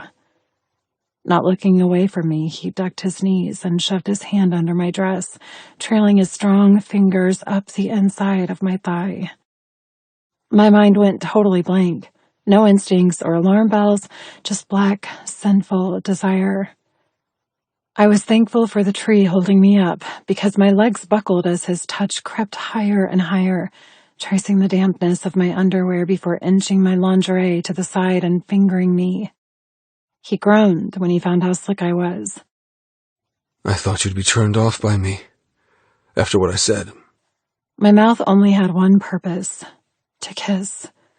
Forming words seemed like trying to knot cherry stems with my tongue. I already know what you are. I've already accepted that you're not the savior in this story. He inserted one finger deep inside me, his shoulder arching up, his chest pressing against mine. His mouth hovered ever so close to kissing me as I parted my lips in a wide, soundless cry. You're saying I'm the villain? I shook my head, my hair catching in his hand and the bark. I wanted to reply, to somehow soothe the surprising vulnerability he'd shown, but his one finger became two, jolting me with both pleasure and pain. My inner muscles and delicate parts hadn't fully recovered from what he'd done to me while high on elixir. Bruises screamed at their protest. A few cuts stung, but my body produced more lubrication, doing its best to welcome his intrusion rather than fight it. He feathered his touch, massaging some button inside that switched pain into fireworking bliss. You're wet, without me having to slip elixir down your throat. His nose ran along my neck, his teeth grazing sensitive skin. I don't know if I should take that as a compliment or a sign that we're both completely fucked. I moaned as he continued to thrust into me. His forehead landed on my collarbone as his spine bowed. Why did you let me hurt you? Why push yourself at my mercy? His body curled close as if he struggled to stand. My breath caught as he thrust deeper. My moan turned into a groan of discomfort. Because I wanted you to. His head shot up, his brows tugging low. Why? Why? I curled my nose. He wanted to know why when his hand was between my legs? Didn't he know any answer I gave him would be scrambled? I might lie and say I drugged him so he wouldn't sell me, or I might tell the truth and say I wanted him, regardless of our situation. I might even profess insanity and spout nonsense about feeling something unexplainable, something I didn't feel with Scott or the other partners of my past. I might even ask that same question, fishing for his feelings, intent on dragging them from the sea of his eyes and stranding them on the shore so I knew that I wasn't the only one struggling. Why are you special? His voice resembled crushed up diamonds, a priceless dust that scratched and scared. Who are you, Eleanor Grace? He nuzzled me, his fingers stroking me, claiming. Why are you different to all the fucking rest? I cried out as his touch grew aggressive, halting his sudden desperation for answers I couldn't give him, filling his eyes with self-loathing. My insides smarted, wanting him to keep pleasuring me but also needing reprieve from being used. He noticed, his fingers freezing inside me. You're still sore? Not a question, an observation of what he'd done to me. There wasn't any pride on his face, no smugness that my body still wore the marks of his takeover. Instead, there was regret and a healthy dose of sincerity that I didn't expect. His fingers withdrew, slowly, reluctantly. Placing my underwear back into place, he removed his hand, letting my skirts fall around my thighs. Rubbing my moisture into the soft material, he murmured, If you weren't in pain and I'd fully recovered, I'd be inside you right now. I honestly don't know how I'm not. His stare locked on my mouth. But I've already caused you enough misery. I won't expect you to fuck me again so soon. Part of me wanted to nod in gratefulness. The other growled with frustration and stomped her foot. He was being a gentleman now, after all the other explicit, exquisite moments between us? Dropping his hand from my hair, he wiped his mouth and shook his head. Removing his hips from mine, he backed up until we stood on almost opposite sides of the orchid-lined path. His chest rose and fell as shadows cast over his gaze. Finally, he nodded as if he'd come to terms with something he'd been deliberating. You win, Jinx. I blinked, unable to move just yet. Win? What did I win? He shrugged. I'll do what you ask. My forehead furrowed, rushing over my past requests. The girls, their freedom. I froze. You're letting them go? Shoving his hands into his pockets, he turned, ready to leave. Tomorrow, I'll send them home. I'll nullify our contract. I'll accept a loss on my investments. I'll do what you ask, all because the alternative is letting you go. And we both know I can't do that. Sullivan, Chapter 14. Out of 3 options, I chose the one I least wanted to do.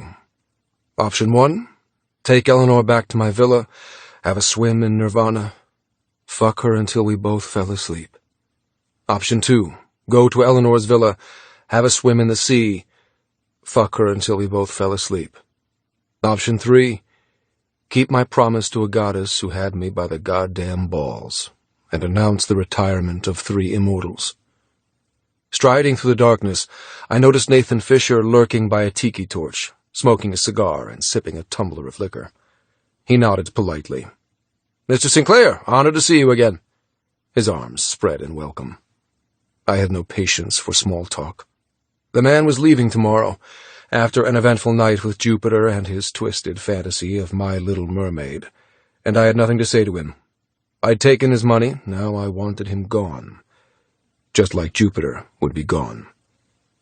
Little did anyone predict he would be her last guest. "Evening?" I touched my temple as I continued past, not slowing and pretending I didn't see his subtle invitation for me to stop and shoot the shit. My bare feet dug into the sand, propelling me away from the civilized part of my island toward the villa housing the torture equipment of my old labs. Calico had remained in the hospital ward with Dr. Campbell as watchdog. He believed her injuries were worthy of overnight observation. However, the other 2 would have grown very familiar with each other in Ace's old cage. Bet the chimpanzee was watching him from his grave, loving the cruel twist of fate that put humans in the trap that he'd called home for so long. Pulling the key from my pocket, I unlocked the villa and strode in. Closing the door behind me, the rustle of bodies rousing from depression pricked my ears. Moonlight shone through the windows, glinting off the many bars and cages, twinkling like their own morbid stars. Sullivan! Oh, thank God. Jupiter struggled to her feet, using Neptune's knee as support. Thank you for not leaving us in here all night.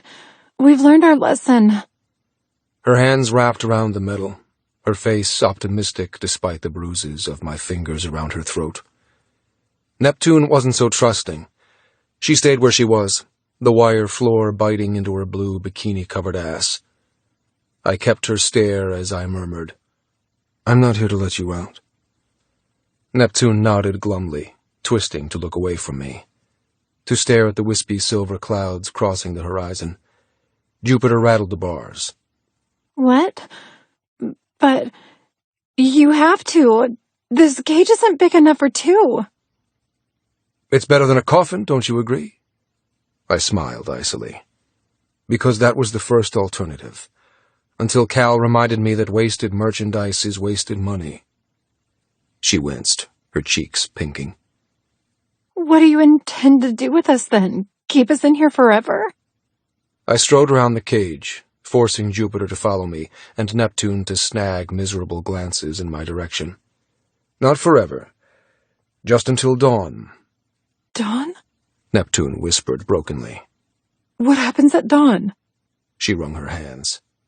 Are you going to finish what you started? I closed the distance in one angry stride. My temper flared, remembering the scene Skittles had dragged me to. The painful witness of Eleanor being strangled by a scarf. Both girls jumped as I snarled, I would like to. I'm not going to lie. Jupiter made a feral noise in her chest. What are you waiting for then? Just get it over with. I narrowed my gaze on her. She was a beautiful woman, but envy had pinched her lips, and entrapment had sunken her cheeks. Her original price hadn't been as much as Eleanor's. I'd paid $350,000 for her. At 24, she'd never quite lost her hatred for me, even while professing her undying love. In 18 months, she'd slept with 76 guests. I'd given her 2 weeks to settle into her new employment, and charged $50,000 for her services. She'd padded my bank balance with close to $4 million, minus the $400,000 I would give her when she left and the purchase price. She'd been a worthwhile investment. Neptune, too. Younger than Jupiter, she'd served 16 months and had seemed to embrace the lust of elixir. She wasn't the instigator in this. Calico was. Neptune didn't need to go. Without the ringleaders, she would fall back into place with the other goddesses on this island. She might even learn to like Jinx. But Eleanor had asked me to free them. And I fucking promised. What the fuck made me do such a thing? I didn't know. But I wouldn't go back on my word. Unlike other people I knew, I didn't believe in betrayal. But it would be hard to say goodbye to assets that kept me rich. Not that their funds came close to what I earned from my pharmaceuticals and successful breakthroughs in the legal drug market. Then again, running Sinclair and Sinclair Group was nowhere near as much fun as being God on this island. I'll just have to source new goddesses to replace these. Eleanor would most likely have an issue with that. But I stood by my beliefs. Black and white was the only way to view the world, because it ensured all things were usable, killable, savable. A stray dog's life was worth more to me than a goddess's, because the dog had existed in suffering for far longer than my own species. A stray dog's life was worth even more than mine. And that was the goddamn truth. I didn't twist my own rules to benefit me. If an animal was at risk from my existence, I would put myself down. Not them. They came first. Always. Even over Jinx. Where's Calico? Jupiter asked, her dress unable to hide her goosebumps. She's alive. Why isn't she with us? Because I had other plans for her. Her eyes glistened with tears. It wasn't all her fault. I encouraged her. I know she's become a little obsessed with you, but Jinx had it coming. I went deathly still. I suggest you tread lightly, Jupiter. My leash might snap at any moment. She gulped, ducking her head. Just, Calico, she's nice. Please don't hurt us. We promise we won't. Enough. I sliced my hand through the air. Nice or not, Calico had made me the most at almost $7 million. Her contract was close to ending anyway. Her punishment wouldn't be in a cage, but being kicked off my island without so much as a goodbye. I would not visit her. I would not give her the satisfaction of seeing my guilt over what I'd done. How much I'd ruined her from the shy, skittish beauty when she first landed, to the bitter, jealous thing she'd become. In the morning, Cal would round them up, give them a bag packed full of clothes suitable to whatever climate home was, and an envelope with 2 things. 1, a thick pile of cash. Not a check or bank deposit. Just fresh, crisp $400,000 in American bills. The other was a simple note. A threat, really. A reminder that if they spoke of what happened on my shores, the money in their greedy hands would vanish, their lives would be forfeit. I would take no fucking mercy on their soul. but stay silent. Slip back into their world as if they'd been working for an exclusive hotelier who required utmost secrecy for his high-caliber guests. Then they could keep every penny. They could live. They could resume their existence before I got in the way. Clean and simple. For all of us.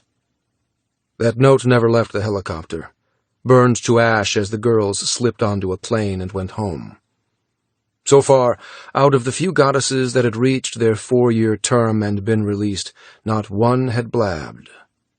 Money was a powerful cage, better than any other trap or threat. Jupiter puffed hair from her eyes impatiently. Just tell us what you're going to. You're going home. Both her and Nep jerked, making the cage clang. We're what? I paced around them again, needing to move, excess rage flowing down my legs.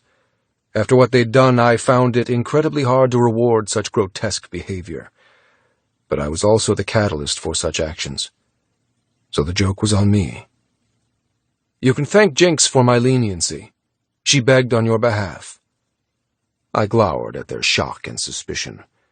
The girl they'd tried to kill had proven to be above their pettiness in her selfless mercy. Tomorrow you will leave my shores, all of you.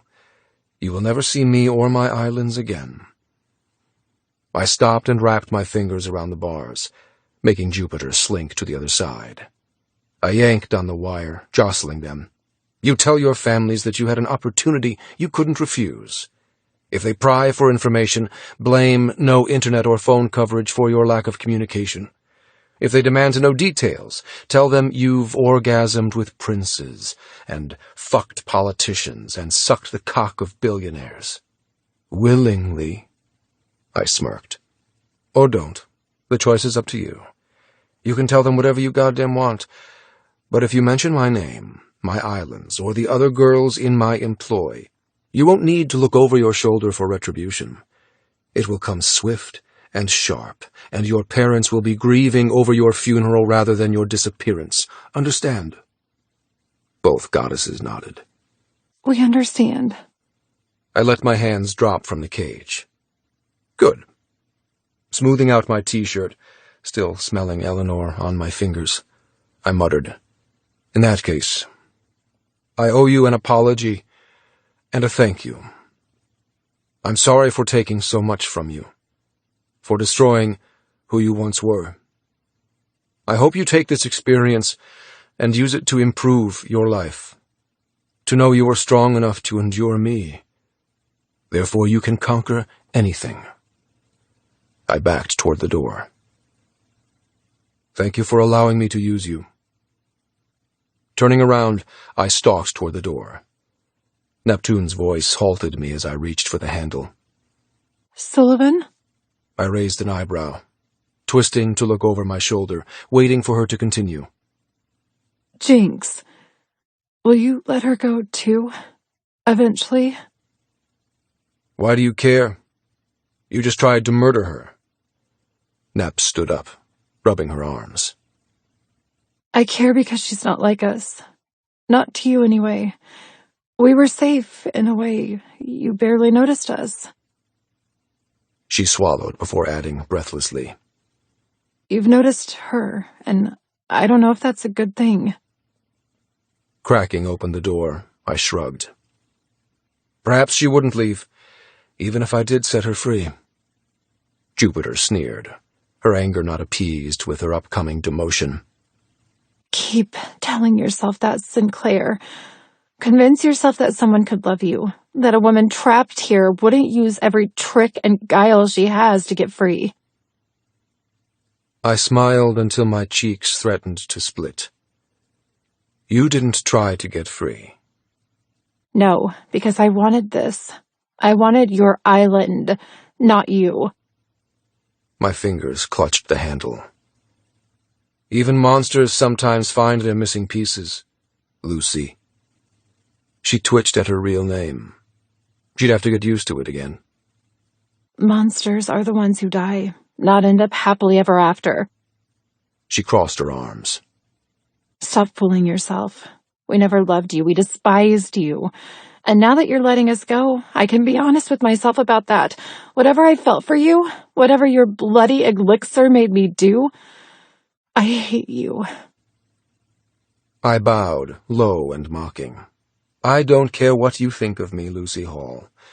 Just remember to keep your thoughts hidden from your family. Otherwise, your freedom will be very short-lived." I left before I could wrap my fingers around her throat and finish what I started. Maybe Jupiter would be the first to be exterminated after her freedom had been granted. I didn't trust her. Then again, I didn't trust any of the girls I released. I kept them under strict surveillance after they went home, just like I kept surveillance on all the families who adopted the rescued animals I'd nursed back to health. My mother had taught me that lesson. Pretend you trust them, but never be so fucking stupid. "Goodbye, Sullivan. And thank you."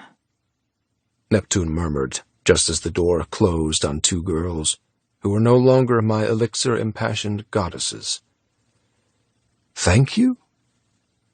What a sad, misplaced phrase. I didn't deserve thank you. I didn't deserve anything, and that was why it hurt so fucking much wanting Eleanor. I wanted her, but in my heart I knew I couldn't have her. How could I? When I reveled in the misery of others, when I put creatures above humans, when I refused to change who I was. To 89082@gmail.com. From S. Sinclair at goddessisles.com. Subject, 3 staff required. Hello. I seem to require more housekeepers due to a restructure in my property portfolio. All I ask is they're young enough to work hard, diligent, and obedient. At your soonest convenience. Hitting the enter button, I dug my elbows into the desk. Pinching the bridge of my nose, I tried to squeeze out the headache I'd had since draining my system dry thanks to elixir.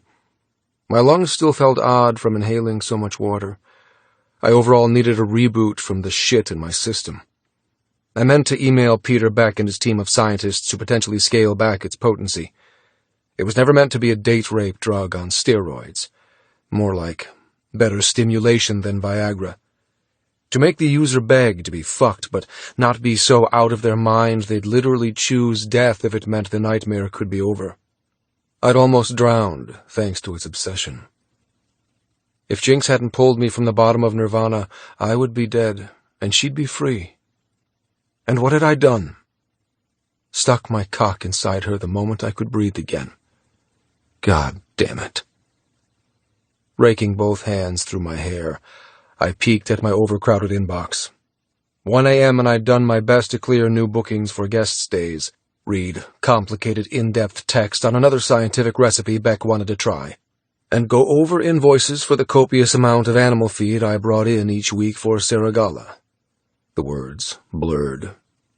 I'd done my best to stay busy, so I didn't find myself at Jinx's door, ignoring the fact that she was sore, I was sore, and stuffing my body back inside hers before we were fully healed was not recommended. But I'd gone past sex and become delirious with exhaustion. Pika zipped into my office, his black eyes beady with temper. The second he landed on my keyboard, he stomped around like the mini-dictator he was, cawing and carrying on like a madman. "Sleep? Tired? Pika?" I groaned, scratching at my longer chin stubble from not trimming for a few days. Came to get me, huh? Don't like sleeping alone? He puffed up, eyeing the letter Z and launching at it with his sharp beak. Oh, no, you don't. Picking him up like a fuzzy tennis ball, I kept him cupped in my hand, letting him grumble and growl. Fine, I'm tired too. We'll go. With my free hand, I went to turn off my laptop. A reply arrived from my goddess request. Huh, that's strange. To S. Sinclair at goddessisles.com from 89082@gmail.com. Subject, 3 staff required. Your email has bounced due to an incorrect address. Please check and try again. First, they advised their operation was on hold. Now their address was no longer operational? Chills darted down my spine. Either they'd had a complete change of ethics, or they'd been caught. By the police? By a disgruntled client? Either way, my encrypted internet would protect my location, but I wouldn't take any chances. Doing a search on their email address, I deleted every single trace of communication. My supermarket of endless goddesses had seemingly shut down. Now where would I hunt? Eleanor, Chapter 15. For the first time since arriving, I ate breakfast in a different location to the room-delivered feast on my deck. As dawn sent eager fingers of light through the sky, I gave up the pretense of sleep and headed for a long shower. I shared the cascading water with 2 frogs, courting each other on the rocks, catching doomed flies and the odd mosquito with their sticky tongues. While I shampooed and conditioned, I did my best not to think about Sully, to wonder what he did last night, to try to find him this morning and spend more time with him. Simple time. I wanted simple. I wanted to be 2 people talking about mundane, normal things, if that's even possible. After I rinsed, I stepped from the shower and turned my back on my reflection. I flatly ignored the purple slashes on my throat from a scarf pulled far too tight. And I didn't bother drying my hair, preferring to leave it loose and long, draped down the back of a simple cotton maxi dress. No jewelry, no makeup. Just me. Vulnerable, but also strong. Naive to have fallen for a man I should despise, but willing to accept the consequences. Brave enough to embrace the war wounds of disgruntled goddesses to move forward with my life. The island had a hush about it as I stepped from my villa and padded barefoot toward the divinity building. The wariness of another attack kept me on my toes as I peered suspiciously into bushes and flinched when Skittles arrived from the golden sky, chirping in welcome and landing weightlessly on my shoulder. Her presence might be minuscule, but knowing I had a friend who had my back made my steps stride bolder and my skittishness fade. The girls who tried to kill me had been released. I hope.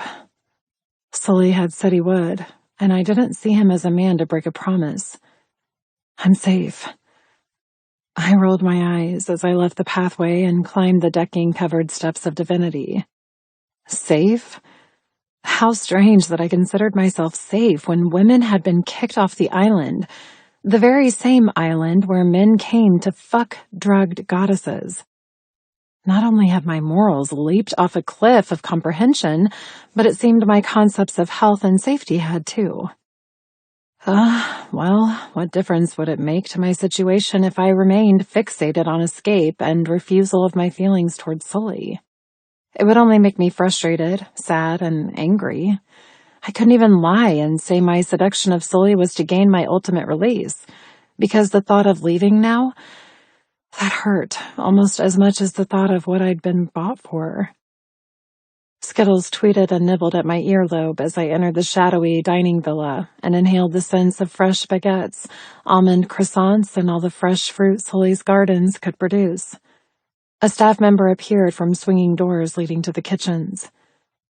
Morning, Goddess Jinx. Are you okay helping yourself to the buffet on offer, or would you rather the chef cook you something? Mi goreng, perhaps, loaded with baby sweet corn, fried spinach, and bamboo shoots? Her gaze landed on Skittles preening herself on my shoulder before finding my eyes again. I smiled. That actually sounds lovely. Thanks. She nodded. You're welcome. Please sit wherever you like. I'll bring it to you soon. With another grin, she disappeared back into the kitchen, leaving me to pour a glass of freshly squeezed watermelon juice from the icy carafe on the sideboard. No other goddesses had appeared yet, granting the odd sensation that I was the only one on this island. Taking my glass outside, I chose a table on the deck next to a tiny lily pond and a large black umbrella. The sun had already added warmth to the world around me, ensuring shade was needed from getting burned. Serenity comforted me as I nursed my drink, wincing with each swallow from the strangulation bruising, watching the island wake up, hearing birdsong tremble from treetops and enjoying the humid breeze rustling glossy leaves of hibiscus and heliconia. Life seemed brighter today, more vibrant. Was that from the near-death experience, or knowing Sully might, possibly, hopefully, tragically, love me? It was far too soon to admit such insanity, far too quick to trust. So why couldn't I stop the hot ball of infatuation in my heart? Why couldn't I stop my gaze from trailing down the path, hoping he'd appear to share breakfast with me? Because you're an idiot. But I'd come to terms with that. By the time my breakfast had been cooked and delivered, I'd relaxed into eating alone. Skittles hadn't budged from my shoulder, and I shared tiny morsels of veggies with her, not caring that I ended up with spinach slime on my shoulder from her messy eating. The aloneness was nice. Not even jealousy appeared. I had so much to tell her. The strangulation attempt, Sully's laugh, and my decision to fight for us. But it seemed no one was a dawn bird on this island, all preferring to be night owls instead. Jinx! I spun around, expecting to see jealousy arriving for breakfast. Only it wasn't jealousy. Another girl who'd been with Calico and her crew when Sully had cornered me at Divinity and given me the diamond, skipped to a stop in front of me. Chestnut curls and a splattering of freckles on her button nose said her skin would turn into a piece of goddess jerky if she didn't live in a bottle of sunscreen lotion permanently in this sort of weather. Her rake-thin frame had a certain sexiness about it, a model type of wraithness that looked both elegant and breakable. What was her name? Jewel? Hey! She smiled. Her green eyes were clear of any maliciousness that'd been there when Calico had been leader of the entourage. Do you want company to eat? I'm starving. She leaned closer. I was in Euphoria last night in a throuple fantasy. Let's just say Elixir has kicked my ass. She winked. I didn't trust her friendliness, but I wouldn't openly state that. I shrugged with a smile. Sorry, I just finished. I was going to have a swim before the sun got too intense. Skittles cackled and chirped in my ear, not liking that she had to share me with a new human. With a huff, she took off, vanishing into the palm trees. I sighed, missing her tiny comfort already. Seemed her favorite pastime was hanging with me, but the minute another arrived who wasn't Sully, she wasn't a fan. Oh, wow. Is that Sinclair's parrot? She peered into the cloudless sky, trying to see where the little emerald bird had shot to. How did you get it to do that? I shook my head. It's not Pika. Skittles does belong to him too, but she's kind of adopted me. Her nose wrinkled, eyeing the green stain on my shoulder from Skittles' breakfast. Don't her claws dig into your skin? Sometimes, but they're not sharp enough to pierce. Does it poop on you? I laughed, wondering if this conversation had any purpose and how I could extract myself from it. Not yet. Think she's pretty house-trained. Jewel nodded as if she accepted my oddness. Her brows tugged over her eyes as she leaped toward me, her body language switching from open to full of conspiracies. Did you hear the helicopter take off before? I shook my head, fighting my skin's reaction to shiver at her closeness. No. Another guest leaving? No. A goddess. 3 of them, actually. Calico, Jupiter, and Neptune were all stuffed inside, and now they're gone. Her teeth sank into her bottom lip in worry. You don't think Sinclair's getting rid of us, do you? I mean, Calico is almost up for going home, but not the other 2. Why would he take them away? Is he selling us to other people now? Her facade fell completely as she confided. I've only just accepted this as my life for the next little while. I do my best to fit in with others, even if I don't want to seduce the monster who ruined my life, but I'll do it if it means he won't sell me like he did them. She shuddered. We have it easy, Jinx. If he sells us, who knows where we'll end up? What will happen to us? Tears welled in her green gaze. At least we have an end date here, you know? 4 years isn't so bad. It feels long, but really, it goes fast. Her tears overflowed. Do you think we should hide? Should I go tell him I'll work twice a week? I mean, I don't know if my system could handle elixir twice a week, but I can fake it for a guest. I can make them believe I want them without needing to be drugged out of my mind. I stood, locked in the sand, watching a seemingly brave girl come apart at the seams. Any hint of frivolity of before was in tatters as whatever needle and thread holding her together burst apart. I'm so afraid of what's going to happen. I don't want to fuck every man on this planet. I don't want to belong to anyone. I want to go home. She dropped her head into her hands, crying loudly. I had no idea what to do. Everything she'd said I already pep-talked myself over and over with. Yes, we had it lucky here. Yes, it was better the devil you knew than the devil you didn't, and yes, 4 years was better than an undetermined length of time. And yes, I had seduced the monster who owned us, purely so he wouldn't sell me. But how was I supposed to comfort her when I was the reason her friends had been flown away, never to be seen again? Could Sully have killed them? Would he be that ruthless to open the helicopter door at full height and kick them to the ocean below? Would he tell me he'd release them, but really lie to my face and release them some other way? No. If I started suspecting him, who knew what that would mean for us? He had a fierce phobia about anyone betraying him. Therefore, it would make sense that he would go out of his way to remain loyal to those he made promises to. And he promised. With a sigh, I stepped into Jewel and wrapped my arms around her. Hey, it's okay. Don't cry. She only cried harder. Her wails soaked my dress, and her body shook mine as I tried to console her. I didn't know if I should tell her what they'd done to me and why they'd left, whether she'd find comfort in knowing the only reason why they'd been sent away was because I'd asked for their freedom after they'd tried to murder me. Would it make Jewel try to kill me too? Somehow earning a pass home by murder? Instead of messing things up, I kept silent, just offering her my hug to cry into. Footsteps appeared behind Jewel, flip-flops worn by a man, striding with purpose and prowess. I looked up, expecting to come eye to eye with Sully, my heart even hopscotched in anticipation. But just like I'd expected jealousy and ended up with Jewel, I ended up with a guest instead of the proprietor. Shaggy brown hair and a slim physique, wearing denim shorts and a white tee, he frowned and strode faster toward us. She okay? I nodded, running my hand over Jewel's curly red hair. She's fine. Just a long night. The guest clenched his jaw, his brown eyes darkening. Yeah, I had my long night a few evenings ago. I didn't know the girls were drugged so badly. I feel responsible. Jewel froze. Tears streaked her face as she looked up, studying the stranger. How can you say that?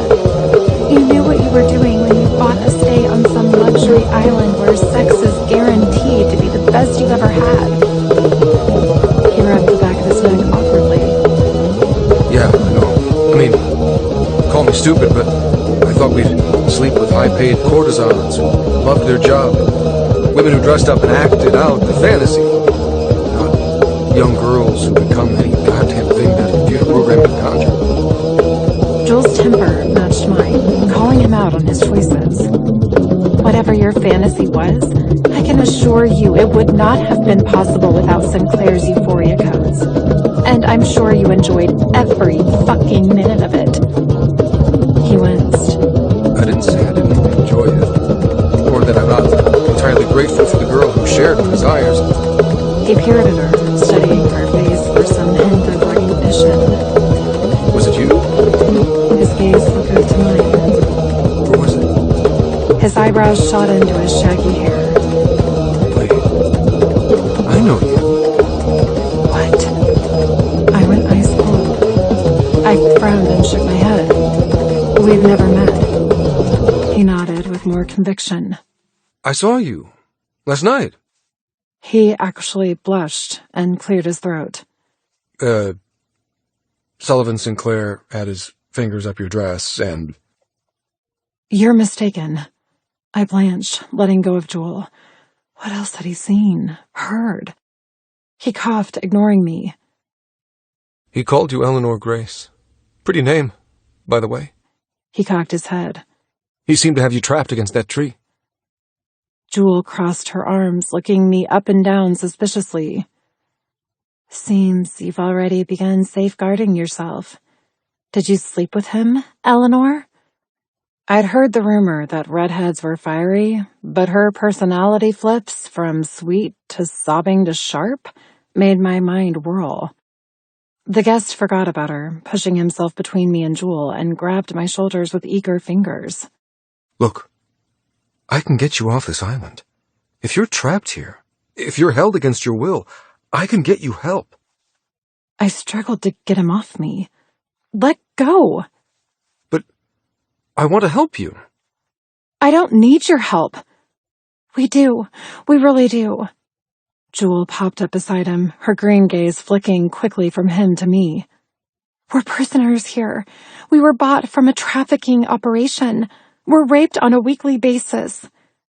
She held up her wrist where a matching tattoo to mine and jealousies marred her ivory skin. See? We were bought like a toy, like a blow-up doll. Grabbing his forearm, she hissed, Please get us off this island. Shit.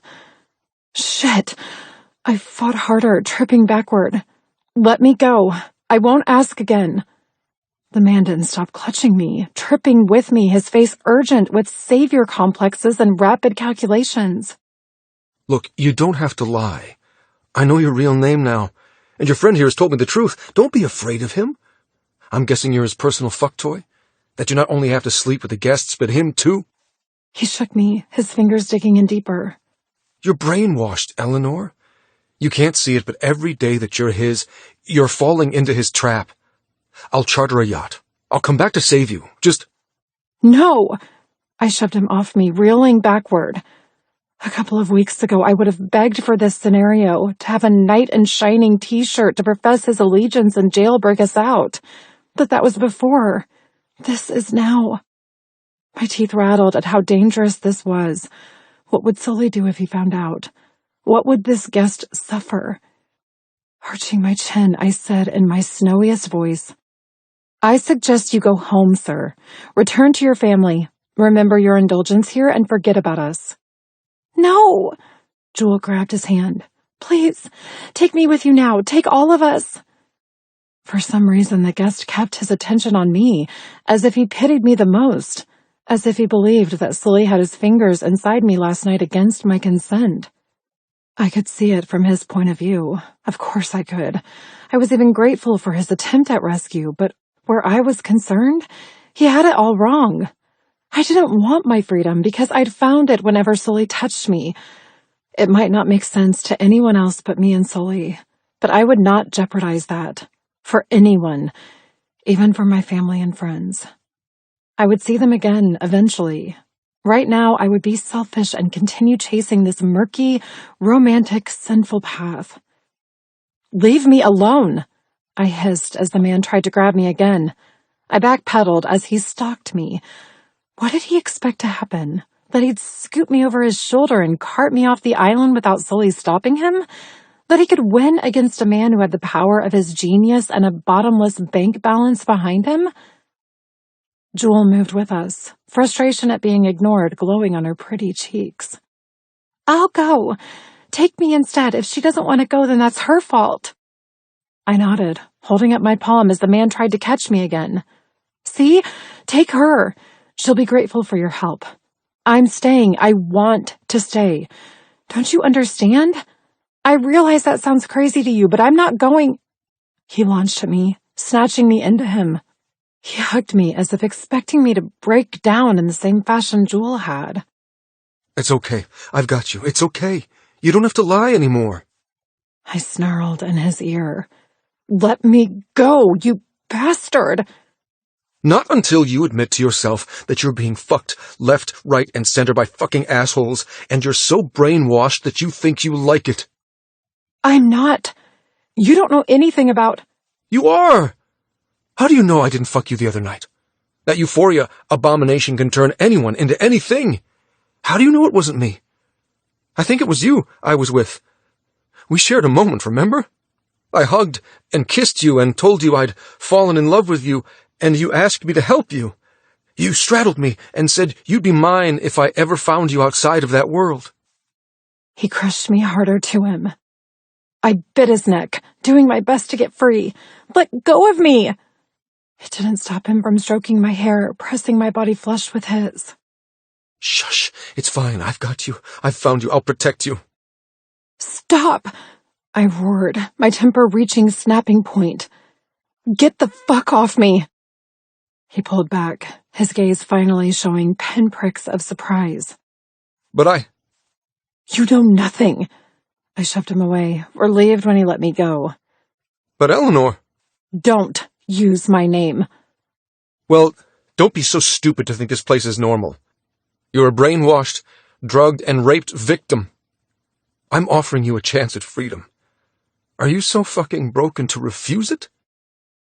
I inhaled through my nose, clenching my fists until my nails dug into my palms. My skin was covered in sweat from fighting off this idiot. My heart raced a gazillion miles a minute. I needed to find Sully. I needed to fling myself at his feet and tell him if he had cameras or microphones on this island, listening and watching to our every move, it wasn't me who told this man my name. He'd done that. Sully. Sully hadn't been careful while he'd kissed me, touched me, bowed to what I'd asked. I didn't want to leave. I fought to stay. He has to know that. I need to find him. Now. Come on. He held up his hand. Or are you too scared to trust? Trust?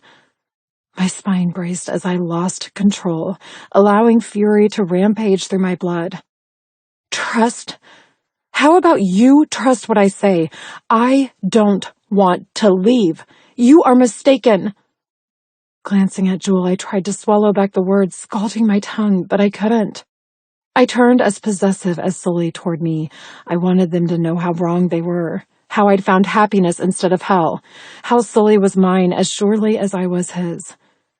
I opened my mouth and... Sullivan, Chapter 16. My name is Eleanor Grace, and I am a goddess on this island. I was bought by Sully Sinclair, and I serve at his command, but I... Jinx! I boomed. My voice was a battering ram, a missile, a trebuchet with flaming hot oil and arrows. How fucking dare she? What the fuck was going on? Fucking hell, I was an idiot. A goddamn motherfucking moron. I thought she felt the same way for me, yet here she was, telling a goddamn guest her goddamn name. Telling him how she came to be here, telling him shit that would get him fucking killed. Eleanor spun to face me. Her hair whipped around in slow motion. I loved her hair. I loved her smoky eyes, her sexy voice, her soul. I loved her. And she'd just fucking betrayed me. I laughed at the absurdity of it. I laughed like a fucking imbecile because if I didn't laugh, I'd fucking kill her. She was my karma. She'd lived up to the curse that I'd named her after.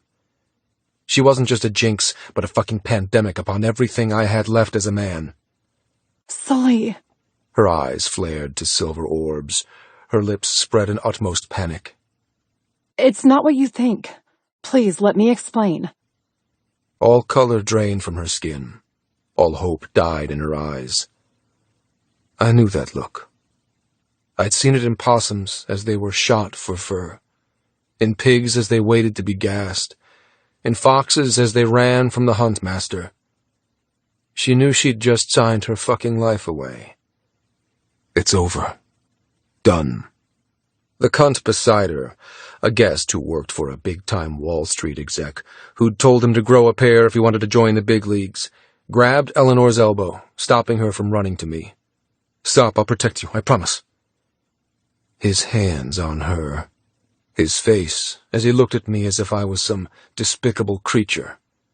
His gallant act at saving my own goddamn possession from my brutality. It made my chest fold in on itself in a bloody, gory, agonizing mess. It made me want to fucking slaughter him. Get your hands fucking off me! Eleanor screeched, scratching the man's forearm, granting no mercy with her nails. The guest hissed in pain, recoiling backward. The second she was free, she bolted barefoot toward me and threw herself into the sand at my feet. She clutched my ankles, wrinkling my expensive charcoal suit, smudging my polished shoes. I wanted to be sick. I wanted to finish what the other goddesses had started and wring her fucking neck.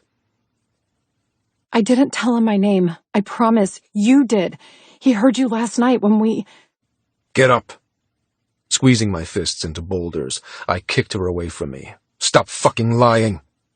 I'm not lying. Her eyes blazed with terror, but no tears rained. This was beyond tears. Her treachery would not be forgiven with such pitiful, unbelievable excuses. I'd gone to her villa this morning to announce I'd done what she'd asked. That Calico, Neptune, and Jupiter had all been returned to loved ones. I'd planned on taking her out on the water. Just us. Just us and vast open waters where we could finally drop our protections and be real. To see if what we felt could be long-lasting. To see if I could trust what she offered me. A chance at happiness. True happiness. A date. The first date I would have been on, because I'd never let anyone get close to me like I'd let Eleanor. I'd gotten my kicks from sex clubs around the world. I'd fucked women who'd remained faceless and distant because I chose that. I chose not to trade emotions, not to catch feelings that might end up destroying me. I'd been right to be wary. I'd been so fucking stupid to think Eleanor goddamn Grace could cure the burnout that'd steadily been creeping over me since I'd killed my parents. Not trusting anyone was exhausting. Not dropping my guard was beyond tiresome. It'd become debilitating to the point where I craved the ability to set down my grudges and guards, begged for a woman to love me for me. The dark parts, the dangerous parts, the parts that would go to fucking war in her honor and place my life at her feet. Eleanor could have been that girl. But she'd proven there was no such girl. No such angel worthy of a monster. No such goddess faithful to a god. My anger blended with heartache. I studied her, bowing before me, drenched in my shadow, and I felt empty. Achingly furious and murderously mad, but beneath that heat was the ice-cold dagger of delusion. Just like my dream girl, Eleanor had turned out to be a fiction of my idiot hopes. Bending down, I wedged my knuckles under her chin.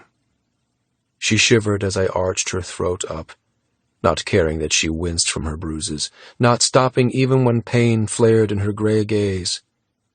She'd caused me untold misery. The least she could do was feel a little discomfort. First, you make me release 3 perfectly trained goddesses. You cost me a fucking fortune. You use the power you have over me against my business and livelihood. She swallowed hard as I cupped her chin, holding her firm with cruel fingers. And now? Now you want off my island too? I bared my teeth. You tell a guest your name. You inform him of our little arrangement. You sign his death warrant as well as your own. Sully, please. She reached up to touch me, but I snarled in warning. Touch me and you won't like the consequences. Her hand dropped into her lap. Her eyelashes feathered down, hiding the turmoil in her stare. Are you determined to free all my goddesses? I whispered.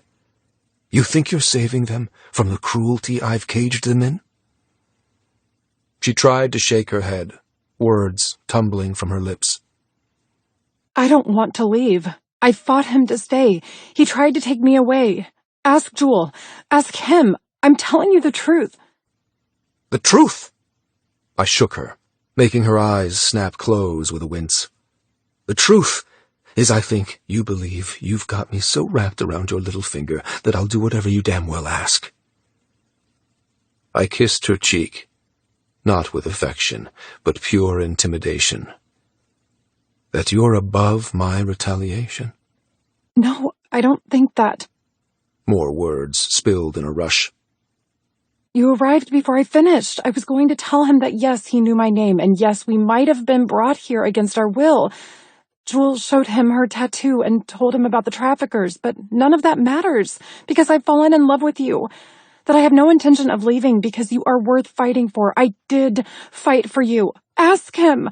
Ask him how many times I told him to remove his touch. I was going to turn around and run straight to you. The moment I said my bit, Sully, I swear. Tears did start now, the cracking of her heart and soul in each crystal droplet. I love you, Sully. I'm in love with you. You have to believe. Believe? I ripped my fingers from her face. I believe this is another trick. Just like you tricked me into removing 3 goddesses. You're so determined to free everyone, Jinx. Fine, be my guest. You can do all their workload. You can serve every fucking night in Euphoria and see if I give a damn. And this time, it won't be me. You have it wrong. Just listen. Leave her the fuck alone, Sinclair. Adam Marks, the wannabe con man and Wall Street wolf, finally decided to step forward and stand up to me. It's true what she said. I saw you fingering her last night. I heard you use her name. I froze. You spied on us? He scowled. You were pretty hard to miss on the main pathway. Yet you stayed to watch. I cocked my head. Why? Thought you could fuck her after I was done? He bristled. No. I stayed because I needed to get past you to go to my villa. In the time it took to decide if I should find another way around, you finished. I'm surprised you didn't follow her, to see if you could sample what I had. He shook his head. You really are an asshole. Pointing at Eleanor, he snarled. She's obviously telling you the truth. She did fight me. She went against all reason when I offered to take her away from here. He rolled his eyes. Personally, I think she's been brainwashed to the point where she's unsavable, unlike the other girl here. He pointed over his shoulder at Jewel, who wisely stayed silent and still. She was all for my rescue attempt, but not that one. He sighed, looking pityingly at Jinx. Whatever you've done to her, you've broken her heart and soul, Sinclair. She genuinely believes she loves you, and all you can do is threaten to let 1,000 men rape her. Wiping his mouth, he backed away, his face going slightly green. You know what? I want off this place. I'm getting my bag and I'm leaving, right now. My temper hissed and lashed in my veins, my voice a howling blizzard. Great, I'll arrange the helicopter for your departure. His shoulders braced as he prepared to deliver an ultimatum.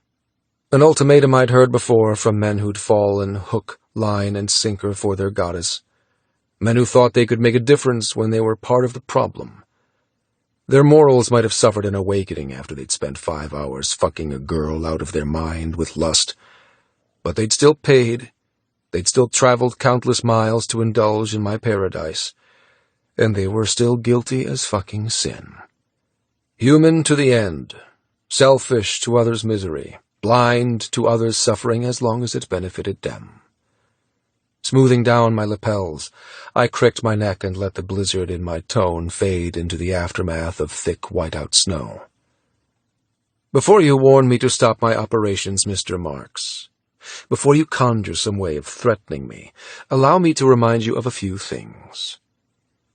Stepping around Eleanor, still quaking in the sand, I muttered, You enjoyed yourself immensely with Goddess Sailor the other night. Your DNA is still in her body. I have footage of you fucking her. I have dossiers of your fantasies. I have a background check of who you truly are. I have enough evidence on you that if you tell the police about my enterprise, you will be equally implicated and be arrested for similar crimes. The only difference is, I will get away with it, and I will ensure you will not. You will kiss goodbye to your climb up the shit-stained ladder of Wall Street. You will never have that private plane your girlfriend has already reserved online. Speak of what you did here, and I will fucking bury you. I stepped into him, my height placing me at least 3 inches over his eye line.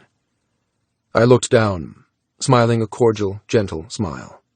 Oh, and by the way, another friendly reminder, you signed an ironclad NDA when you first arrived, remember? I raked a hand through my unruly hair. Not only do you stand to lose everything, I'm also fully within my rights to wipe you off the face of this fucking planet if you break it. Adam Marks gulped. The sheen of sweat on his upper lip glistened. He tried to hold my stare but broke under pressure and glowered at the sand below. Slowly, he gave up his crusade. He stopped trying to liberate Jewel and Jinx and nodded glumly. You win, Sinclair. I'll do what you want and return home with my tail between my legs. Appreciate that. I smiled. Your ride leaves in 30 minutes. He left without another word or look at the 2 goddesses. The second the jungle had swallowed him up, I pinned my gaze on Jewel. Had Calico's rot spread throughout all my stock? Did I have to replace them with new before anarchy reigned? Or could I talk sense into her later? Pointing at her, I muttered, You and I are not done, Jewel. A little chat is in order. Find me tomorrow and I'll deal with you. She bowed her head. Red curls cascaded around her cheeks. Yes, Sullivan. Blushing with fear, she bolted down the pathway, spraying sand on my purple orchids. When 4 people had been reduced to 2, I turned back to deal with Eleanor. She stood, brushing granules off her knees, her simple dress looking like a robe upon a queen. That damn invisible crown had somehow adorned itself with yet more diamonds, frosting her in courage and transparency. Her silver stare repeated what she'd confessed. I love you. I'm in love with you, despite what you are. She admitted something I'd guessed while on Leba yesterday. Yet I still didn't trust it. I didn't trust her. I didn't know if I ever could. Therefore a game was in order. A final game, where I knew all the rules, and Jinx knew none of them. A game that would prove her loyalty, once and for all. Snapping my fingers, I prowled around her and growled, You're serving in euphoria. She gulped. When? Right fucking now. Eleanor. Chapter 17. I padded beside him. I didn't say a word as he stalked mercilessly down the lane. My stomach ached. It burned and snarled, corrosive with denial at how swiftly things had been destroyed between us, and full of barbed wire knots at the blistering betrayal in Sully's eyes. The way he'd looked at me, the pain, the absolute horror, had been a gunshot right into my useless heart. Snatching his phone from his pocket, he called Cal as we continued walking in nasty silence. Cal answered straight away, his voice echoing loud enough for me to catch what he said. What's up? Sully's body was a coil, an explosive spring ready to detonate at any moment. Tell the pilots they're due to taxi Adam Marks back to Jakarta. He has a plane to catch. Sure, consider it done. A pause before Cal asked. Anything else? Sully narrowed his eyes, shooting me a glare. Finalize the fantasy for Conrad's smithy. I just finished the coding, but he's not due in Euphoria until tomorrow. I expect it to be loaded within 20 minutes. Okay. Cal's voice changed to suspicion. Why? What's going on? He getting stroppy and wants an earlier fuckfest? Tell him I have a goddess ready and willing. Sully's hand tensed around his phone. Blackness filled his blue eyes as he bared his teeth in my direction. She's willing to work a double shift this week, triple if there are guests requiring special care. Cal stayed silent for a moment before guessing far too much. This goddess, it's not Jinx, is it? Sully tore his furious gaze from me, striding faster. I trotted to keep up with him. Partly because I didn't want to make him any angrier than he already was, and partly because I wanted to continue listening to their conversation. The one and fucking only, Sully hissed. She just volunteered. I wedged a fist in my belly. Somehow, even if I hadn't served a guest yet, thanks to Sully's tampering, that seemed like it was all about to change. His temper was a monstrous entity clouding the sky, tainting the air with another thunderstorm. Electricity crackled between us, but this time it wasn't full of lust, but rage. Shards of power crackled over his suit, his movements jerky with fury. He wouldn't forgive or forget, not until I'd sufficiently paid in pain and disgrace. Cal muttered. You let him fuck her and you'll severely regret it. Don't tell me what the fuck I'll regret, Calvin. Sully snarled. Have the cipher ready and keep your goddamn thoughts to yourself. You're the boss, sir. Consider it done. Cal hung up. Sully shoved his phone into his pocket and picked up his pace. I jogged faster, running to my demise, my death, my doom. Go stand in the center. Sully snapped, shoving open the door to the virtual reality playroom of his Euphoria villa. I didn't try to argue or attempt to persuade him otherwise. The Sully who'd dropped a little of his barriers, allowing me to witness pieces of himself, had well and truly frozen me out. He'd returned to the ruthless bastard who'd force-fed me elixir, then made me sit on his fingers in delirious intoxication. He'd shown no empathy then. He had no empathy now. I swiftly made my way to the center, standing beneath a delicate metal harness hanging from the ceiling. Sully turned and closed the door behind him. Silence fell thicker as he kept his back to me, inhaling a huge gust of air before curling his hands and spinning to stalk toward me. My mouth was dry as the beach, my tongue pierced by tiny shells and throat lodged by poisonous coral. If I had words to speak, I doubted I'd be able to give them sound. I tried to convince him.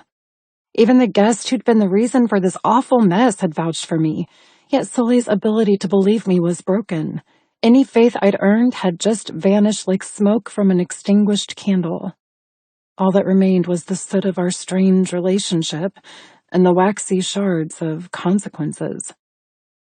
Without speaking, he pulled out his phone and pressed a button. Immediately, the harness descended, whirring gently to swing behind me. I tensed, waiting for Sully to step into me and truss me up in the imprisonment. Maybe if his skin touched mine, if his body thought for him, rather than his battered ideals, we could stop this before it was too late. However, unlike the other 2 times in Euphoria, he didn't reach out to equip me himself. He didn't take away my choices and dress me in sensors that stole my taste, touch, sight, hearing, and smell. He made me do it. Take off your clothes and put the harness on. His voice resembled an iceberg, impenetrable, icy blue, and cold, cold, cold. Heading toward the cupboards ringing the arena where sex took place between 2 people who saw an entirely different world to the one we currently resided in, he yanked open a door and removed a trolley full of black boxes with a purple orchid stenciled on the top. The sensors. Swallowing hard, my stomach ached even worse. A tumbling, tightening mess of worry of what would happen after this and an excruciating feeling of loss. I've lost him. Before I'd even had him. Tears prickled my gaze, but I sniffed them back and did what he'd asked. Grabbing fistfuls of my dress, I pulled it over my head and threw it to the side. Standing in a turquoise bikini, I undid the bows behind my nape and lower back, tossing the top piece aside and repeating with the bottom half. Sully's jaw locked as he stole a glance, bringing the trolley to a stop beside me. He remained in his expensive suit, looking every bit a pissed-off mogul with no mercy. My nakedness dressed me in goosebumps. Not from the cold, the island was never cold, but from the coldness of the man who I'd given my heart to. I'd rescued him from drowning. I'd accepted his body into mine. We'd shared parts of ourselves that we'd never shared before. And to be on the precipice of throwing all of that away made me sadder than any other time in my life. Sadder than when I'd been stolen, trapped and sold. Sadder than when I didn't think I'd see Scott or my family again. I was sad when my past had been ripped away, but now my future had been taken too, and that was far, far worse. Sully could have been a wonderful future. A future I would have gladly, gratefully accepted, turning my back on everyone else because he was worth it. He was the singular reason I'd been put on this earth, and also the reason why I wished I'd never met him. He'd awoken my heart, only to pulverize it into dust. Tears once again tried to spring, a well inside me crashing with waves up the sides, doing its best to escape through my eyes, to make me weak, to make me beg all over again. Damn man, damn... Put the harness on, Jinx. His gaze tore itself off my breasts, his hands ruthlessly tearing open boxes. Don't do this, Sully. His teeth glistened, his lips thin over sharp canines. Your right to call me that has once again been revoked. Sullivan, then. I balled my hands, laughing a little crazily. Mr. Sinclair? Shut the hell up. Nope. I have something to say to you. I have no interest in... I fucking love you, you son of a bitch. He refused to look at me, icing me out all over again. This wasn't how declarations were meant to go. Anger should never be the main ingredient in professing the terminal diagnosis of falling in love, but so what? I embraced my rage, using it as a shield against his. You know I love you. I know you do. You saw it the moment you looked at me after you laughed on the boat yesterday. I tensed every muscle against the painful memory, the way he jolted when he'd read the message clear in my eyes. When he understood the unspoken language, literally howling the truth in his face. And he'd looked at me with the same raw connection. He tried to stop it. He'd gritted his teeth and looked away and returned to driving the boat as if nothing had happened. But something had happened. Something that could transcend this wreckage if he was prepared to fight for us, for me. If he was ready to put his past behind him and choose a new kind of future where trust was the foundation that could sprout such happiness. You have nothing to say to me in return? I hissed. You're honestly going to pretend you feel nothing. He ignored me, continuing to shred boxes apart and rip out their contents as if it was me he systematically destroyed. I love you, but I damn well hate you right now, Sully. His jaw clenched. His entire body seethed with the visible restraint of not entering into the war I was so desperate to have. He wanted to prove he felt nothing. He wanted to hurt me this much. He wanted to throw me away without allowing common sense and the truth to fix us. Fine. Fine. You're a coward, Sullivan Sinclair, a goddamn coward. He stilled. A subtle shift of sizzling tyranny settled into blistering self-control. His hands stopped massacring the boxes. His shoulders turned stiff. His very breath slowed from harsh to hardly at all. Terrifyingly slowly, he turned to me, his eyebrows raised mockingly while his blue gaze remained on lockdown from feeling. Interesting choice of words. Jinx. What? Coward? I narrowed my eyes. No, actually, I think it's the perfect one. A dangerous slur to slander. Truth is never dangerous. He smiled with daggers of frost. Truth is the most dangerous thing of all. Is that why you run from it?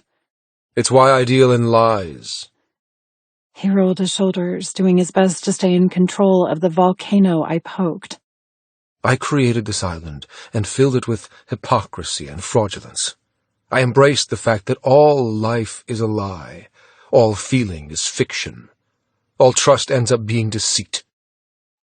Trust is hardwired into us. It's a fundamental law for coexistence.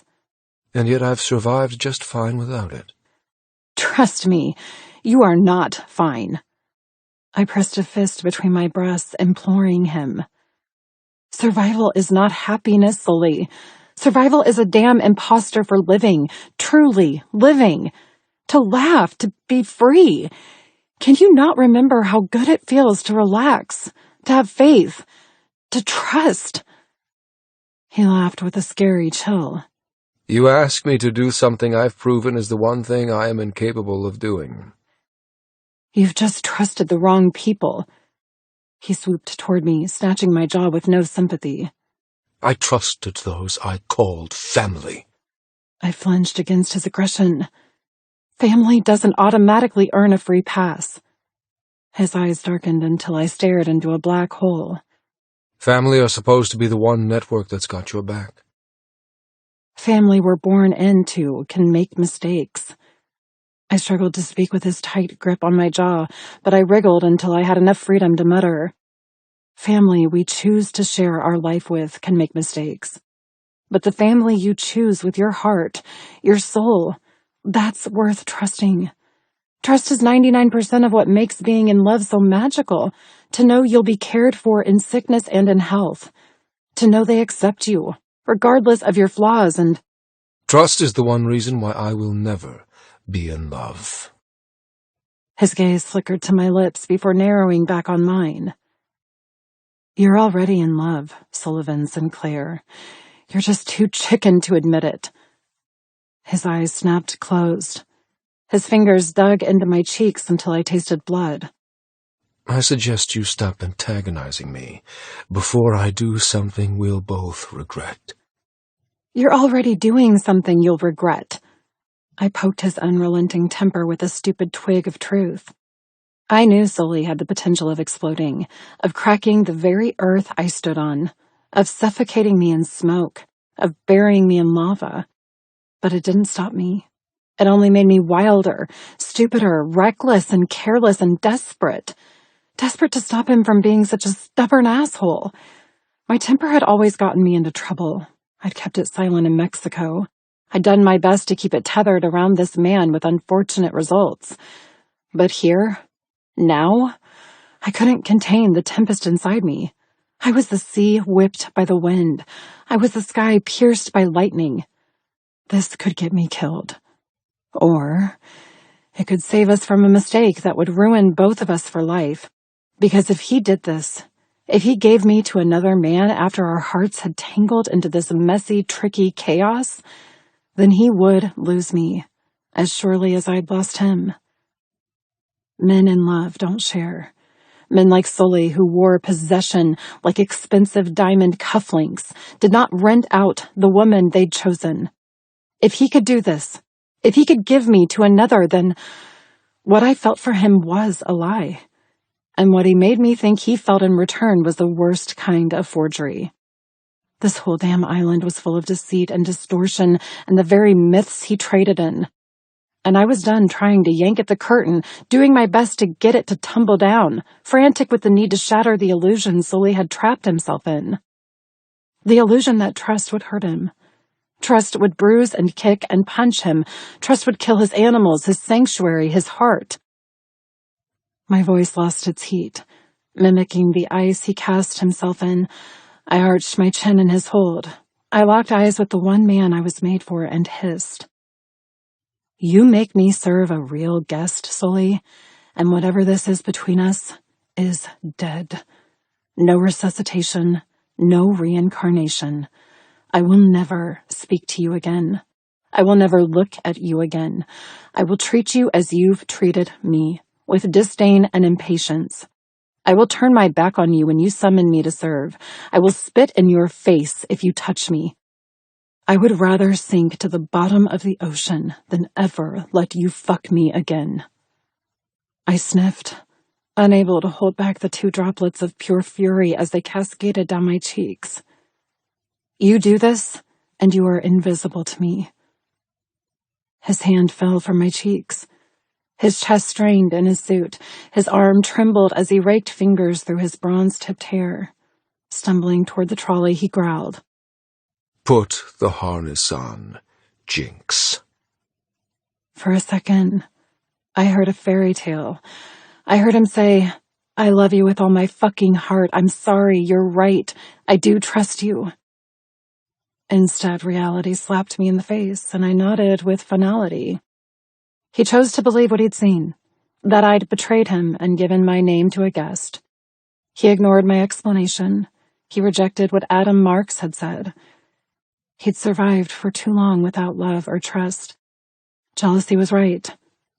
Sully Sinclair was rushing headfirst toward a crash and burn breakdown, a burnout of his own making because he refused to allow anyone to carry a tiny piece of his heart.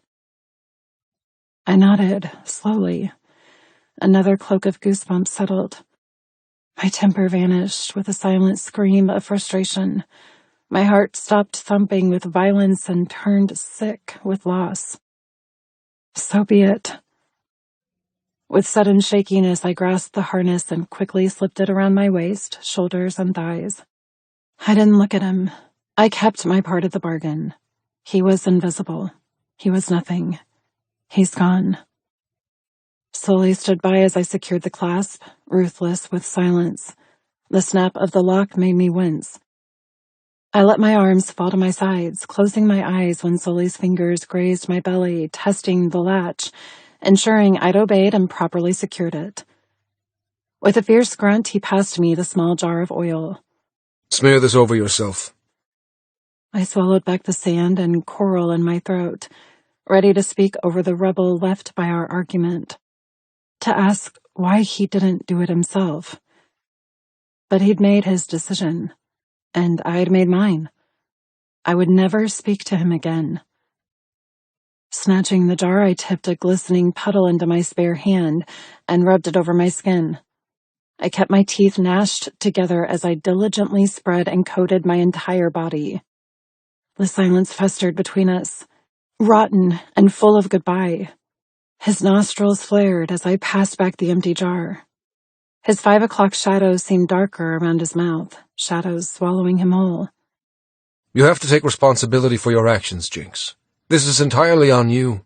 I will not prepare you. I will not make this any easier on you. He leaned forward, his body heat scalding my chill. Trust isn't given. It's earned. My eyes snapped up. What does he mean by that? That I had a hope of earning it? That this wasn't as black and white as my normal dealings with him? Keeping my stare, he held up another box, the mouthwash. I cracked the lid and swilled without complaint. My mind, that logically accepted my defeat, and my heart that painfully cast him out, slowly nudged me alive with idiotic optimism. Trust isn't given. It's earned. Did he expect me to prove myself by sleeping with another man? Prove that I would do whatever he commanded? What would that achieve? That I'd finally accepted my place as his belonging and not a woman with her own free will and thoughts? No, that doesn't make sense. I bit my bottom lip, trying to rip out his secrets with just a stare. He avoided eye contact, handing me the roller of scent deception, waiting while I smeared it beneath my nose. I passed it back and he threw it onto the trolley. Selecting the box of earbuds, he shoved them into my hands. This time our eyes did lock, and the sea blue of his gaze was as deep as an abyss filled with sharp-toothed sharks. He looked as if he wanted to bite me, to make me cry out, to make my vow to ignore him meaningless. Keeping his threatening stare, I inserted the buds into my ears. The room muffled, amplifying my own heartbeat and breath. Sully took the empty box and handed me the ISLES without a word. Our transaction was void of anything but clinical interaction. Gingerly, I fumbled with how to insert them. Sully held up a mirror, being patient while I unwillingly learned how to plant contacts over my pupils, flinching with foreignness, once again hating how my vision went hazy, waiting for my brain to figure out how to see past the unwanted film. Only once I stopped blinking, I could see enough not to be taken by surprise, did Sully put down the mirror and pick up the final box. The fingerprint sensors. the one thing I wouldn't be able to do myself. With a heavy inhale, he murmured, "Give me your hand." I braced myself and placed my fingers into his control. The second our skin collided, a supercharged current of want and wicked hunger zapped from him to me. I winced as the power bolt fizzled up my arm, through my heart and into my core. For the first time since he'd dragged me here, my body melted instead of tensed, preparing for love, not war. He vibrated with fraying self-control as he ignored the hissing, hurting bond between us, tearing off the sensors from its sticky sheet and placing them firmly over my fingertips. With each sensor he glued on me, I grew hotter, wetter. With each caress of Sully's touch, it made me want to slap him, then kiss him, then slap him all over again. By the time he'd done all 10 fingers, we both had no control over our breathing or the nightmare our bodies had shackled us with. I was wet, he was hard, yet we would find no satisfaction in the other. There would be no kisses before he loaded me into the arms of another man, no tongue on my clit while he tried to convince himself he didn't want me for himself. I'd never seen him so resolute or pig-headed about a decision that would only bring aching regret. With a fierce squeeze of my hand, he let me go, unable to look at me, avoiding me as if he walked the narrowest road where if he veered off course just for a second, he'd choose a different path. A fork in our destinies that had appeared the moment we met. Does he see it too? Did he see the different destinations on offer? The dark, dismal ending if we turned our backs on each other, compared to the bright, hopeful beginning if we fought to be happy. It was a shame, really. Such a shame we were so similar in all the ways that mattered. We had the same morals, same ethics, same personalities. We could have been amazing together. We could have been forever. With a tummy-clenching grunt, Sully backed away from me. He balled his hands against the tug of togetherness. He revoked fate's incessant pull. Stubbornness ought to be a sin, a deadly penance-earning, hell-inducing biblical sin. Then again, stubbornness could also be confused with pride. The way Sully braced his shoulders, standing tall and majestic and embracing what his goddesses called him, an emperor upon this island. The more I didn't know if it was pride that Sully refused to shatter, or his stubbornness. Either way, it would end whatever we had. Yanking his phone from his trouser pocket, he planted his legs into a fortifying stance and typed on the small screen. He typed for longer than usual when loading me into Euphoria. He typed so long I grew impatient. I wanted this over with. I wanted some pill to swallow to remove him from my head and heart. I wanted a drug. Wait. He didn't give me elixir. I looked up, studying him as he continued to type, his jaw set and eyes tight, his forehead furrowed with signs of his emotional exhaustion and inflexible stubbornness. How had he forgotten to give me elixir, and why did that worry me the most? My heart kicked with worried flutters. You know why. I reached for the harness clasp around my waist. Sully typed a final sentence, his nostrils flared with pain. Wait! Wait! I didn't want to be sent to a guest without being high on elixir. I didn't want to have to sleep with someone as me, and not an animal drowning beneath disgusting lust. That lust kept me safe. It turned sex for them into sex for me. It gave me power. It gave me sanctuary. It gave me peace from my thoughts and allowed my body to rule. Without elixir, I wouldn't be mentally intact afterward. I'd be broken, well and truly shattered and precisely what he wanted me to be. His to use, abuse, and command. Sully looked up, his thumb hovering over the button glowing on his screen. I opened my mouth to beg for something I never thought I'd want. Give me elixir, damn you! Don't gift me to someone and ask me to fuck them as me! Eleanor wasn't capable of being a whore, but Jinx could. Jinx had. Jinx... Let's see if you're different. Eleanor Grace. Sully raised his hand, the phone condemning me in his grip. Let's see, once and for all, if you can be trusted. Sully, no! Too late. His thumb came down. The sensors blinded me, deafened me, stole me. White, silent, nothing. Sullivan, Chapter 18. I was the master of sniffing out lies. Thanks to Drake's firm tutelage when we were kids, he ensured I'd learned that lesson very well.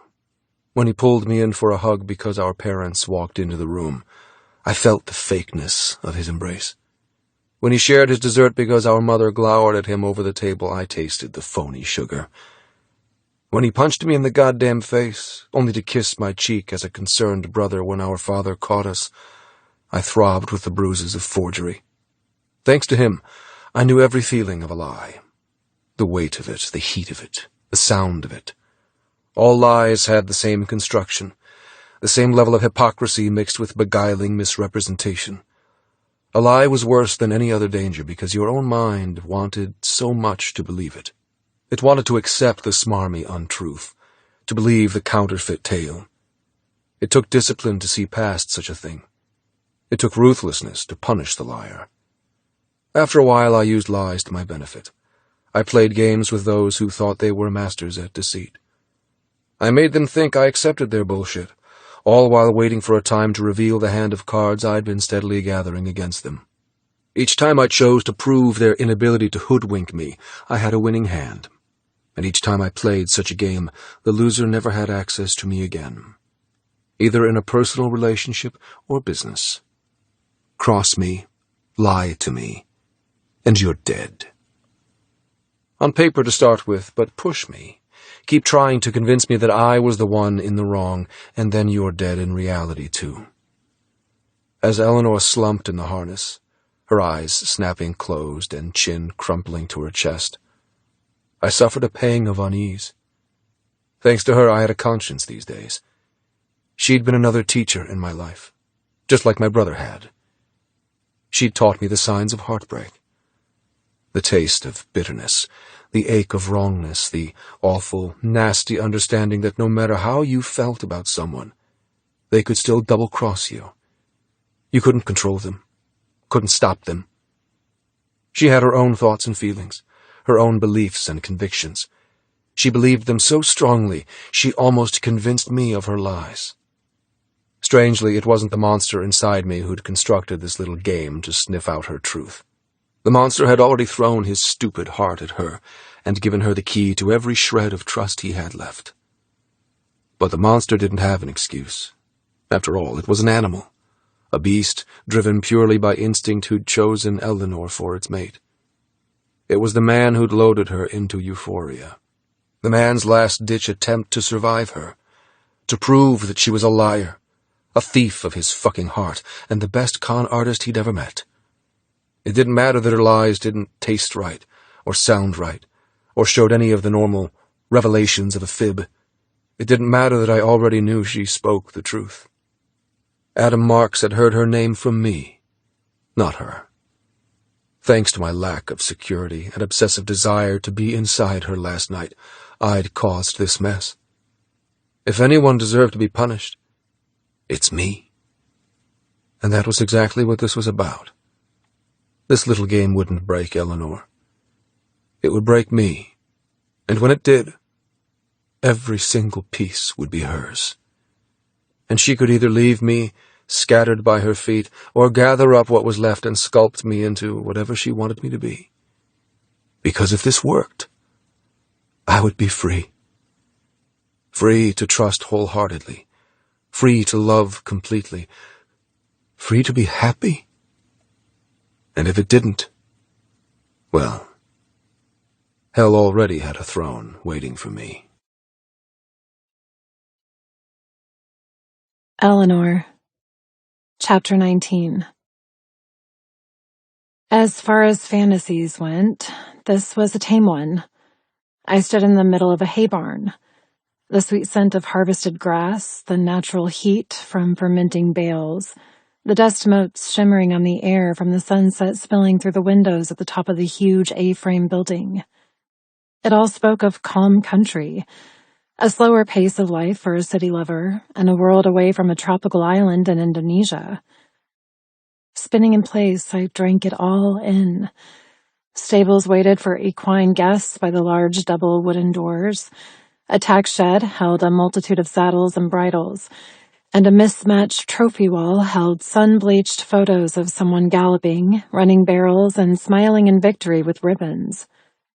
The brick floor looked freshly swept, and birdsong outside mingled with the crow of a rooster and twitters of happy hens. Without elixir fogging my mind and body, I had the luxury of judging the quality of Sully's virtual reality. He was right when he said he contorted the parameters of fact and fiction. Try as I might, I couldn't spot a glitch in the illusion.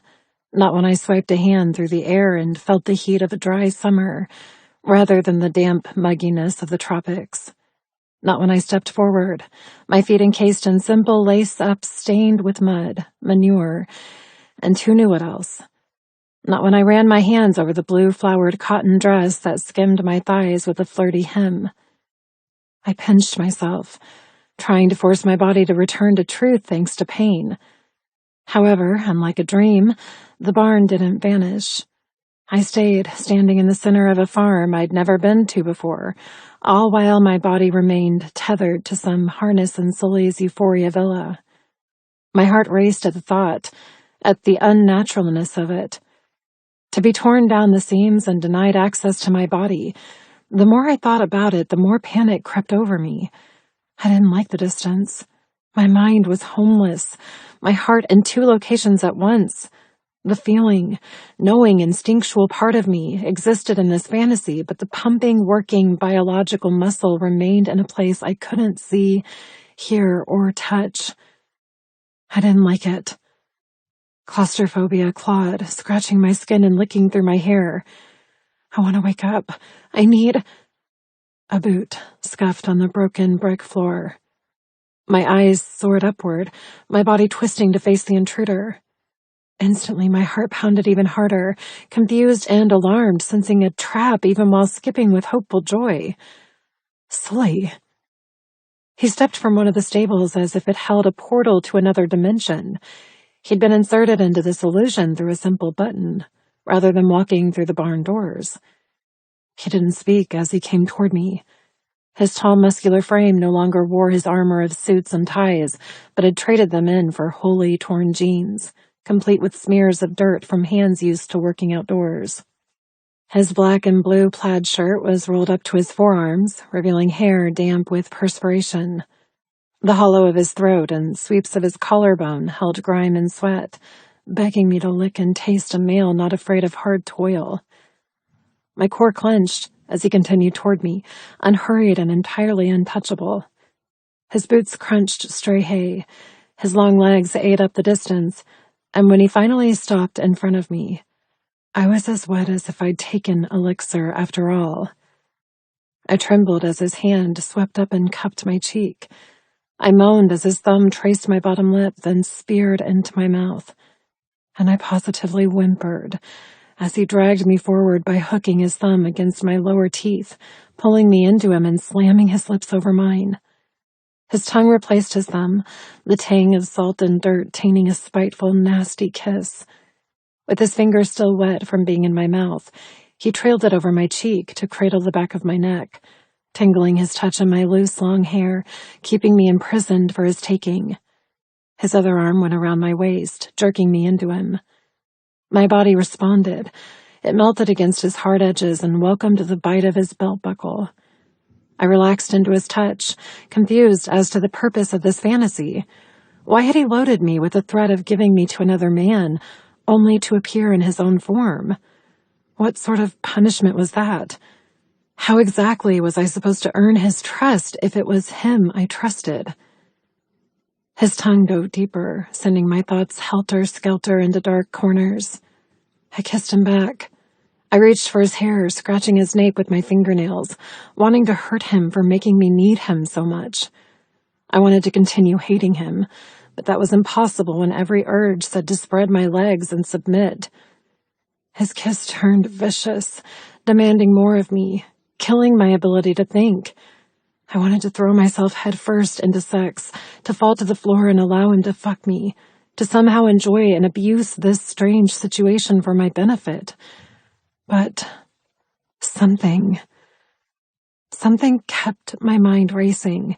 Something kept tugging me back. Something doesn't feel right. He tugged at my hair, jerking my head back to bite and suck his way along my jaw.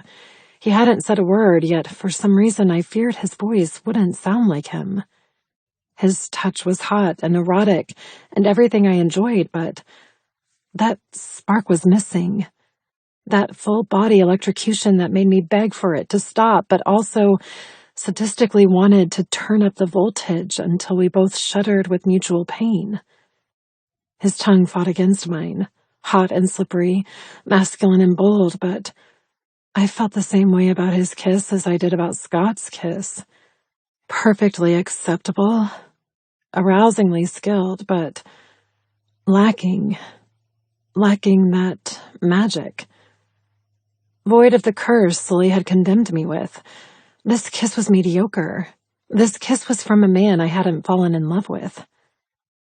Stop! I tore my mouth away from his. His lips glistened from shared spit. His tongue ran along his bottom lip, tasting me on him. His blue eyes flashed with impatience. Stop. He rolled his hips, wedging his throbbing erection against my stomach. How can you tell me to stop when this is what you do to me? I waited for my belly to flip, for my core to liquefy, for my heart to gallop with lust. I waited for every synapses to falter and fritz, knowing I was wanted by a man of Sully's caliber. A man who was rich, not just in money or genius, not in physical assets or skills, but rich in whatever alchemy that switched us from normal individuals into the exact needs of each other. We were meant to be, pure and simple. And this man, he's not Sully. Pushing his broad chest, I squirmed in his hold. Let me go! Anger furrowed his brow. Silly girl. His fingers dropped to my hips, digging his cock deeper against my stomach as his biceps flexed, dragging me into him. That's not how this works. I'm going to fuck you and... I slapped him with a swift right palm, then drove my knee as high as I could against his balls. He stumbled backward, nursing the bright red handprint on his cheek, luckily avoiding my knee to his testicles. Fuck, you're going to pay for that. For a moment, my resolve faded. His voice had the same gravel and velvet. His jaw had the same twitch of fury. His eyes danced from turquoise to navy to every color in the ocean. Even his hair fell the same way over his forehead, complete with lightened tips, laughing in the face of dark ebony. His height was right. His smell was right. His touch and taste and mannerisms were right. So why did I doubt? Why pin my refusal on the flimsy idea that just because his touch didn't affect my soul, that he was an imposter? Why did I think I could sense a lie when every sense had been hampered by Sully's technology? What is going on? I paused too long.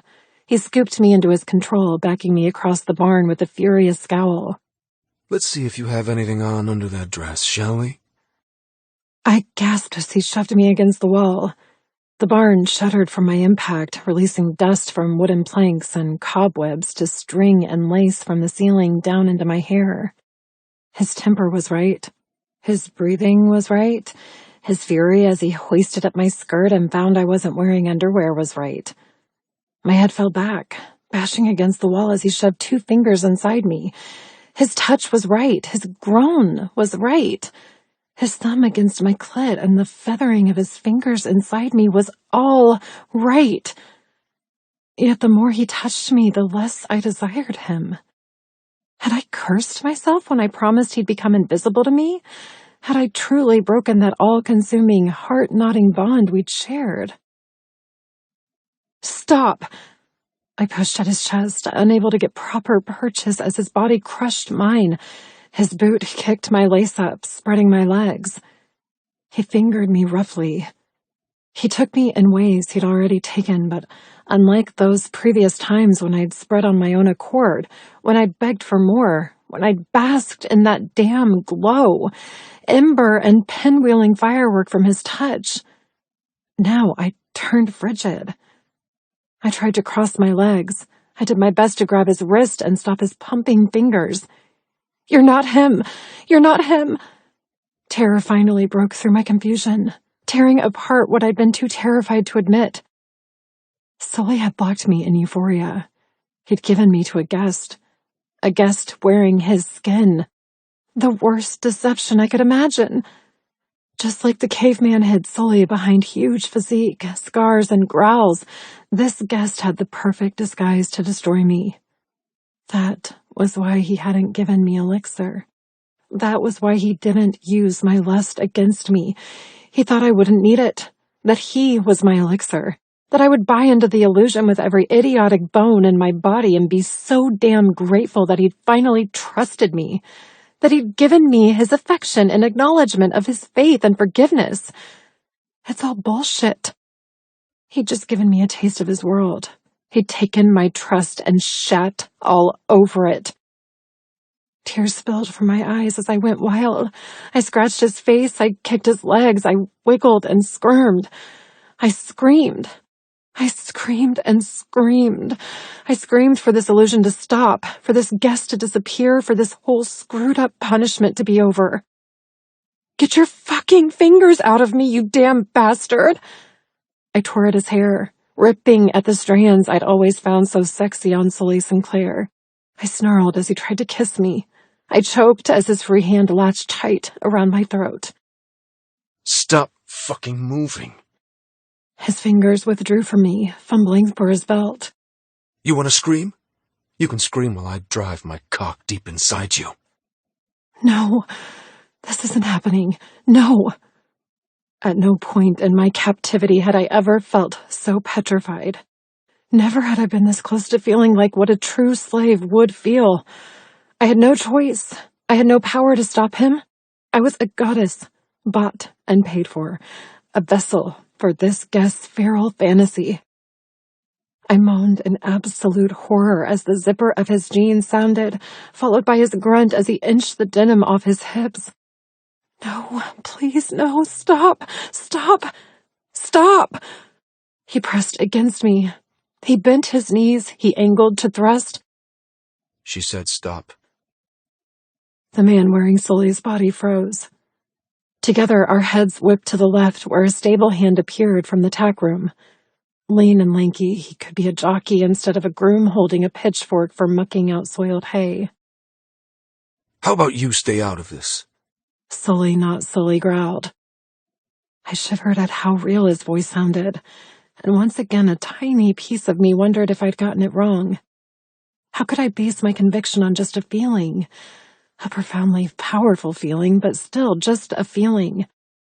But then, Sully, not Sully, pressed himself against me again, and I knew. No amount of censors or oils or gimmicks could prevent me from knowing. I knew without any remaining doubt. This man was not him. This man did not have the right to touch me, fuck me, love me. This man was nothing. "Let me go," I snarled. Sully, not Sully, flat out ignored me, arching his hips to slide his cock between my legs. The glint of a dirty pitchfork wedged against his jugular. She said stop. A repeat of what he'd already muttered, in a voice that held the barest of gruff and laced with a southern accent. I'd never heard that voice before. I'd never met this brown-eyed, blonde-haired boy in my life. And yet, sparks, awareness, knowing. Goosebumps sprang all over, reducing my horror to hope. Could it be? Was it him? And if it was, why? What was the purpose of this hellish trick?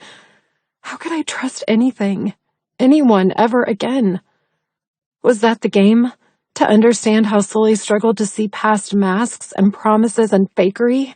To reveal how trust could never be given if your heart said one thing but your mind another? Even suffering this riddle for a few short minutes, I was exhausted. Exhausted fighting my psyche's natural craving to trust.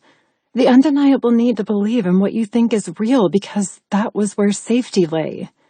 If the one person you thought you could trust turned out to be your worst enemy, then nothing was safe. The world was a cesspit of liars and thieves and murderers, all hiding behind sweetness and smiles and the utmost simplicity of trust. Trust. That damn inconvenient emotion that ultimately destroyed the gullible and allowed the deceitful to run free. My shoulders slumped. My revelation had come fierce and fast, leaving me fumbling for air. The stable hand shot me a worried glance. His brown eyes glossed with concern, his eyebrows tugged low in hatred for the man forcing himself upon me. Without a word, he jabbed the pitchfork deeper against Sully, not Sully's throat. Get off her. 3 new words in a stranger's voice. But I closed my eyes and listened to the magic behind it.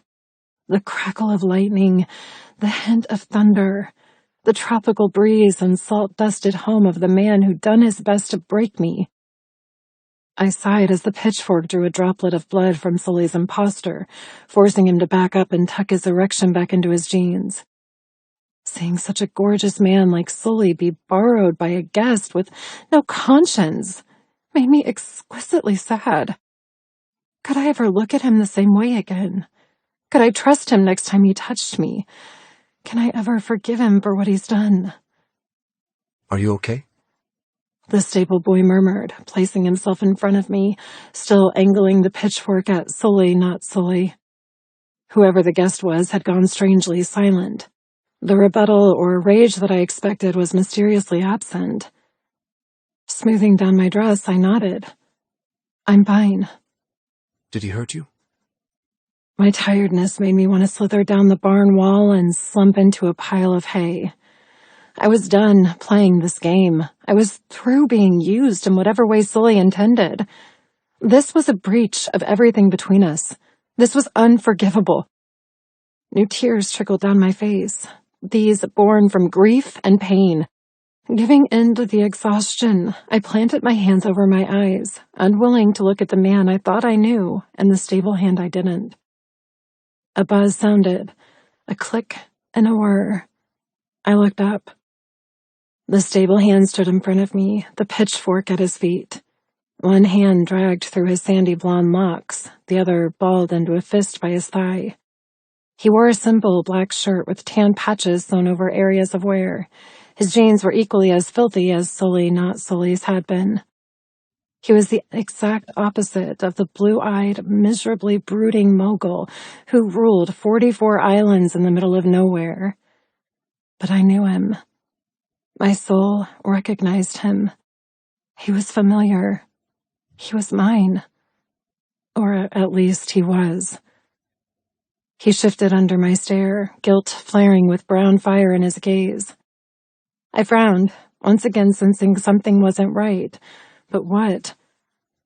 Looking over his shoulder, I expected to see Sully's imposter staring at us, watching this tender moment, ready to attack the stable hand and continue his assault on me. Only, there was no one else. No hint that there had ever been a third person in this complex, confusing illusion. There was just me and this lanky boy who watched me with utmost desolation, knowing he'd fucked up, tongue-tied on how to fix it. With a weary sigh, I gave up pretenses. I stopped playing this game of lies. I looked at the boy directly in his face and gave him the finger, a slur that needed no interpretation. Fuck you, Sully Sinclair. Fuck you. Sullivan, Chapter 20. How? I shrugged with utmost vulnerability. Vulnerability I'd always kept buried. How did you know? Eleanor swiped at her tears and straightened her spine. The same way you'd know if I appeared in a different form. I frowned. That didn't answer my question. I wasn't psychic or gifted. I didn't have whatever voodoo she possessed to be able to see past my hallucinations. Had my program glitched? Had she seen past the coding and seen the lack of humanity in my doppelganger's eyes? Glancing at my hands, I scowled harder. The fantasy was still intact. I stared at the fingers of a stable boy, complete with blisters and thickened palms. I'd shed my usual tall height and operated the body of a younger man. For all intents and purposes, this blonde-haired farmhand was a puppet, dancing to my jerks on his strings.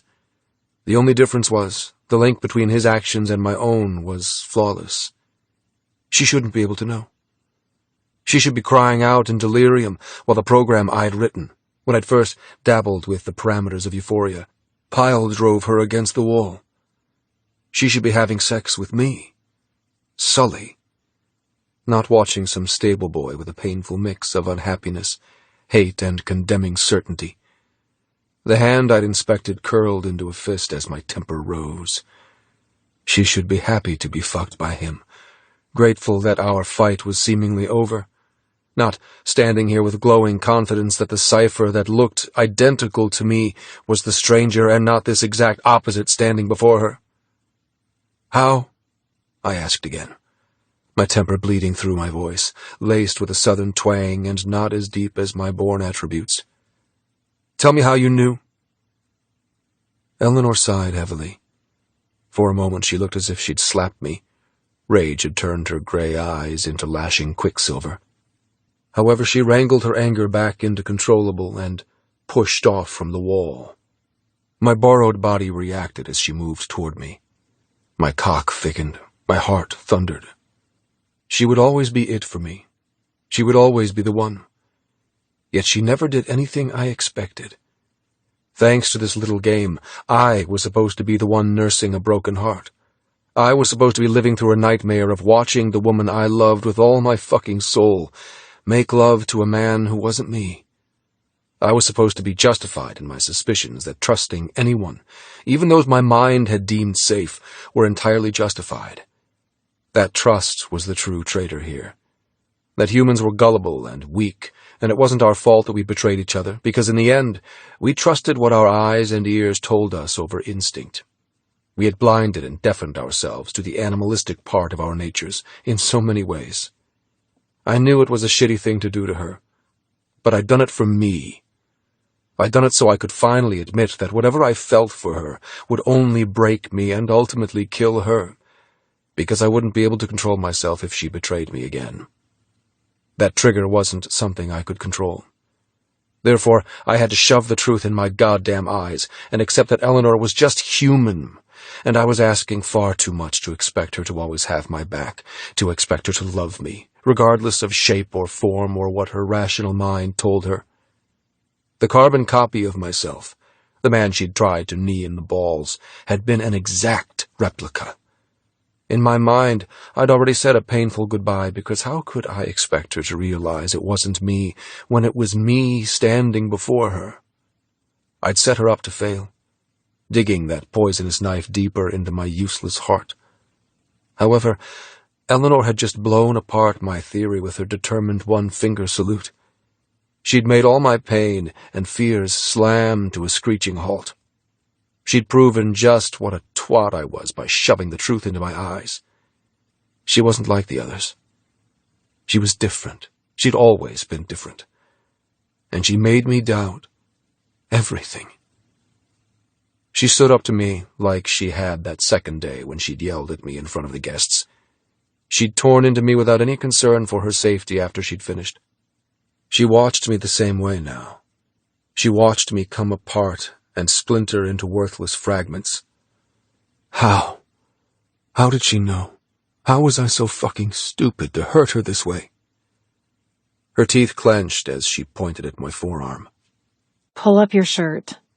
My thoughts bounced and collided, ratcheting my heart rate into a goddamn mess. Excuse me? You heard me. She straightened her shoulders, as if conversing with me pissed her off. Pull up your shirt. Pursing my lips, I did as she asked, yanking at the cuff until it bunched under my elbow. Blonde hair scattered my sun-bronzed skin, the size of the arm smaller than my usual one. It felt strange to stare at a limb I had no connection with, no sense of ownership. My scars from my past were gone. My broken and healed bones no longer a part of me. I had no kinship with this body, and yet Eleanor had known almost instantly that I hid inside it. How? Fucking how? With another deep breath, she stepped into me. Hesitatingly, she raised both her hands, ready to touch me. I stiffened with anticipation. Her gaze caught mine with molten steel. Close your eyes. I scowled. What? No, Close your eyes, Sully. I wanted to argue. I wanted to know what this experiment would prove. She hadn't answered my question. This was wasting time. She stepped back, dropping her arms. You know what? Let me out of this hallucination right now. I want to get as far away from you as possible. My heart twisted into an agonizing knot. You're mad at me because you think I gave you to a guest. A guest wearing my body. She flinched and bared her teeth. I'm mad at you for not trusting my word, for putting me in this situation, even if it is just virtual reality. You made me believe I was about to be taken by force. I'm mad at you for the panic, the helplessness, the sheer panic of not being able to stop it. Her skin lost its color. But I'm fuming mad that you're watching me, as if you don't understand why I'm cursing the very ground you walk upon. I shrugged helplessly. It's true. I don't understand. She sniffed with fury, ready to rip into me again. My hand shot up and I rushed.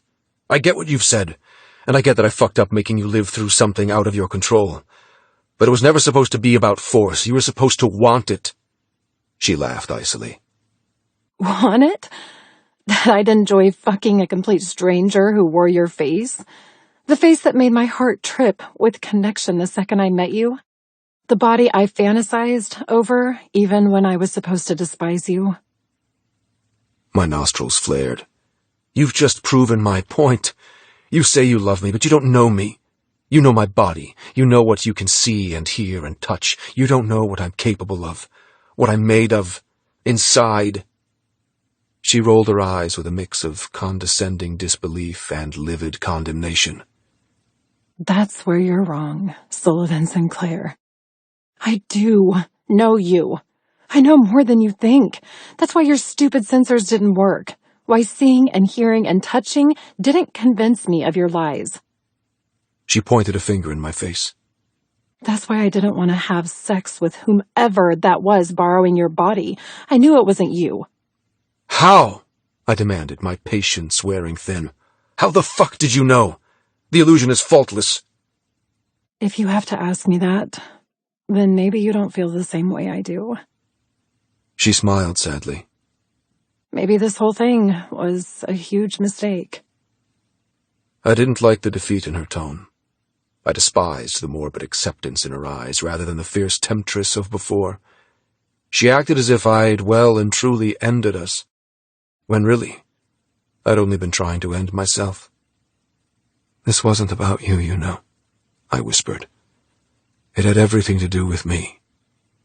She froze. What do you mean? I mean, watching you fuck another man, even if it was a shitty thing to do making you fuck someone who looked like me, would have proven that I'm not special. That it wasn't who I am inside who you fell in love with. That it was just the pretty packaging hiding the despicable creature I really am. She scrubbed her face as if my logic drove her up the wall. Ugh! Digging her fingers into her eyes, she abruptly dropped her touch and looked at me with such a piercing, painful stare I sucked in a breath. Whoever broke your trust so badly to make you this way, Sully, ought to be severely punished. My lips pulled back in a threatening smile. Oh, they've been punished. Don't worry. She didn't shudder or act repulsed that I'd sought retribution. She just nodded and braced her shoulders. Stepping into me again, her posture remained stiff and jerky as she commanded. Close your eyes and hold out your arm. Last chance. I won't ask again. You want to know how I knew? You want to know how I can stare into the brown eyes of a farm boy I've never met, but know that I am hopelessly his? I'll show you. My guts tangled with something sharp, making me bleed sheer pain. I stared at her. I loved her. I was afraid of her in that moment. Afraid of what she'd do to me. Afraid of what she'd make me become. Afraid that there was no turning back from this, regardless if I was ready or not. Adrenaline rushed through my bloodstream as I locked my knees and closed my eyes. I didn't know why I was afraid. Why standing before Eleanor with my arm outstretched made me feel defenseless, exposed, and utterly at her mercy. Seconds ticked past, making me bristle and my stupid heart double beat. I needed to see, to look at her, to know what the hell she was doing. But the softest feather touched my hand, followed by another on my forearm. I jerked. Shit. Heat, sizzling, crackling, potent and powerful and perfect. Even your damn euphoria can't stop the link between us. She murmured as one of her hands traced the sinew of my forearm, so soft it almost tickled, but firm enough to prove it wasn't my body's sensory reaction to her delicate touch, but the central nervous system of primal desires. No matter your technology and masks, Sully, our chemistry will override everything. Her other hand linked with mine, threading our fingers together, joining us in a bind that was so innocent and yet dripping with carnal yearning. I went insanely hard. I turned breathless as she traced the underside of my wrist. I swayed as my heart drummed, skipping to a new rhythm thanks to the electrical charge she fed me. Her electrical pulses collided with mine, conductive and disruptive, syncing with my own power, ensuring the positive ions within her soothed out the negative ones within me. Fuck me.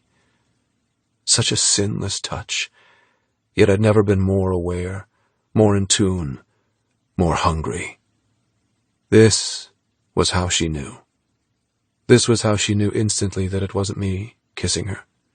Not from her outward senses, but her inner ones. Those that could not be faked. Those that could not be lied to. Those that could not be tricked or cheated or scammed. Christ! I shuddered as her hand added pressure, linking her fingers around my wrist and pulling me into her. My eyes stayed closed, basking in the raw power between us, loving the unhindered connection. The blissful awareness that what I felt for this woman and what she felt for me was real. It wasn't about trusting what someone said or did. It wasn't about trusting our own external senses. It was about trusting how they felt within, how our force fields blended, how our souls spoke in that unknown language that we both understood. I didn't need sight anymore. I only needed touch. I needed to touch and kiss and slip inside this amazing, wondrous goddess who had just set me free. Wrapping my arm around her waist, I pressed her into me. Our hand remained linked, glued at the palms and entwined by fingers. And when our lips met, I groaned in agony. Agony over what I'd done. Agony over what I was. Agony that she might never forgive me, and this magic, this mayhem, this magneticism between us wouldn't be enough to keep her. My tongue speared past her lips. Her taste exploded in my mouth. I groaned again, clutching her closer, trying to climb inside her. The kiss switched from a simple connection to an attack of lust and lunacy. Our heads danced, our tongues dueled, our lips heated from friction. I could come just from kissing this girl. I could come just from holding hands with this girl. She was everything. My legs buckled as her tongue swept over my teeth. My brain misfired, forgetting to hold up my weight when all it cared about, all it needed was to be inside her. I slammed to my knees, dragging her down with me. Her mouth opened wide in discomfort. Hay pricked us, brick bruised us, but I couldn't stop kissing her. Unlooping our fingers, she pressed both hands against my chest, pushing gently. Stop, please. Stop. I couldn't. I didn't want to. I never wanted to stop. Sully. She avoided my seeking kiss, needing to taste her again. Please stop. My eyes opened, blinded at first as if I'd lived in a different realm and forgotten how to see in this one. Eleanor stared back, her lips swollen and pink, her cheeks flushed, her gaze cool and resolute. More pain. A goddamn axe to the chest. It took every strength I had left, but I pulled away. My lungs pumped air to a suffocating heart. My blood pressure ensured I would never walk again unless Eleanor helped relieve my excruciating erection. But with the way she watched me, it hinted of punishment instead of pleasure. Punishment I deserved, and punishment I would gladly take if it made me worthy of her. Worthy? Shit, I'd done so much to be the opposite of worthy. My ribs cracked with overwhelming force, an emotion that I'd done my best to murder each time it appeared, a truth I could no longer deny. I ran my tongue over my lips. I raked both hands through blonde hair. I prepared to give myself to another, to her, forever. Our eyes caught. I shrugged, almost in apology. I stared at my queen with her invisible crown and confessed, I love you, Eleanor Grace. Eleanor. Chapter 21. The world stopped. I sat in a bubble of time, an iridescent capsule where nothing and no one could touch me. I love you, Eleanor Grace. I love you. I love you. In another life, I would have launched into his arms and kissed every inch of him. I would have clambered onto his lap and inserted him deep inside me so we could consummate such a vow. But now, after what he'd done, after the tricks and tests, after doubting my honesty, I was wary. I was burned. I was hurt. I didn't accept what he said. I didn't know if he was capable of love. I didn't know how to trust it. Trust. I laughed under my breath. How ironic that Sully was finally prepared to trust our connection, when at the very same moment I had lost the ability to do the same. I mean, how am I supposed to accept such a declaration when it comes from a stable hand with blonde hair, brown eyes, and a body half the size of Sully Sinclair's? Yes, our souls sparked when we touched. Yes, I heard him behind the voice of the disguise. But it was still a mask. A mask designed to protect himself, just like all the other masks he wore in his life. He slipped between them so effortlessly I doubted he knew he did it. But I knew. I'd been witness to the genius scientist who spoke of elixir like he'd birthed it, rather than conjured it in a test tube. I'd watched the sadistic hotelier as he welcomed guests upon his shores. I'd seen the golden-hearted man who killed himself with empathy over animals he couldn't save. I'd studied the green-fingered gardener who prowled through vegetable patches bursting with life. I'd swooned over a man who loved a tiny parrot more than money, power, or possessions. And I'd fallen for the boy behind the mask of a monster. The boy who'd been taught a lesson when he was young that trust was an abomination. A boy who still carried that lesson at the forefront of his mind. And now, I was supposed to believe that after decades of conditioning, he'd suddenly been able to switch? That he'd let me into the heart that had 1,000 walls and locked with 1,000,000 keys. Eleanor. He pinched the bridge of his nose for a second, gathering his thoughts. The action might be done by a blonde farm boy, but it was Sully's mannerisms without a doubt. The way his shoulders rolled, the way his chest strained with violence to argue his case and restraint to accept my refusal. I don't expect you to leap for joy over such a confession, but... He dropped his hand, staring me dead in the eyes. I do expect you to believe me. I splayed my hands in surrender. How can I know if it's the truth? He grabbed my right hand and slammed it over his heart. It hammered beneath my fingertips, irregular and panicked. Panicked at the thought that I would deny his devotion. Panicked that just because he'd chosen me didn't mean I'd chosen him. That is yours. It was yours the moment I fucking met you. I knew. All the while I tried to say otherwise. I tried to take my hand back, unnerved by the walloping of his pulse. Sully. I love you. I can tell you again and again. Tell me how many times I need to say it to make you believe me. I smiled sadly. It's not about repetition. What's it about then? He let me go, balling his hands.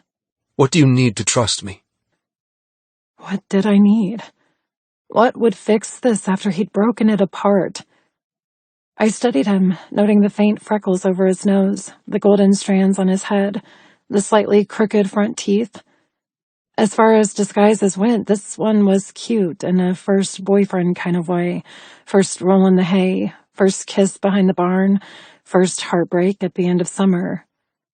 The only thing was, Sully was none of those things. He wasn't innocent or young or blonde.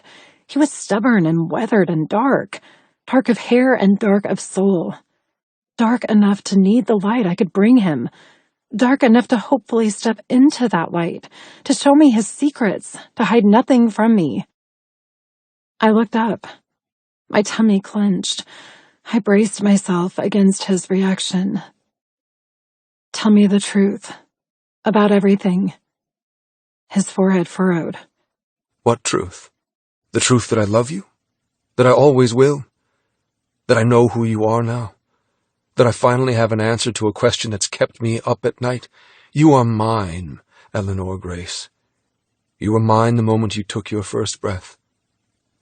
Just like I am yours. Goosebumps made me shiver. My stupid romantic heart wanted so much to stuff those words into its pocket and keep them safe. To pull them out and reread the love letter. To hear them spoken every damn day for the rest of my life. Just like this farmhand was the beginning of a romance. First kiss, first fumble, first goodbye. Sully was the end. The forever. The always. There would be no goodbye. No heartbreak. If I'd done the impossible and made a man like him fall in love with me, then it wasn't to be taken lightly. He would always love me. He would never stop. He would never accept anything less from me. I was his. More so now he loved me than I ever had been when he'd paid money for my life. In his mind, my soul now belonged to him, not just my body, and that was something he would never give back, even when I died. That sort of dedication was petrifying, but also immensely comforting. He would never share me. He would never hurt me. He would ensure I was always happy because I was in charge of his happiness in return. God, how could I have known I'd find this level of intensity when I'd been kidnapped? How could fate have brought us together in such a way? How would we ever be normal? A normal couple sharing a life, creating a home and hearth when men paid money to fuck elixir-drugged goddesses? How could I stand by his side while women were purchased and trapped? What do I need? I need convincing that I have enough power over Sully that our joint future might be different than his singular one. I need to do what jealousy told me. I need to give Sully his freedom, so others might have theirs. I caught his stare. I know what I need. He tensed, wary but willing. What? What do I need to do? Jealousy's voice filled my head. He will lie to your face if you ever ask him if he loves you. He will lie to himself until he almost believes he feels nothing. He will never admit that you've warmed your way past his defenses because that would force him to confront his very existence as a man. By admitting he's fallen for you, he's effectively signing his own death sentence because there is no easy path from there. He'd already admitted he loved me, so that death sentence was signed. He was the one who gave you that diamond. He was the one who fucked you in Euphoria. He was the one who told you he was in love with you, because he could use the disguise to hide the truth from you as well as him. I guarantee if you get him to where he thinks he can hide behind a mask, he will be far more lenient with the truth. He'll admit what's in his heart because he knows he can take it all away again, and it won't mean a thing because it wasn't him admitting them. And that was what I needed. He had admitted he loved me while wearing yet another mask.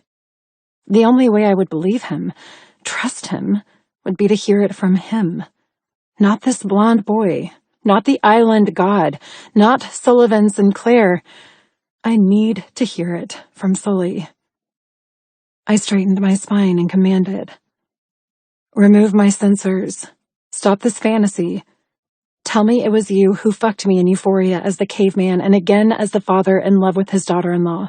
Tell me you love me as you and—" Okay. He nodded, cupping my cheek with a shaky hand. Okay, Eleanor Grace. Never looking away from me, he swiped his thumb beneath my nose, dispelling the scent deceptor. Bending close, he kissed me softly, then arched his chin, pressing my face into his throat. I inhaled deeply. My heart went wild, recognizing the scent of coconut, sea salt, and sun, the irrefutable cologne of a man who loved the tropics. Kissing my cheek, his fingers went to my ears, gently pulling out the buds lodged inside. A loud crackle, a hiss of white noise, a screech of feedback, and then they were gone, tossed to the barn floor, sticking to dirt and hay. It was me who fucked you in Euphoria. As the caveman. And as Roy Slater. I jolted with lust as Sully's true voice filled my heart with honesty. He didn't stop, taking off his shirt to wipe at the oil on my skin. Each swipe of the soft material granted back the sensation of muggy island rather than dry summer. I told you the truth when I said I was in love with you in those illusions. I could be honest, even while I still tried to believe a lie. He continued to wipe off the oil, turning his care to my legs and feet. Did you honestly think Marcus Grammer would have that stamina? The blonde boy smirked, even as Sully's voice fell from his lips. How many times did we have sex that night? 9? 19? You drained me dry, Eleanor. You drugged me as surely as I drugged you. I couldn't get enough. I never wanted you to wake up. I wanted to stay with you in that cave forever. Just the two of us. I shivered as he threw away his shirt, not caring that he sat half-naked before me, the hairless chest of the stable hand still masking the breadth and power of the man I knew was in there. He shrugged. The second time, I knew it was over for me. Twice I put jealousy in your place, transforming her into you, letting men believe they fucked you when, in reality, I would have torn their fucking heads from their corpses if they ever touched you.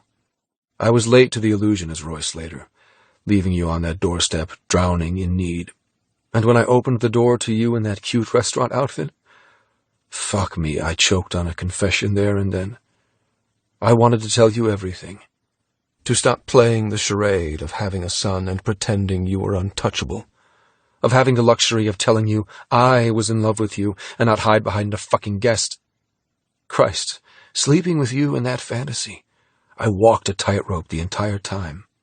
A few times I worried I'd broken the illusion, that you knew exactly who filled you, that it was me admitting all my fuck-ups. Rising onto his knees, he came closer, cupping my cheeks again.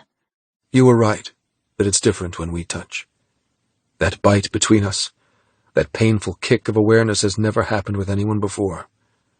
When I touch you, I feel it. It hurts my heart and turns me hard. And no matter the tricks I employ or the code I use to blind, that chemistry can never be hidden. Smiling sadly, he added, Oh, and the diamond was from me. I pretended it was from Grammer because how the hell was I supposed to admit that I'd fallen for you so quickly? I was jealous of myself. Jealous of the memory of being with you. Jealous of the freedom we'd found together. Jealous that I couldn't have you in reality. Tears glossed my vision, making him dance and blur. Don't cry. He tutted under his breath, wiping the droplets away with a thumb. Please, don't cry. Pressing his forehead to mine, he swallowed hard and murmured, I created euphoria from a dream. I had computer hackers and tech gurus transform a harebrained idea into something that traded mundane into magic. I'd never used it until you. I'd never wanted to be tricked into feeling something I couldn't afford to feel. But I fell for you in the same way. I dreamed about you, Jinx. I dreamed of a brown-haired goddess with silver, stunning eyes, and I fell in love with a figment of my imagination. He chuckled almost sadly, pulling away to look at me. Imagine my surprise when you turned out better than my fantasy, when you overshadowed my dream girl, when you made me realize how much I fucking love you. Taking my hands, he slowly pulled at the sticky sensors on my fingertips. Deep in the illusion, I couldn't see anything existed on my hands. I couldn't feel the sticky sensors. I couldn't pull them off on my own. But as Sully systematically removed them, I gasped as they appeared in his touch. The oddness of him peeling something I couldn't see off my own body and then witnessing them appear out of thin air made the power of his creation even more dangerous. What he'd created with euphoria could be used for greatest pleasure and for the worst kind of nightmare. What if his program fell into the wrong hands? What if it was used for torture instead of orgasms? The poor person trapped inside it would have their minds scrambled until it trickled out of their ears, mentally broken forever. Sully halted my fear, placing my sensor-free fingertips on his chest. I instantly moaned at the contact. Not because our skin once again ignited with fire, but because I touched Sully, not a blonde stable boy. I ran my hands over hair and muscle. I felt power and heat and a body I recognized over the one I'd never seen before. It was so strange to touch a smaller man yet feel a larger chest, to trust what my fingers told me rather than my eyes. He shuddered as I dropped my hands lower, tracing the hard ridges of his belly, teasing the soft flesh above his belt. His voice thickened with harsher gravel as he continued. The illusion tonight. The guest you think wore my body. He waited until I looked up, needing me to concentrate and not ruin both of us with need. There was no guest, Eleanor. I frowned, my fingers stopping their exploration. But how? It was a computer program. He bent and kissed me, licking my lower lip once before murmuring, Do you honestly think I'd be able to let some man touch you now, when I wasn't even capable of that at the beginning? I shivered. I don't understand. While learning how to write the cipher for fantasies, I wrote a code for myself. I copied my attributes and uploaded an avatar into the system. I've never used it. Until now. It can be run without a host.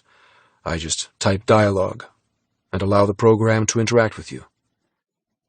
So, it was you, just... It was empty. A hollow hologram. He nuzzled into me. Precisely what I was before I met you. I don't know what to say. You don't have to say anything. It's my turn to speak. His hands skated up my back, cradling my nape and pulling my hair until I tipped my head back. Keep your eyes open. I sucked in a breath as his fingers loomed over my eye. I fought the urge to shut him out, straining as he carefully pinched the lens, obscuring what was real and what was not. I winced as he removed it. Tossing the first one to the ground, he smiled. I flinched. My brain boycotted the imagery. One eye was free to see Sully on his knees in this dark villa of euphoria. The other was programmed to view a blonde farm boy with hay in his hair. The two images overlapped, flickering and giving me an instant headache. I recoiled backward, shaking my head at the scrambled input. It's okay. Don't fight it. Come here. Sully captured me again, carefully touching my pupil and removing the other sensor. For a second, I kept my eyes closed, willing my head to stop pounding. Sully waited patiently, his hands falling from my hair, not touching me at all. With a heavy inhale, I stiffened and opened my eyes. Sully, in his shirtless island glory, Dark hair with the rebellious bronze tips, sculptured body with its faint silver scars. So many stories from a past he refused to tell. Pressed trousers instead of jeans, kneeling on the tiled floor. His lips glistened from our previous kiss. His chest rose and fell with hesitant breath. His exquisite blue gaze crashed with waves of blue and worry. Lines bracketed his mouth as if afraid I'd climb to my feet and bolt, and his forehead never unfurrowed, the strain of being honest painting him in a harsh, unforgiving light. He looked older. He looked exhausted. He looked on the brink of that burnout he'd been running full speed toward. His hand touched my naked thigh. Please forgive me, Eleanor. Forgive me for putting you through that. Forgive me for scaring you, for being cruel to you, for not trusting what exists between us. I used that trick to prove to myself that I was stupid to feel so strongly for you. To school myself once and for all that you didn't love me. You couldn't love me. That I could never hope to be worthy of having you. He traced my knee, sending another flush of goosebumps up my limbs. But instead of breaking myself, I fear I've broken any trust you had. I fear that I've lost you, even while I touch you. I fear that I went too far, and that no matter what truth I give you, it won't be good enough. He kept his gaze on my thigh, his touch warm and filled with that never-ending voltage. My chest ached for him, for his vulnerability, for his unshielded heart without his many, many walls. Had he gone too far? Could things be different now we'd touched the end and both recoiled from it? Only one thing would prove that this was salvageable. This was survivable. One sentence to be said without any masks, disguises, or ways to take back his vow. I placed my hand over his, pressing his touch into my naked thigh. The blue flowered dress I'd worn in the hay barn had vanished, along with the hay, the boy, and the lace-ups. It was just him and me, a girl and a monster, and an empty room full of possibilities. Sullivan, Chapter 22. My hand caught fire under hers. I looked up, bracing against her rejection. My heart lurched with panic because her gray gaze held one chance. A single chance to fix this. The knowledge of what I had to do blazed through my body. She opened her mouth to ask. The first sound of a request fell from her lips. But I intercepted her. I didn't want her to ask. I didn't want her to think she'd made me do this. I wanted this to be the moment where she became mine. Forever. Despite what I was, despite what I did, despite everything I'd done to her. Snatching her around the waist, I yanked her naked body from the bare tiles and straddled her over my lap. Her legs spread on either side of my hips, revealing her pussy, showing that she wanted me as much as I wanted her. My erection strained against my trousers. My heart bashed against my ribs as our bare chests touched. I could barely breathe as I dove my hands into her hair and captured her head so she had no choice but to look at me. Her long chocolate strands puddled over my legs. Her lips parted. Her eyes flared. And I tore off my final mask. For her. I gave myself no going back. No pretending I hadn't said such a thing. No way of convincing her she'd heard wrong. I love you, Eleanor Jinx Grace. I love you for your fire, your bravery, your stubbornness. I love that you're not afraid of me. That you call me out on my bullshit. That you are the mirroring piece of everything that I lost along the way. I love that you are so kind to animals. That you are cursed with the same empathy I carry. That you're a goddamn vegetarian. I love that Skittles fell for you, even though she's the reason why I lost everything I am. I lost everything because I gave it all to you the moment I saw her land on your shoulder. I love that you're different to anyone else I've ever met. I love that every time we touch, we spark. I captured her chin, holding her firm. I love you. That's the curse you put on me.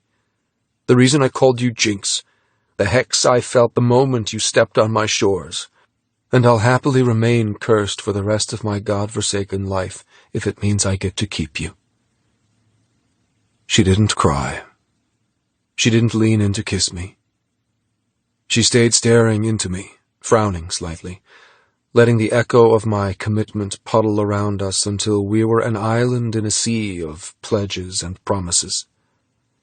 I didn't move. I couldn't. I had no other card to play. I had no idea if I would win her, and I was too chicken shit to shake her and demand a reply, because as long as she sat on my lap, then I hadn't lost her. It didn't matter if she refused to give me an answer for decades. I would sit here and wait. I would hold her through every sunrise and sunset and wait. I would wait until she gave me my freedom by admitting that she loved me back. Please. Slowly she moved.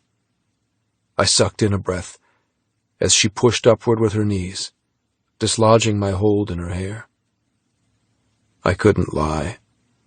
My heart motherfucking broke. After everything, after pouring out the nucleus of who I was, stained and tainted with the filth I'd carried inside me for so long, she'd made up her mind. I've lost her. I sighed heavily, slouching in place and letting my arms fall to my sides. I wouldn't stop her from leaving. I would do whatever she asked, even if that request meant she wanted me to keep my distance from her at all times. Fuck. My eyes bruised with grief, but I gritted my teeth and stayed stoic. I stared at her belly, unable to look into her stunning silver gaze as she walked away. God damn it, everything hurt. My head, my chest, the very blood in my veins. I'd felt loss before, so many times before. I'd watched pets being butchered and animals being tortured, and I'd mourned for them until I'd vomited up my uselessness to help. But that was nothing compared to this. She remained astonishingly silent as she poised over me, ready to push off and climb to her feet. Only her hands didn't go to my shoulders for purchase to stand. Her hands went to my belt. I stiffened as she unbuckled me, unbuttoned me, unzipped me. I sucked in tattered gulps of air as her delicate hands went to my boxer briefs and tugged them away. I went lightheaded as she wrapped her small fingers around my throbbing hardness. I made a noise I couldn't contain as she ran her thumb through the bead of pre-cum at the top. She pressed on the slit, sending shock waves down my shaft and into my balls. The noise came again, torn from the bottom of my lungs, tangled with a snarl, a growl, a groan, a beg. I was completely at her fucking mercy as she pumped my length once, twice, then angled herself over me. Without a word, she positioned my cock at her entrance. Our eyes locked as my hands found her hips, holding on as she sank down my length, slow and torturous, hot and wet and tight. Fucking hell. My head fell back as I gave myself permission to feel everything. Not just the physical part of what she did to me, but the emotional part too. I let my heart bleed with affection. I let my lungs fog with devotion. I let my belly coil with so much fucking love for this woman. As she sank the final distance, slotting my body into hers, enveloping everything I was as a man, she fucking owned me. Every part. All of it. Forever. Her arms looped over my shoulders, her fingers linking behind my nape. Her forehead pressed against mine so our eyelashes almost touched, blinking in shock and undiluted pleasure. I'd never had sex like this before. I'd never loved someone like this. And when she moved, I was no longer a man, but full fucking beast. A beast who wanted to flip her onto her back and drive every inch inside her, to rut and mount and plunder and claim. But, thanks to Eleanor, I had a collar on. A collar that didn't feel like imprisonment, but freedom. I belonged to her, and I basked in her ownership. I let her fuck me. I shuddered each time she rose up and grunted each time she sank deep.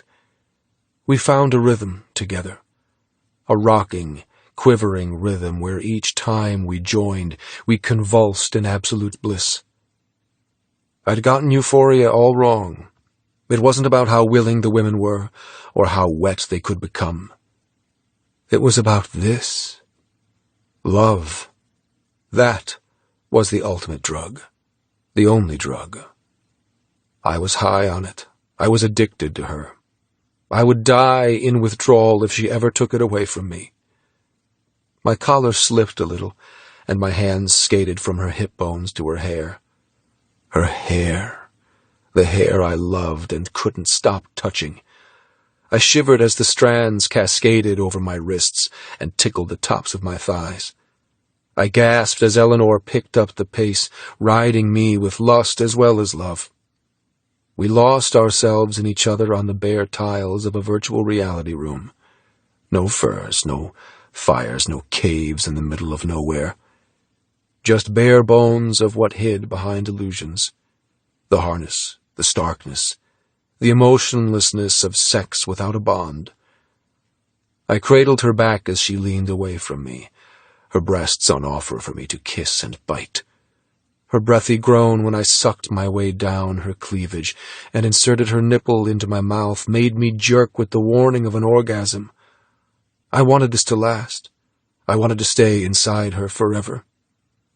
But my tongue amplified Eleanor's desire, making her hips rock faster, her mouth parting with a plea. Harder, harder, please, God, harder. And that was it for my threadbare self-control. Pushing up with my legs, I tipped forward, doing my best to protect her back as we tumbled from sitting to lying. She winced as I splayed on top of her, my weight pinning her to the ground, my cock still deep inside. We paused for a second, staring at each other. Shock and suspicion bright in both of us that this was happening. That we'd once been two people with our own lives, spread before us, and now none of that shit mattered. All that mattered was I was hers, and she was mine, and the rest of the noise. It was gone. Insignificant, and totally fucking worthless. I thrust into her, driving her against unrelenting tile. She moaned and wrapped her legs around my ass, spreading wide, giving everything to me. We weren't high on elixir. I wasn't out of my mind with desire, and she wasn't on the cusp of death needing a release. This lust between us was pure and real, and no matter what I conjured in a lab, no matter the properties and pleasures my elixir could combine, it would never match this. Planting both hands by her ears, I drove upward, giving her what she wanted. Harder. Deeper. Fuck.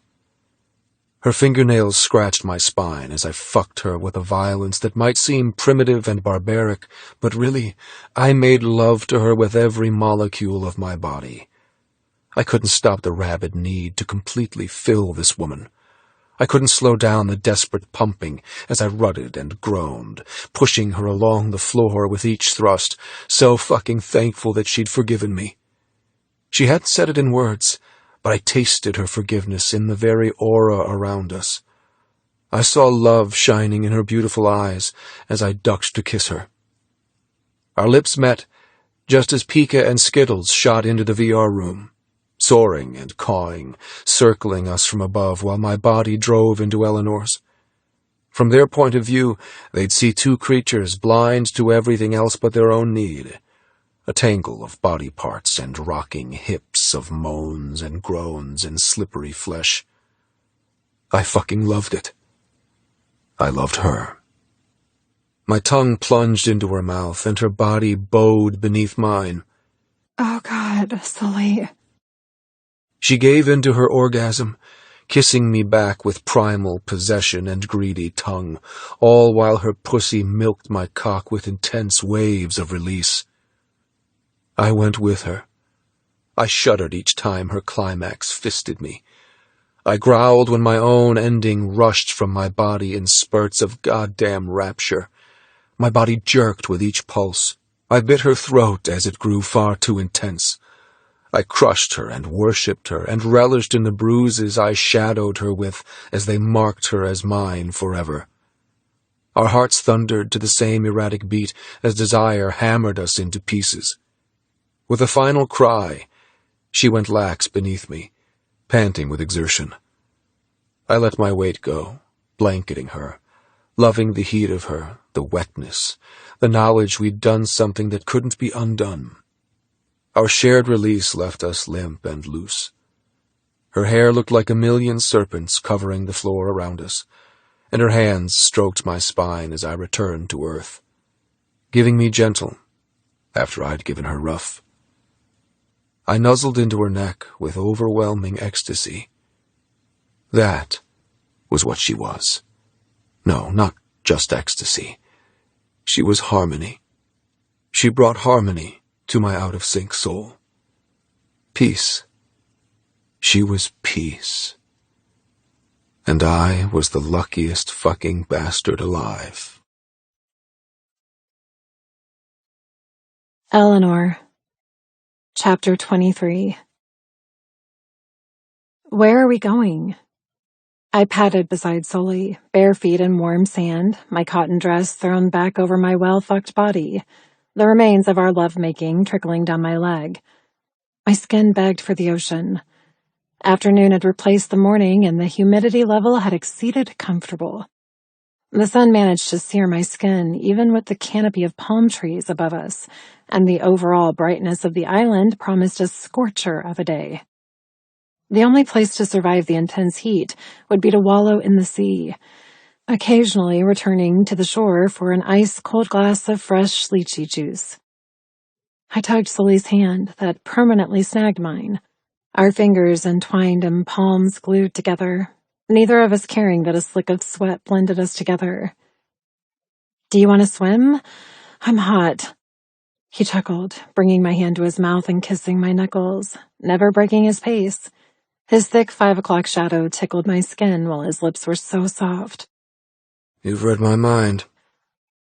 I frowned, doing my best not to be distracted by how much I still wanted him, how much I danced on air, how crazy all of this was. What he'd done in Euphoria was unforgivable, but what he'd said and done after was unbelievable. Both incidents canceled each other out. Hate plating with love, proving that both had to survive to make a relationship real, to ensure trust could blossom because I'd seen his bad parts. I'd endured his temper, cruelty, and darkness. His flaws were visible to me, and that allowed my heart to make an informed decision. He wasn't perfect, but neither am I. Our beginning wasn't a cutesy story we could share over dinner, because it began in the blackness where Sully had dwelled for so long. However, I wouldn't trade it for the world, because meeting him this way was 10 times better than meeting someone at a bar, or on a train, or at a friend's barbecue, only seeing what they wanted me to see, asking me to base my choice on their rendition of who they are, not the nucleus of their truth. There were many things about Sully I might never accept. I didn't know how I felt, living in paradise, all while he asked traffickers to deliver more women like me to his door. I couldn't be selfish and ignore others' plights just because my own had taken a turn for the better. But I also didn't want to be a martyr and throw away what I'd found. I wanted to keep him and save him, save them, save myself. Because as incredible as this revelation was, as much as my heart had sprouted little parrot wings and hovered with a mass of hummingbirds in my chest, I was still his prisoner. I was still his ward with no freedom to contact my family or go home. Not that I want to go home yet. Leaving now would be the worst possible thing. This was too new, too fragile. We'd fought against the inevitability of falling in love, but our journey wasn't over. I doubted any relationship ever reached a point where either party didn't stop fighting to keep the other. After all, a relationship was inherently selfish. Selfish to continue feeling this way. Selfish to keep your lover close. Selfish not to share the happiness that you'd found with each other. Love could potentially be the best thing that ever happened to Sully and I. Or it could be the worst disaster we'd ever had to live through. Sully continued to escort me down a jungle pathway, going further and further away from the beaches ringing his island. I squeezed his fingers gently. If we're going for a swim, the ocean is back that way. He looked down at me, his height another thing I loved about him. I found it intimidating and protecting at the same time. Who said anything about swimming in the ocean? I doubted he wanted to swim at the private pool for his goddesses. We didn't exactly want an audience after we'd stripped away our shields and let each other in. I didn't want to see anyone. I wanted him all to myself so I could stare into his beautiful blue eyes and see what he'd confess to me. To assure myself I hadn't dreamed it, to convince myself this was real. He loved me. He'd told me without a mask on. He'd removed my sensors and destroyed the illusion until all that existed was us. And he did it for me. I wanted to hug him, to squish him close and never let go. Stop. I pulled on his hand, slowing him to a halt. The sandy laneway protected us from others.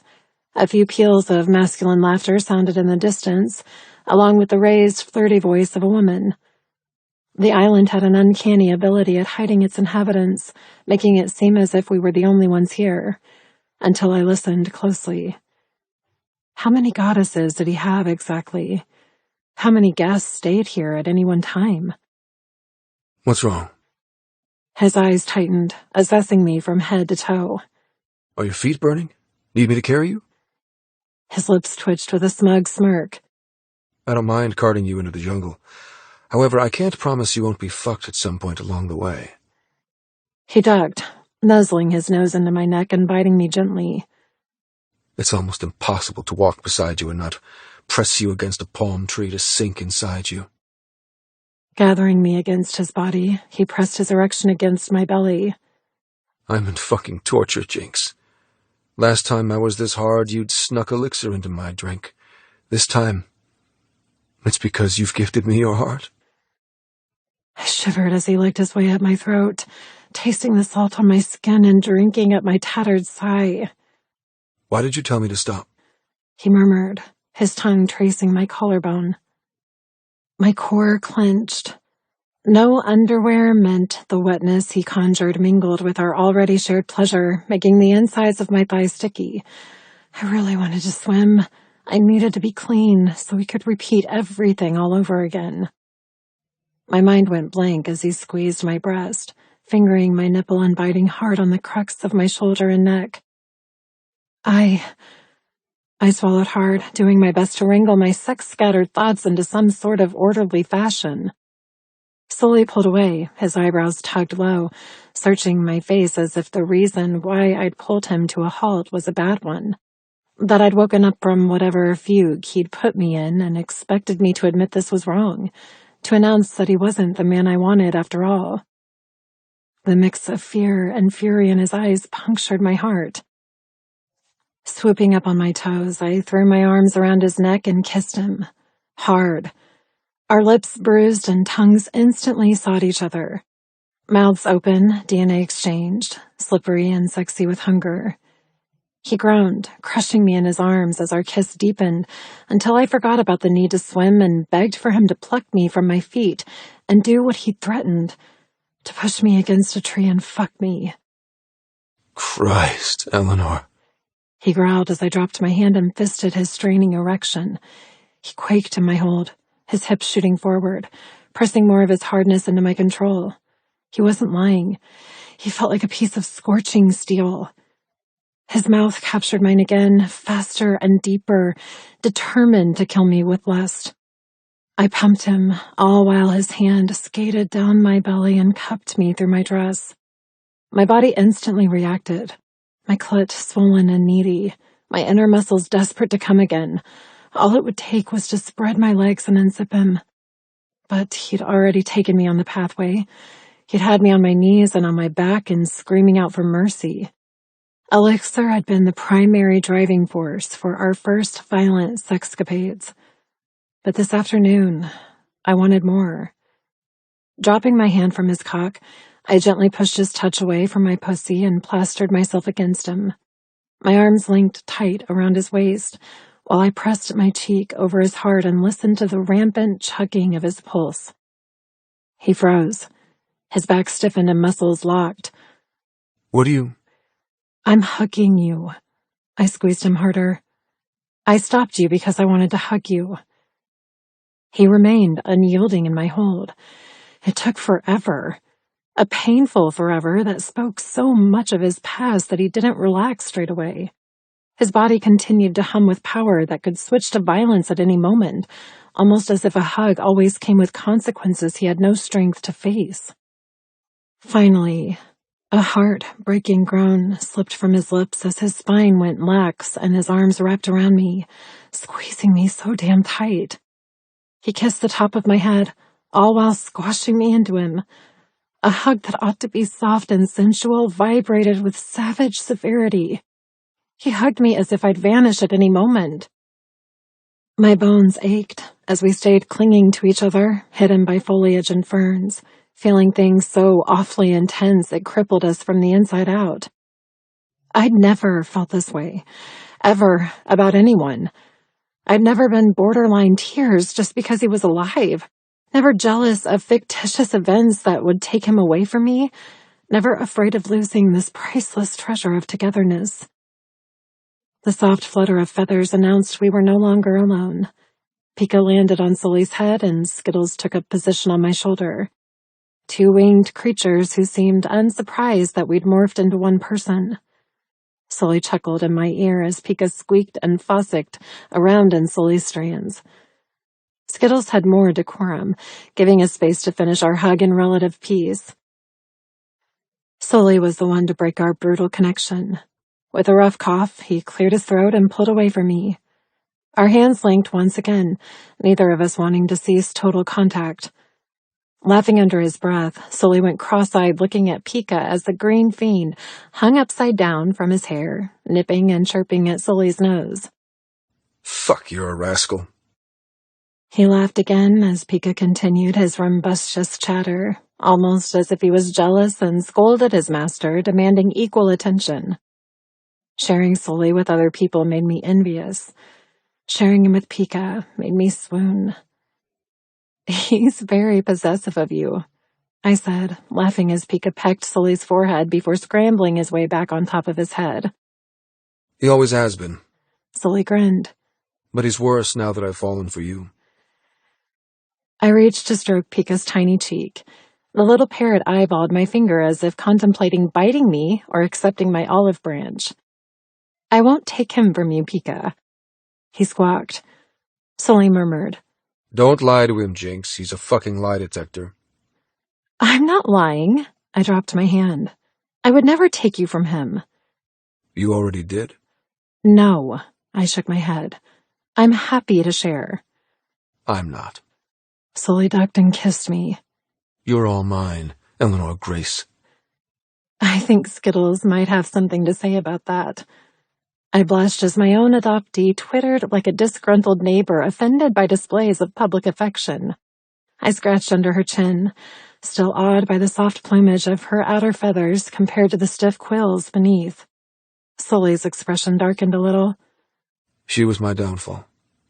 Watching her trust you, watching her choose you over anyone. He shrugged. I didn't stand a goddamn chance after that. I blushed again as Skittles tweeted softly, scooting her feathered, warm body against my neck and puffing up in contentment. I'm just lucky. No. Sully placed his knuckles under my chin, forcing me to look up. She's just a good judge of character. Electricity crackled. Power ignited.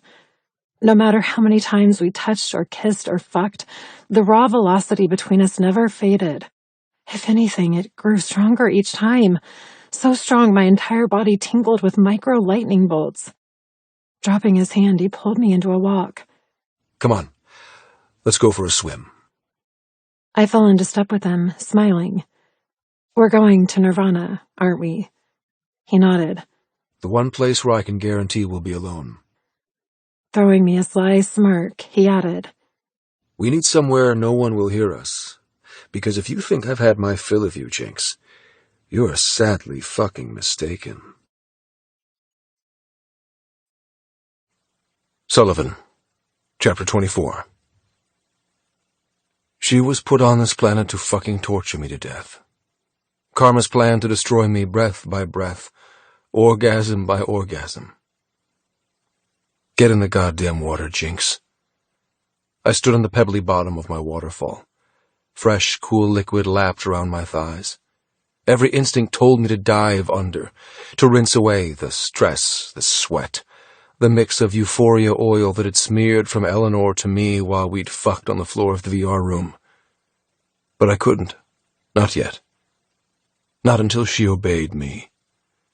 The humidity levels were unbearable today, even while walking the distance here, shirtless with just my suit trousers on. I'd begged for refreshing water to lower my body temperature. I didn't know if I ran hotter because of her. That's a lie. I knew that was why. I mean, fucking look at her. She stood on the shore, absolutely fucking naked. She'd slipped off her dress when I'd yanked off my trousers and walked bare-assed into the crystal blue pool at the bottom of Nirvana. The white noise of water tumbling from the moss-covered rocks drowned out any hint that anyone else lived on my shores. It was just me and her, alone. Tiny rainbows danced in the pockets of sunlight, catching droplets and waterfall spritz. Jeweled dragonflies darted around my legs, snacking on microscopic bugs disrupted by my wading. An iridescent purple kingfisher sat on the flax brush, eyeing up the dragonflies. A circle of life where predator and prey lived in paradise. I'd become a predator if Eleanor didn't get into the goddamn water. I was rock-fucking hard. My balls ached to release. My stomach couldn't stop clenching. My heart thundered in tune to the heavy waterfall. I fisted myself, groaning loudly. You've got 2 seconds to get your ass here. Otherwise I'm coming to get you, and I won't be gentle. Her gray eyes flashed as my voice tugged her forward. A leash of words, imprisoning us together with the promise of what would happen the moment she joined me in the pool.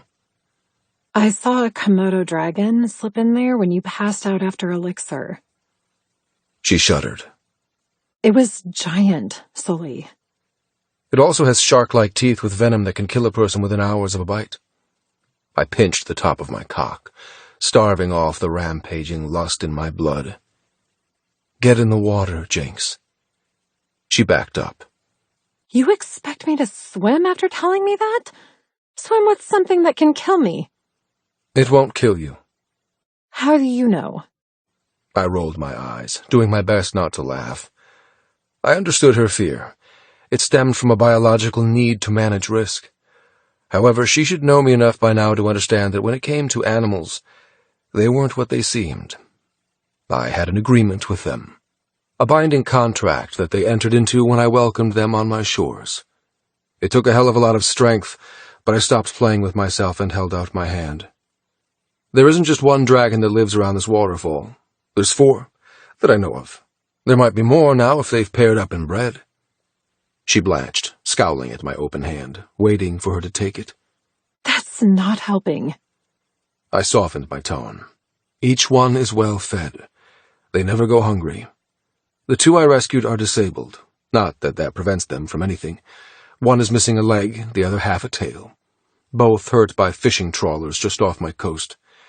The other 2 are wild, but have learned through the other's actions that I am off-limits. That you are off-limits. That it makes no sense to attack the hand that feeds them. I strode through the water, wincing as my cock throbbed with each step. The only danger you're in, Eleanor, is from me. I can promise they won't bite and maul you, but I can't say the same for me. Water splashed around my legs as I climbed onto the shore and snatched her around the middle. Not giving her any warning, I scooped her off her feet and into my arms, bridal style. Her breasts jiggled as she clung to my shoulders. Her sticky flesh was a fucking aphrodisiac to my already out-of-control desire. Holding her tight, I sought her lips and kissed her. I held nothing back. I bit her bottom lip. I stuck my tongue in her mouth. I plunged inside her, wishing it was my cock and not just my tongue. She moaned, swept away by my urgent need for her, completely oblivious as I waded back into the waterfall and sank beneath the surface. Her mouth opened wide as water crashed over our heads, submerging us mid-kiss. I held her tight as she squirmed for air, keeping her in the quiet serenity of liquid for another swipe of my tongue, sharing oxygen, life, lust. Pushing off from the bottom, I held her head above the water, laughing as she swatted hair from her eyes and spluttered dramatically. "You're acting as if I drowned you," she glowered. A little warning would have been nice. "I did give you warning." I kissed the tip of her nose. "I told you to get your ass in the water. Otherwise—" You are a pain in my ass. She slapped my chest, sending water splashing. Her lips twitched, fighting off a smile. I laughed harder, relishing in the freedom such a sound brought. Despite my shock that I was capable of such a thing, I was still uncomfortable with the sickly sweet sensation of happiness gushing through my veins.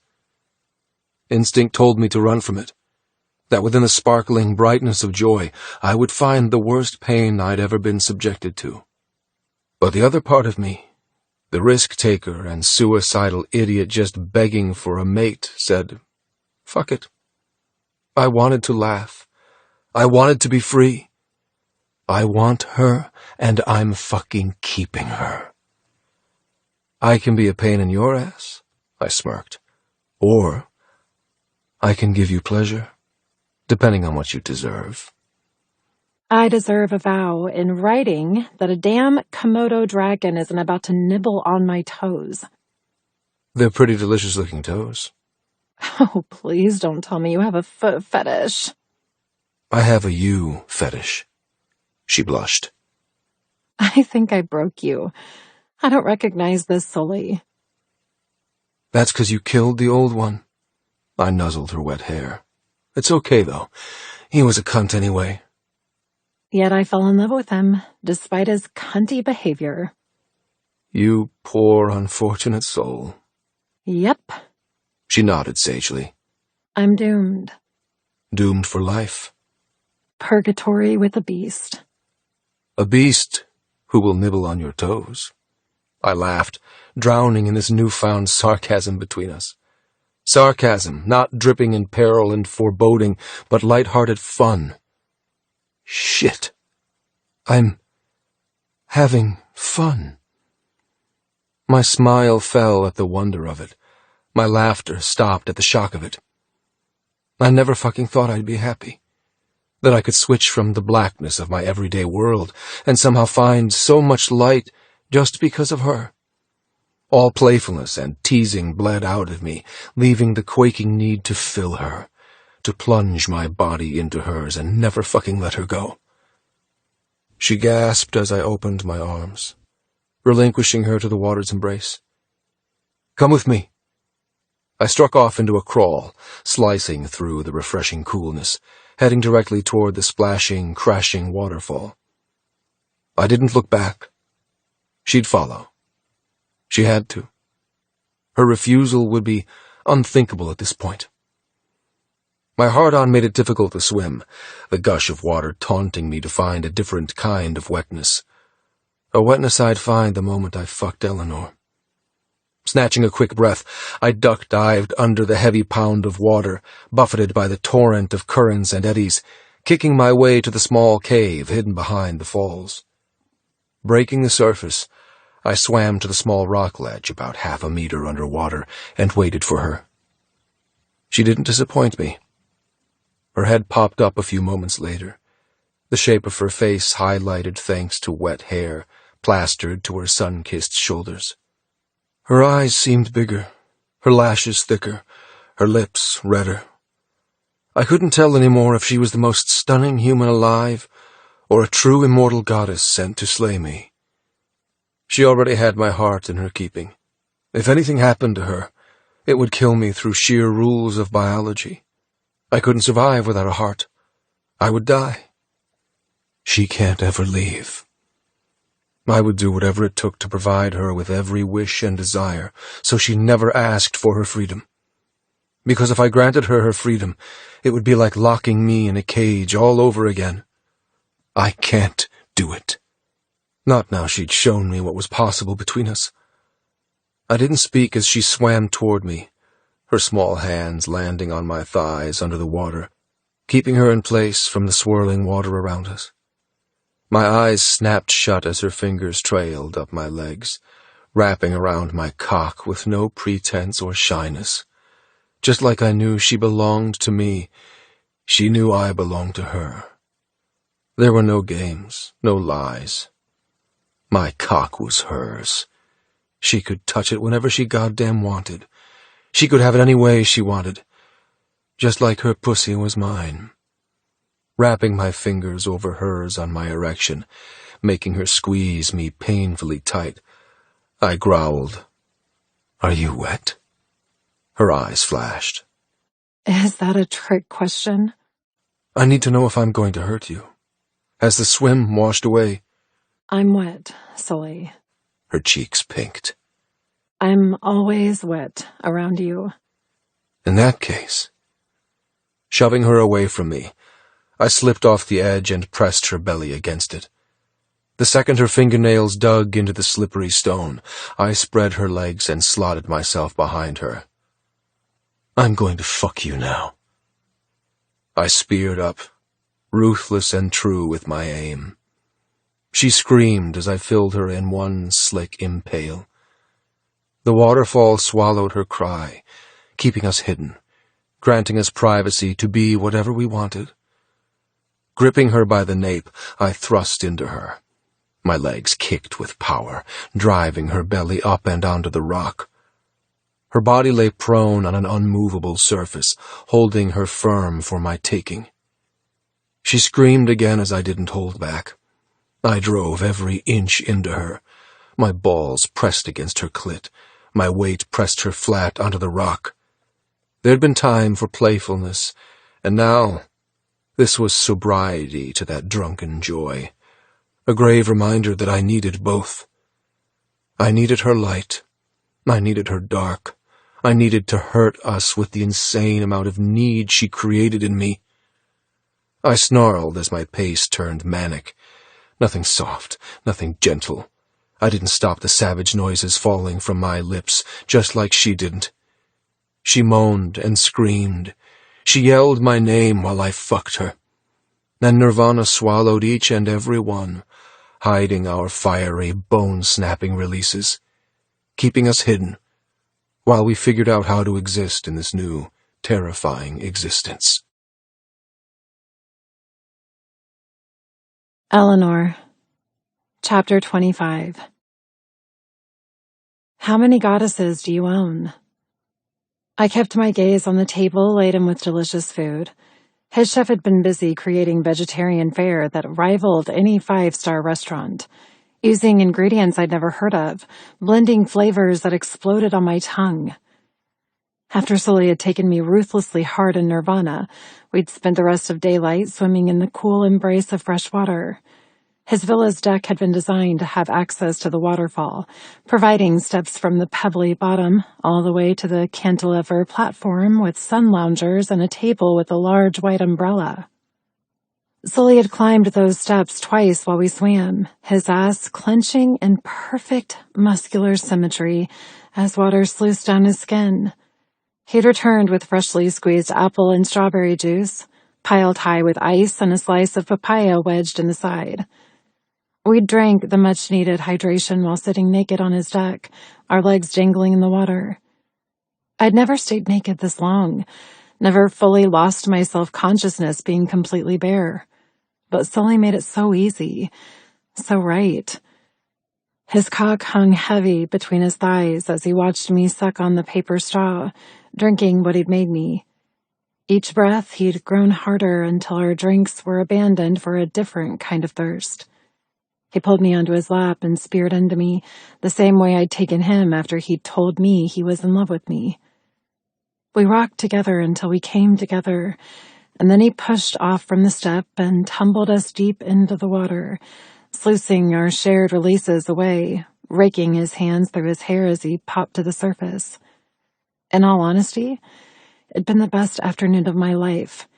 I'd never been so content, so cared for, so utterly in love with absolutely everything.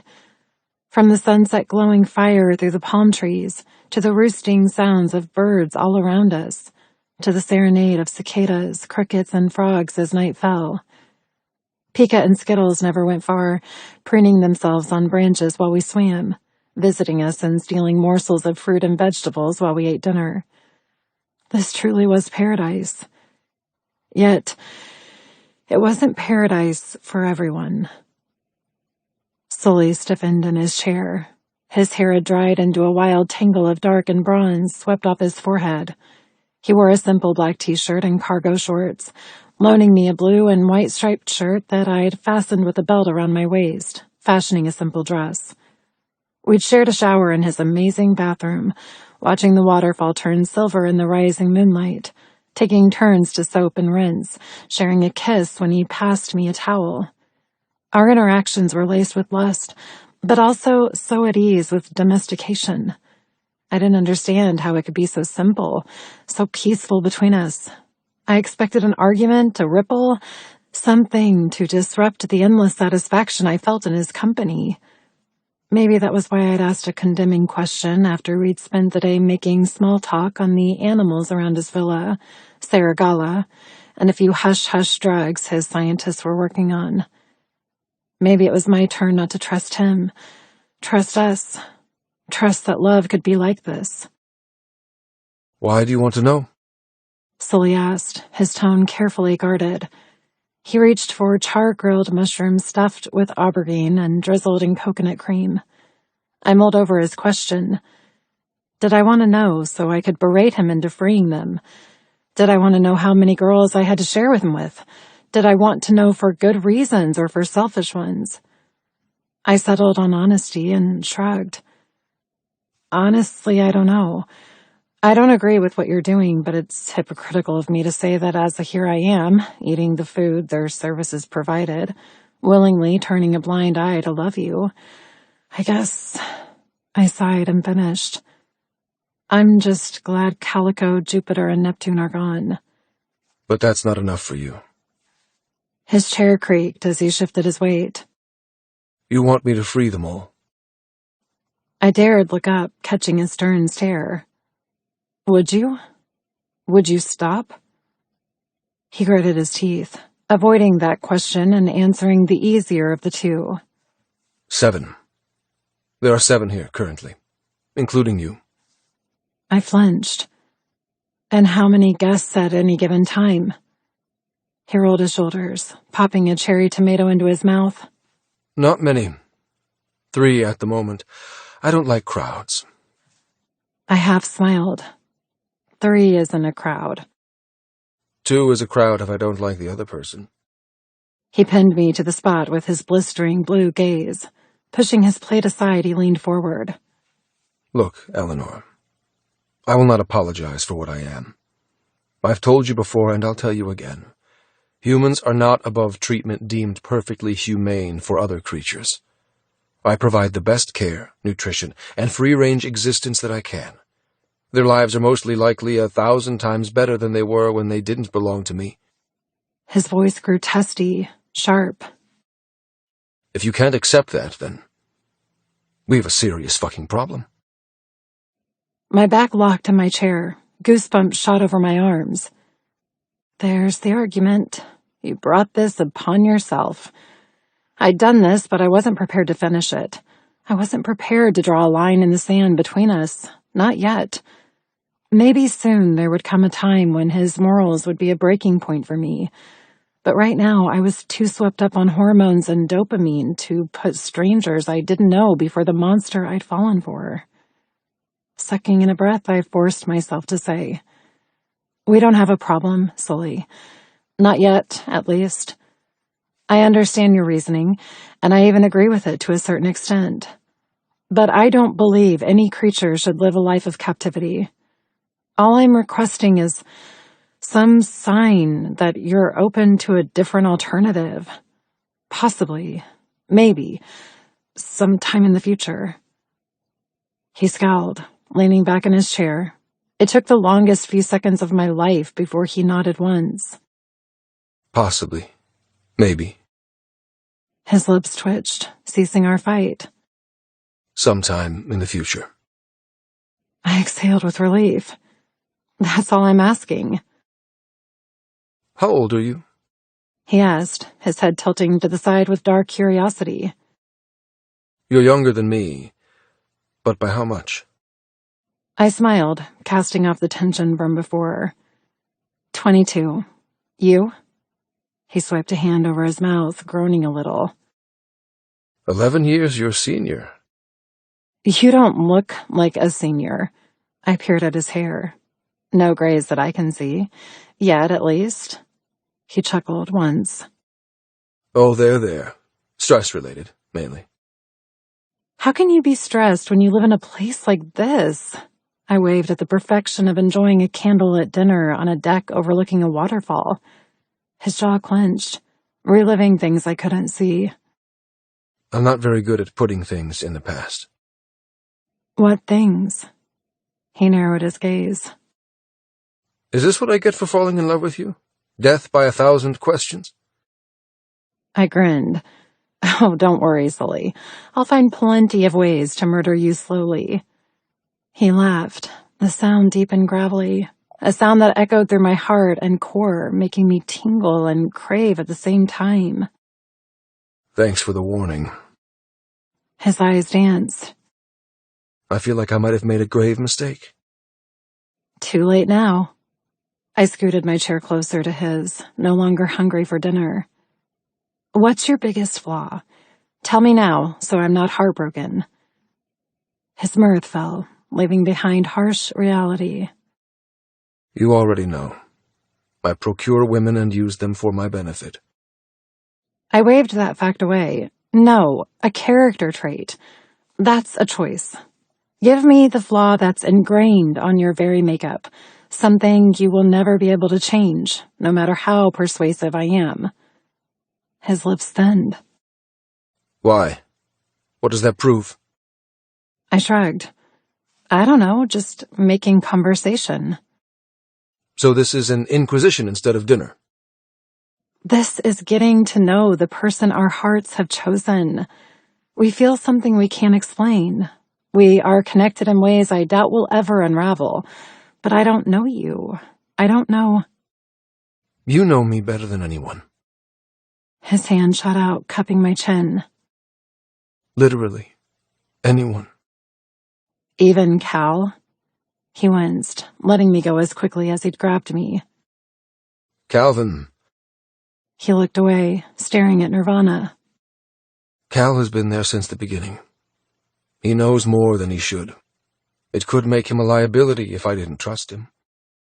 Ah, so you do trust someone. He scowled. He earned it before I lost the ability to do such a thing. He was there when I... His lips snapped together, shutters slamming over his eyes. If what he'd done matched the sudden grief and death swimming in his gaze, then I didn't want to know. Not here, under a silver moon with the scents of jasmine and hibiscus nullifying the outside world. He's your friend. I get it. He remained tight and tense. I suppose you could call him that. Just like jealousy is your friend. I paused, keeping a careful eye on his reaction. That was one anomaly I couldn't figure out. Jess, jealousy, seemed to have my back. She'd given me the truth about Sully's actions with the diamond and Euphoria. She genuinely seemed to want us to be together. But why? Was she truthful with her simple request to give Sully his freedom so the others could have theirs? And how did she know so much about Sully's mental state? Jealousy is someone I tolerate more than most. Sully murmured. She's transparent and upfront. I've never caught her lying, and believe me, I'm pretty good at sniffing out lies. You know she's been spying on you, right? I agree. She is upfront. She wasn't afraid to tell me things about you that I'm guessing you probably didn't want her to tell me. He smiled, his teeth sharp in the moonlight. That's the reliable thing about her. She's a great little spy. She tells me things about the other goddesses. She listens and she watches. She's made her loyalties known. She even told me she was going to tell you about the diamond and that I'd made her fuck Grammer and Slater as you. He reached for his tumbler, holding a splash of amber alcohol. She gave me a few days' warning. So, she threatened you? No, she encouraged me. He sipped his drink, his throat working as he swallowed. Would you have told me if she hadn't? A shard of hurt poked my heart. It was stupid to be hurt that Sully had needed encouragement to pursue me. I should be thankful to jealousy, not worry about her motives. Sully jerked my chair into his, crashing us together with a smack of wood. Get that pain out of your eyes, Goddess Jinx. He swiveled me around until our knees pressed together. His large hands landed on my thighs, squeezing me with authority. I confessed to you, as there was no other way forward. Grabbing a fistful of his borrowed shirt and casing me, he pulled me onto him and kissed me hard. Our teeth clacked as he fed me the taste of sharp liquor, sweeping his tongue over mine, biting my bottom lip. When he stopped making me lightheaded and wet, he whispered, I'm surprised I didn't fall to my knees the second you arrived and fucking proposed. That's how wrapped up in you I am. A stupid smile spread my lips. I swooned into him, kissing him again, taking my time to tangle my tongue with his, deepening the kiss, making our hearts race to the same chaotic beat. I pulled away, drunk on him and loose-lipped with honesty. I wanted to travel Asia, Malaysia and Singapore, Thailand and Indonesia. When I agreed to travel with Scott, I thought we were on the same page with our itineraries. But instead of flying to Asia, he convinced me to go to Mexico. Sully bared his teeth. I suggest you don't talk about another boy in my company, Eleanor. Not when my cum still fills you. Not when I can't handle. I kissed him, stealing his sudden anger, his fiery possessiveness. Only once his fists unclenched did I pull away and continue. I think I wanted to fly to Asia because you were here. There was something inside me, a tug, an impatience, something I couldn't describe, telling me I needed to explore this part of the world. I couldn't explain it because I'd never been here, so why was I so adamant I needed to travel to exotic places I couldn't name? I traced my thumb over his damp lip, cupping his stubble-covered jaw. Just the wonder of being allowed to touch him like this shot another dose of agonizing love through my bloodstream. I like to think we would have met, in different circumstances, that I would have been on some cruise around your islands and you would have felt me close. We would have met and sparks would have flown and we'd be on equal footing. At least I would have come to you as a free woman and not a slave you bought from a shopping list.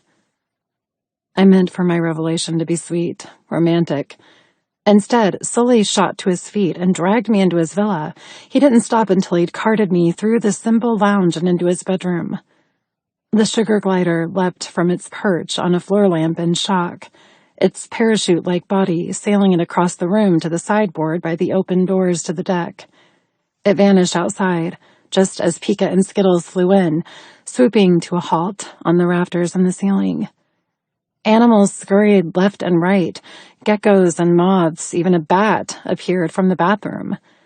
All creatures felt so safe in his presence that they made their home in his home. Yet I was absolutely terrified. What have I done? Sully's tight grip let me go as he abandoned me on the woven flax mat at the foot of his bed and marched toward his bedside table. Ripping it open, he fisted a few pages, then stormed back toward me. First, there would be no cruise around my islands. No one has the exact coordinates or maritime permission to enter my waters. He shook the papers in my face. Second, you weren't ordered from a shopping list. I told you I dreamed about you. You wormed your way into my head and I couldn't get you out of it. Grabbing my hands, he wrapped my fingers around the paper he held. And third, you fight so hard for the other goddess's freedom, but you don't fight for your own. Here, take it. I hoped you'd never fucking ask for it, but at least this way, it's done. We both know where we stand. Both know the other isn't trapped in this if they don't want to be. Dropping his hold, he let me study what he'd forced me to take. A contract. A simple email between him and the bastards who'd stolen me. A description of me. A reply they'd found me. A receipt of funds exchanged in my honor. $500,000. I gulped and looked up. I'm worth $500,000 to you? He laughed once, cold and angry. You're fucking priceless to me. Snatching the paperwork, he tore it down the middle, then again and again until confetti fell from his hands to the floor. Breathing hard, he splayed his fingers and stepped into the pile of paper. You need to be on an even playing field? Fine.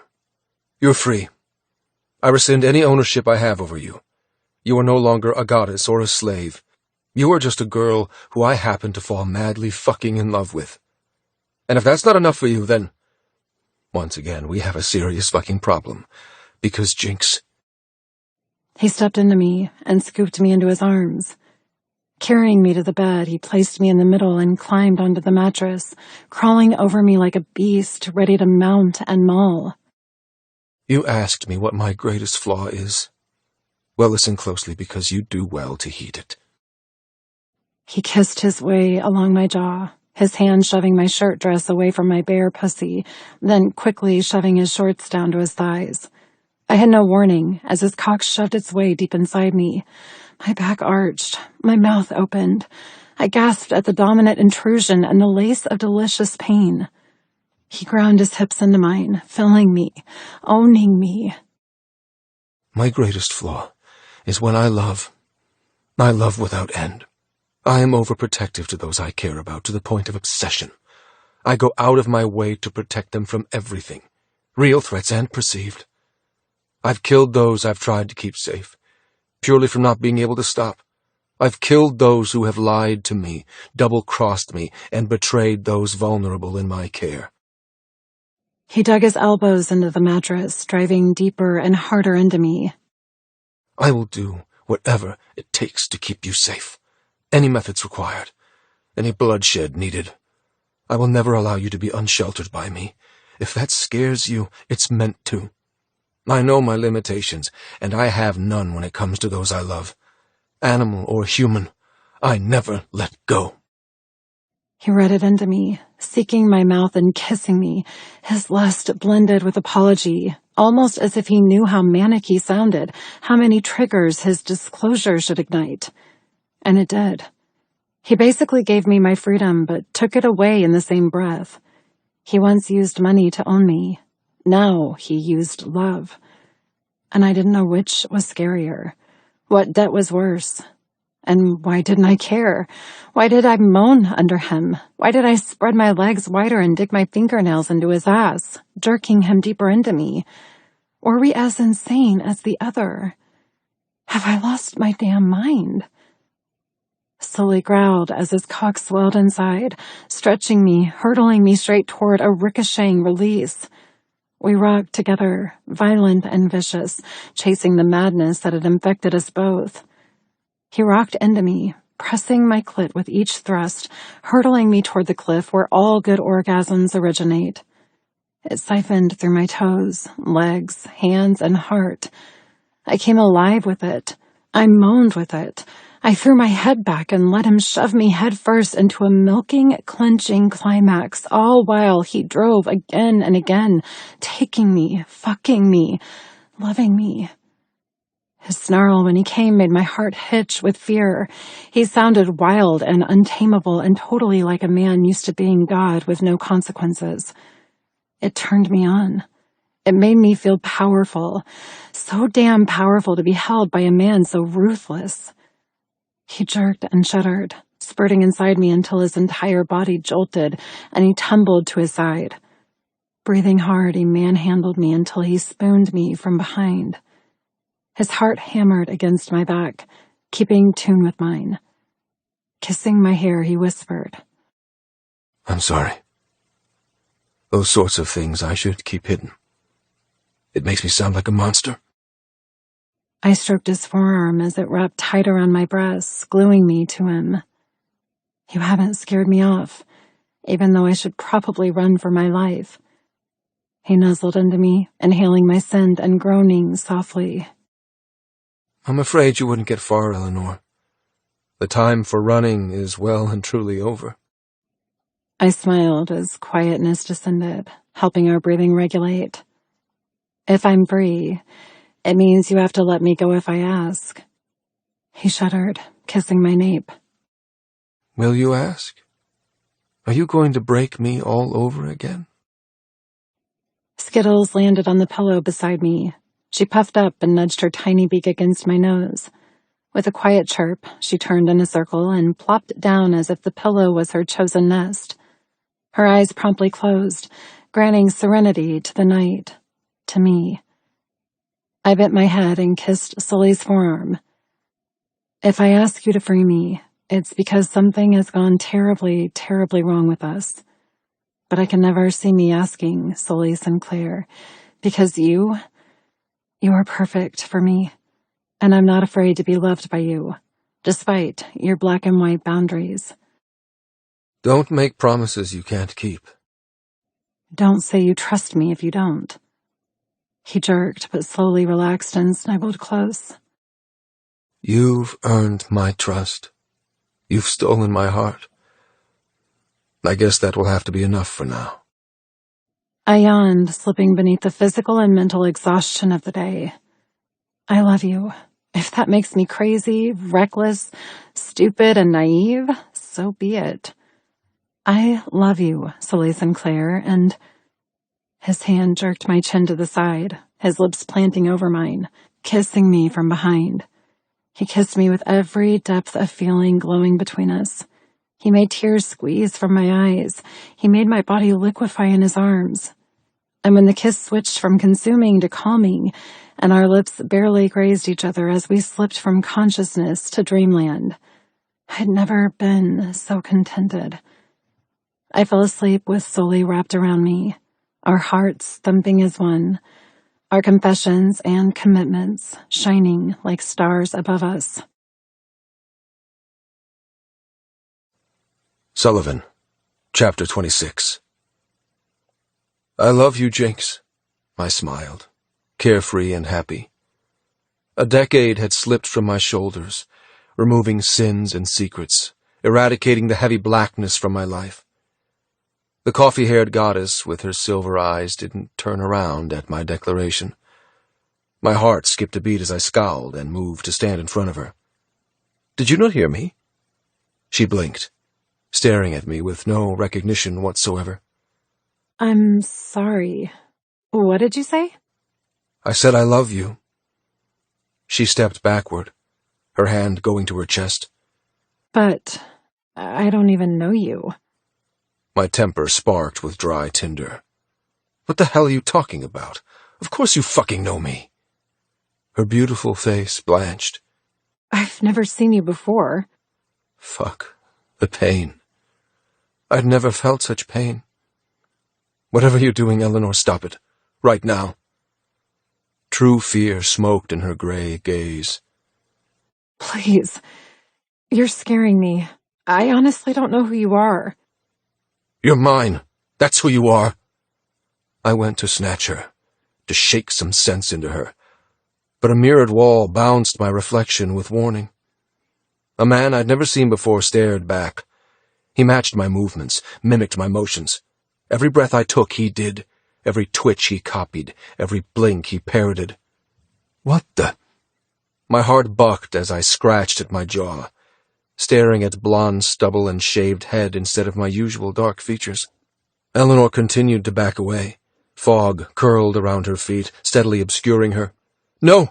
I rushed toward her. Wait, it's Sully, you know me, you love me. Wait! She wrung her hands, desperate to get away from me. I'm sorry. You're confused. You need help. I'm not who you think I am. You are. You're mine, goddammit. I'm in love with you with all my fucking soul. The fog continued to hug her, deleting her wisp by wisp. Euphoria. That's why she didn't recognize me. I was in euphoria, hiding within a different character. Rushing to the mirror, I yanked at the blonde stubble. I scratched at the bald head.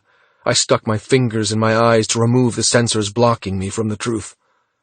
Pinching the slippery suckers, I yanked them from my gaze and threw them to the floor. With a huge exhale, I looked at the mirror again, lightheaded with relief that I'd figured it out. All I had to do was remove Eleanor's sensors too, so she could see me, recognize me, come home with me. Yet, as I raised my head and stared into my gaze, green stared back, not blue. Red hair loose around my shoulders, burly stance, a Highlander from the Scottish moors.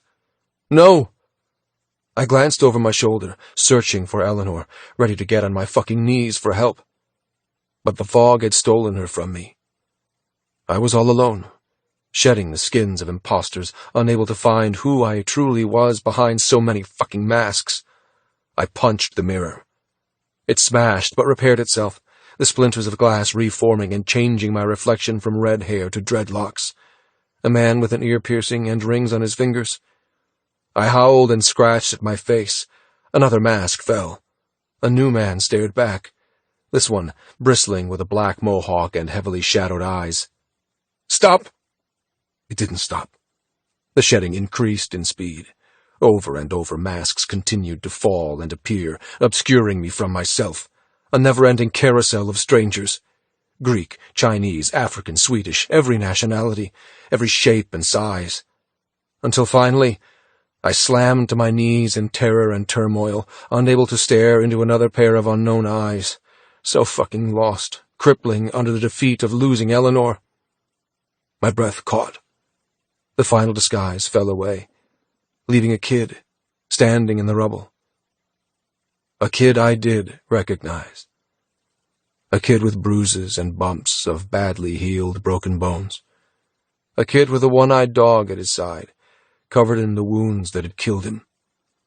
Pika appeared, squawking in panic, unable to figure out what had happened to me. He flew around the boy, around and around, until he gave up and catapulted away. The kid stared at the broken man in the mirror and said, "You gave that bird his freedom and he stayed. You gave the girl her freedom and she didn't. She left because how can she trust a man who doesn't recognize himself? How can she love a man who doesn't deserve her trust? How can any goodness come from such lies?" I wanted to kill the boy, to stop his awful message. But he stepped out of the mirror. He became me. His voice in my skull, his past hopes and dreams crushing me with disappointment. It's better she's gone. She's safer this way. Don't you agree? A single tear rolled down my cheek as Pongo, the dog I'd tried to rescue only to sign his death warrant, disintegrated into dust. The voice of my adolescent self echoed through my bleeding chest. Everything you love dies, Sinclair. Everything you treasure is gone. That's your true curse, the one you can never run from. The bed shook. The villa creaked. The air boomed with explosive thunder. My eyes tore open. My body leapt upright, ready for battle, primed and on high alert. Earthquake? Tsunami? Eleanor. I dropped my fists, no longer ready to fight an imaginary demon, but needing to touch the girl I loved. I held out my palm as she scrambled across the mattress toward me. Sully, what the hell was that noise? I don't know. Keeping her close, so fucking thankful she was still with me and the nightmare was over, I dragged her to the deck and outside. Dawn had already begun, shoving back the stars, making way for sunshine and another tropical day. No rain, no lightning. The boom hadn't been thunder from the many angry storms we endured. The waterfall continued to cascade, the blue pool serene with its glittering ripples. So what the fuck woke us? almost as if the universe heard my question and decided to give me a precise and definite answer. Another crack sounded, followed by the terrifying reverberation of war. Boom. Fucking boom. A plume of smoke rose in the distance, kilometers away but black as cloying death. Fuck. Fuck. Fuck. Letting Eleanor go, I bolted back into the villa and snatched my phone from the sideboard. Cal answered before the line properly rang. "I heard. Already got pilots yanking on their pants. I'll meet you at the helicopter." My heart smashed against my rib. He's going to fucking pay for this. I have no doubt. Cal crashed into something, probably hauling his own clothes on. I looked down at my naked body. A body that had been inside Eleanor. A body containing a heart that had believed it was worthy of some goddamn happiness after so long. Turned out fate wasn't done tormenting me yet, or torturing those I loved. "I'll see you at the helipad in 7 minutes, I hissed. 1 minute to dress, 6 minutes to bolt down the sandy path from Nirvana. It was a fucking eternity. If Drake had hurt anything, Christ, he'll pay. I'll make him pay with every droplet of his toxic blood. No mercy this time, no fucking leniency. He's dead. Throwing my phone on the bed, I stormed into my wardrobe and threw on whatever I reached first. Slacks and a white t-shirt. I grabbed boots instead of expensive loafers. Eleanor intercepted me as I came back out. She'd pulled the sheet from my bed and wrapped it around her gorgeous body. Her eyes were as wide as I'd ever seen them. Behind her, black smoke thickened up the sky. Shit. Sully, what's going on? Grabbing her by the shoulders, I marched her to the mattress and shoved her down. "Stay here, don't go anywhere." Stuffing my phone into my pocket, I swiped a shaky hand through my hair. I split down the middle. I didn't want to leave her, but I cursed every moment she held me back. She popped up from the bed, amplifying my panic, bleeding into rage. "Sit down, Eleanor!" Her cheeks pinked with matching temper. What the hell is going on? Tell me, let me help. You can't help. Backing away to the door, I imprinted her to memory. The nasty pain from my dream had ghosted into reality. This felt like a goodbye, not just a short parting. This felt final. She held up her hand, stepping toward me. I bared my teeth. "Do not leave my villa. I have to deal with this." Deal with what? "My motherfucking brother," I snarled. "He's attacked Saragala." Her terrified inhale was the last sound I heard as I turned and charged from my villa. I turned my back on my future to protect my past. I chose animal over human, meek over immortal, creature over soulmate. Eleanor, Chapter 27. I wasn't fast enough. The second Sully vanished, I threw on the borrowed shirt and bolted after him. I ran as fast as I could. My lungs burst. My legs burned. I kept pushing, trying the impossible to catch up with him. But I was too late. Gasping for air, I stood on the shoreline, squinting into the newly risen sun, dying inside as the helicopter holding Sully and Cal flew into the plume of black smoke in the distance. From here, it looked like a volcano had gone off, spewing fire and hatred into the atmosphere, tainting the air with carcinogens and ash. Only Sully had said his brother had attacked Saragala. He had a brother? And if he did, why on earth would he attack a sanctuary for disabled and diseased animals? What sort of psychopath would do such a thing? Swallowing hard, doing my best to get my breathing under control, I wrapped my arms around myself, drenched with a sudden chill. How could a few short hours separate the best time of my life to the most uncertain? Sully had been wild. Each word that had fallen from his mouth had sounded like a snarling pack of wolves. Yesterday I'd found him so unbelievably handsome. The more we revealed about ourselves, the more I found him attractive. Each time his shields came down, I spied an equally beautiful soul hidden within its host. His laughter. Wow, it had the power to stop my heart, to stop my thoughts, to completely wrap me up in an embarrassing amount of devotion. There had been no laughter this morning. I'd hardly recognized him. His eyes had been feral, his temper on the shortest leash. Not directed at me, but his family. A brother who had done something monstrous. I sighed as the helicopter vanished into the smoky horizon. I hated the distance, not just physical, but emotional. Sully had withdrawn from me. The link between his heart and mine had been severed. You're reading into things. You were both literally woken up by a bomb. Of course he would be short and rush to attend the wreckage. Common sense was a kind matron, speaking wisdom I really ought to accept. So why was there a noxious little sparrow on my shoulder, whispering of endings and goodbyes, and that love wasn't eternal after all? Skittles descended, scattering that little sparrow intent on whispering unpleasant, repellent things. She pecked my cheek gently, worry trembling her feathered body. Pika squeaked as he landed on my other shoulder, his black eyes locked on the sky. He'll be back, guys. I promise. My voice didn't sound nearly as confident as it should. Get a grip, Ellie. What's gotten into you? Nothing had changed between us. Yes, circumstances had ripped us apart this morning, but that was just life. Work and errands and other commitments would always intrude on a new romance. I sighed, slouching into myself. Then why can't I shake this horrible premonition that yesterday is all I'm going to have with him? Hey!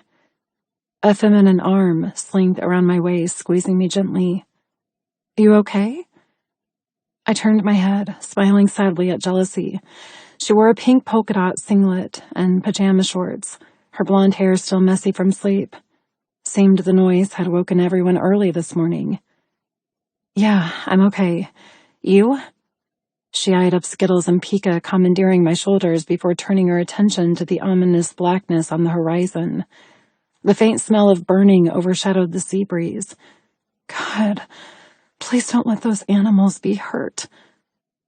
Jealousy huffed under her breath, looking as morose as I felt. For once, you know more than me about this current situation. Fill me in? I shrugged. Not much to tell. Sully's brother attacked Saragala. Yes. Drake. He's a fucking asshole. You know him? She shook her head. Heard of him. Falling quiet for a moment, she asked quietly, And what's on Saragala? Is that the island where he sends all that animal feed to? Does he have an army of pets that he keeps hidden? It's a rehab facility for lab animals and other abused cases. Oh. She gnawed on her bottom lip. And the chances of it being blown to bits? My heart fisted. Hopefully 0. But if it is, she flinched. How many just died? Tears glossed my gaze as the sea lapped around our ankles and 2 parrots cooed sadly in my ears. Hundreds? Thousands? Enough that it will destroy Sully. Jealousy dropped her arm from around my waist. Oh. I nodded, unable to fight the liquid tracking down my cheeks. Yes. Oh. Whatever Sully was about to face, whatever war he was about to reap, he wouldn't be the same man when he returned. Whatever progress I'd made, whatever connection we'd built, it might have been murdered, along with so many other lives lost today. That was why I was so afraid. That was why I couldn't stop the trickle of ice. If Saragala had been attacked, it didn't matter what I felt for Sully or what he felt for me. His loyalties were fierce to those who couldn't speak, to the vulnerable creatures with 4 legs, wings, and tails. He would fight for them. He would reap vengeance for them, as he should. But where would I be? Would he let me fight beside him, or would he push me away? I didn't have an answer, and as the sun rose higher in the sky and jealousy kept me company while we watched more smoke billow and stronger scents of charred earth and flesh trailed over the sea, I did my best not to be worried. but I was worried. So worried. Because we might be over before we've even begun. Sullivan, Chapter 28. Wearing white to total carnage was a gruesome wardrobe choice. Blood painted my t-shirt and slacks. Bone fragments and brain pieces, charred fur and dismembered animal parts. I wore it all as I dug through the smoking wreckage. Thanks to my team of gardeners on Leba and their tanker of fresh water to grow my crops, we'd put out the fire caused by Drake's bomb. We'd salvaged part of the veterinary practice, saved a few holding pens, ceased fire from chewing its way through the dog enclosure, and pieced together parts of the rabbit warren. But that was it. Everything else. The barns piled high with feed and medicine, the high-tech surgery for large and small beasts, the hours upon hours of excavating, building, planting, creating had all been destroyed, along with so many, many fucking lives. 4 hours ago, I'd been ready to jump aboard the helicopter and fly after Drake, to make his body blow apart like Cuthbert the pig and the adorable otters who'd been so close to releasing back into the wild. I wanted to see his brains splattered in the soil. I wanted his blood coagulating beneath the hot sun. I wanted the stench of his decaying body ripe in the air. I wanted him in motherfucking bits. But vengeance would have to come after I'd offered triage to those left behind. The singed monkeys, and charred beagles, and every other critter that had already suffered so much. Cal and I worked side by side with locals and staff. The Indonesian people operated under the law of karma, and they arrived in droves, pulling ashore in their fishing trawlers or hitching a ride on a sea vessel, coming to our aid thanks to the plume of smoke announcing war. Their good deed today would help a good deed for them tomorrow. None of us spoke, too disgusted and deadened by what we shoveled from the layers of toxic ash, recognizing severed tails, paws, and fire-ravaged carcasses. I'd thrown up when I'd come across a cow that had only arrived 2 days ago. A roof beam had snapped, thanks to the bomb's power, hurtling down to harpoon into the side of the animal. It had been trapped against the wall as fire chewed its way up its legs and along its flanks. Dead while standing, its eyes were still open, a snapshot of blistering agony as it had burned alive. I'd stumbled to the corner and expelled the dinner I'd shared with Eleanor. It had splashed on my boots, coating me in yet more filth, blending with guts and viscera. I hadn't eaten meat in fuck knew how long, and the stench of animal flesh made me violently nauseous. My mind and heart shut down, unable to associate the butchered remains with the creatures I'd tried to give a better life. It was my past all over again. The lab experiments, the domestic violence, the brother who tormented his own sibling. Fuck, the guilt. It nibbled its way through my chest until it took a knife and fork to my heart and ate it piece by piece. I bled guilt. I sweated guilt. My head pounded with culpability and utmost shame. I couldn't look anyone in the eye, even as Cal patted me on the back and hissed in my ear that this wasn't my fault, that I couldn't have predicted that my brother would bypass my scouts on the sea and instead of coming after me, go after the most vulnerable. But I should have known. It was fucking obvious. It was his M.O. I'd been such a stupid bastard not to see this coming. And I blamed myself. Not just for this carnage, but for being too goddamn busy falling in love with Jinx to put parameters in place to prevent such a thing. I'd been selfish. I deserved this pain, but the rest of these poor victims did not. Their broken bodies and obliterated hearts were on my hands, no one else's. In this instance, Drake had been smarter than me. He'd never entered my waters. Instead, he'd flown over them in a chartered Tomahawk and dropped 2 unrefined and highly temperamental bombs on Serigala. My pilots had already tracked the aircraft to a private airstrip in Java. I'd sent guards to interrogate, to find where Drake was. Had he flown to Indonesia to do this, Or had he sat in his goddamn lazy boy in one of our parents' mansions and pressed a button on a mass animal massacre? Fuck! My anger gave me strength to keep striding over bloody debris and horrendous homicide. My guilt wrapped me tight until any other thought or emotion was deleted. Eleanor was not allowed inside my head or my heart. Any remembrance of our afternoon yesterday just didn't fit with this reminder of how death always found me, how the Grim Reaper used me to find its next chosen, picking those I cared about to exterminate. She's not safe around me. Nothing is. High noon passed in a fugue of humidity and stench. The afternoon faded into twilight as more ships arrived, helping carry animal refuse out to sea to feed the carnivores of the ocean. Better their remains were used to sustain marine life than bury it in fire-scorched dirt. The piles of mangled buildings were combed over by locals, earning my permission to take whatever they could scrounge. If a window hadn't blown into smithereens, best they could find a good purpose for it instead of me smashing it to pieces in my rage. So many years of my life, so much hope that I was doing a good thing, saving those who'd been brutally treated at the hands of humans. And look at what I'd done. I'd killed them. All over again.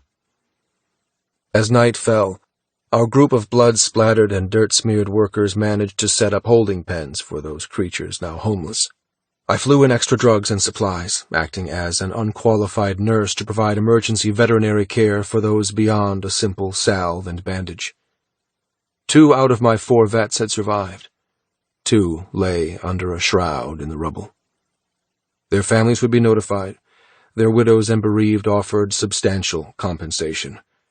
3 locals who were in charge of cuddles and feeding had also been killed. The initial blast had torn them apart. I was responsible for this. I would pay every debt required. I would never, ever fucking forget this. Drake is a dead man walking. Burying my hands in another pile of gore, I grabbed the slippery remains and tossed it into the bag that would be carted out to sea. As far as cleanup went, Saragala had been swarmed by helpful people, all carrying out some versions of disinfection and rebuild. This pile was the last of the mess. My body was fucking exhausted. My eyes wept from ash and air particles. My throat scratched from the stubborn fire still smoldering in places. My lungs and belly cramped from pollution, and my heart throbbed with agony for what had happened. But I couldn't go home. Not yet. I didn't deserve to wash away this putridity. The biohazard I worked in made my entire body a contamination warning, just like my soul should be. I should be kept far, far away from everyone and everything. I bent to grab more handfuls of slaughter. A local passed me a spade with a grim half-smile. I took it, digging the rusty blade into the oozing remains and tossing them into the bag. The tool made my work faster, and I threw myself into the task. Cal arrived at some point, his hand landing on my shoulder. I jolted in panic. Pika? For a god-awful second, I thought Pika had flown here and witnessed what I'd caused. I didn't know why, but that almost broke me. The thought of Pika, my confidant and friend for 14 years, seeing just what I was the final straw. Don't touch me. I shrugged Cal's touch away, returning to my awful digging. Your phone's been ringing. I gritted my teeth. Who cares?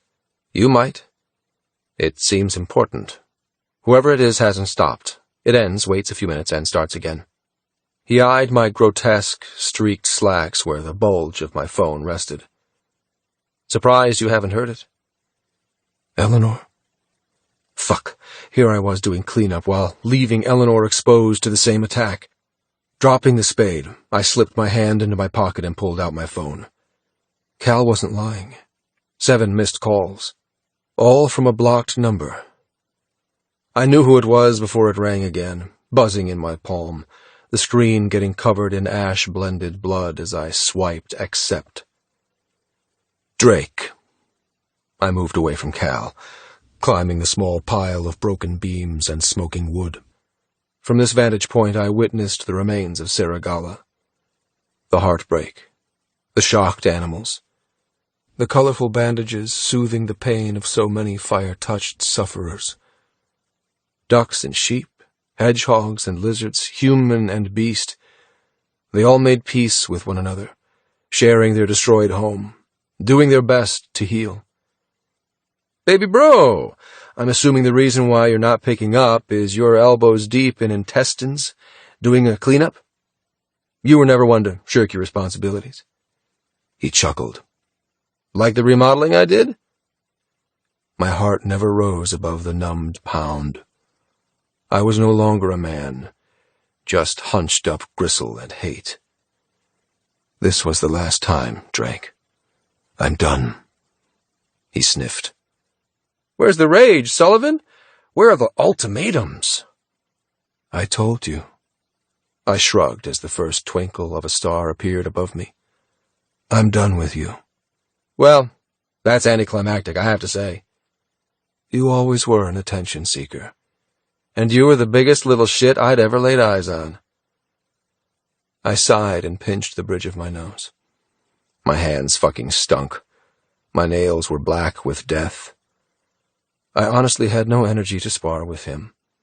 He was already dead to me. He'd never been a brother, just a tormentor. A fucking psychopath who should never have been birthed. You want the truth, Drake? I looked up, dropping my hand. Fine. I'll give you the goddamn truth. I'm glad our parents are dead because they were worthless two-legged creatures who had the means and the money to do some good in this fucked-up world. Instead, they only thought of themselves. They taught you the same righteous belief that you're owed something, that you're special. My voice lowered. No spike of hate or flare of rage, just loathe-filled ice. They're dead. And soon, you will be too. This is our last conversation, Drake. Next time we see each other, I'll be driving a blade through your motherfucking heart. A pause sounded between us. Heavy and potent, slipping into my bloodstream with sick foreboding. Finally he laughed, loud and cocky. Ah, there's the ultimatum. Not an ultimatum. A fact. Okay then, a fact. A rustle sounded as if he brought the phone closer to his mouth. You've said your fact. Now allow me to do the same. My thumb hovered over the hang-up button. Maybe another time. I have much more important things. Listen to me, you little shithead. If you hang up, then I'm done tormenting you. I'll just go straight to killing you. You already tried that numerous times, I might add, and it didn't work. I'm like the cockroaches you tried to squash but never could. Yeah, but this time I have a guaranteed way to exterminate you. I'm not even going to give you a choice. I won't ask for Sinclair and Sinclair Group. I won't demand your shares or your bank accounts. There's only one thing you can give me to stop me from doing this. One thing that's far more interesting than science. Give it to me, and I could be persuaded to play nice. My knees locked. The wooden pile I stood on shook with instability. I didn't bow to his taunt. I didn't ask what he knew because I would never show weakness where he was concerned. But I didn't need to ask as Drake had always loved to gloat. You've been a naughty boy, haven't you, Sullivan? Buying women and farming them out as whores? A little birdie told me that you've somehow concocted a drug that makes them beg for it. And they'll take it up the ass or down the throat as many times as a guy wants, and even more besides. He laughed coldly. Here you are spouting bullshit about doing something good in this world, and look at you. Sullivan Sinclair, the goddamn king of skin and sin. I pursed my lips. I would not respond. I would not give my reasoning. The thing is, little Sully, I rather like your new business. More so than I do at the thought of geeky scientists and boring lab work. Sure, drugs are lucrative, but if you've bottled lust, then that's fucking unstoppable. He cleared his throat. So, here's my ultimatum. You sitting down? 'Cause you might want to. I rolled my eyes and stayed quiet. Let him think I'd abandoned the call and wasn't listening.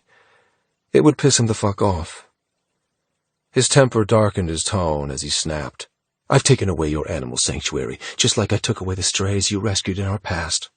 But that wasn't my end goal. Call that a little warm-up, because this birdie also told me you finally stopped being an animal lover and turned your eye to someone with 2 legs instead of 4. He laughed. What's better, Sully? Fucking a girl or something with fur? Not waiting for me to reply, he continued. This girl of yours, it's taken you long enough to dabble in the commitment pool that I'm guessing she means quite a lot to you.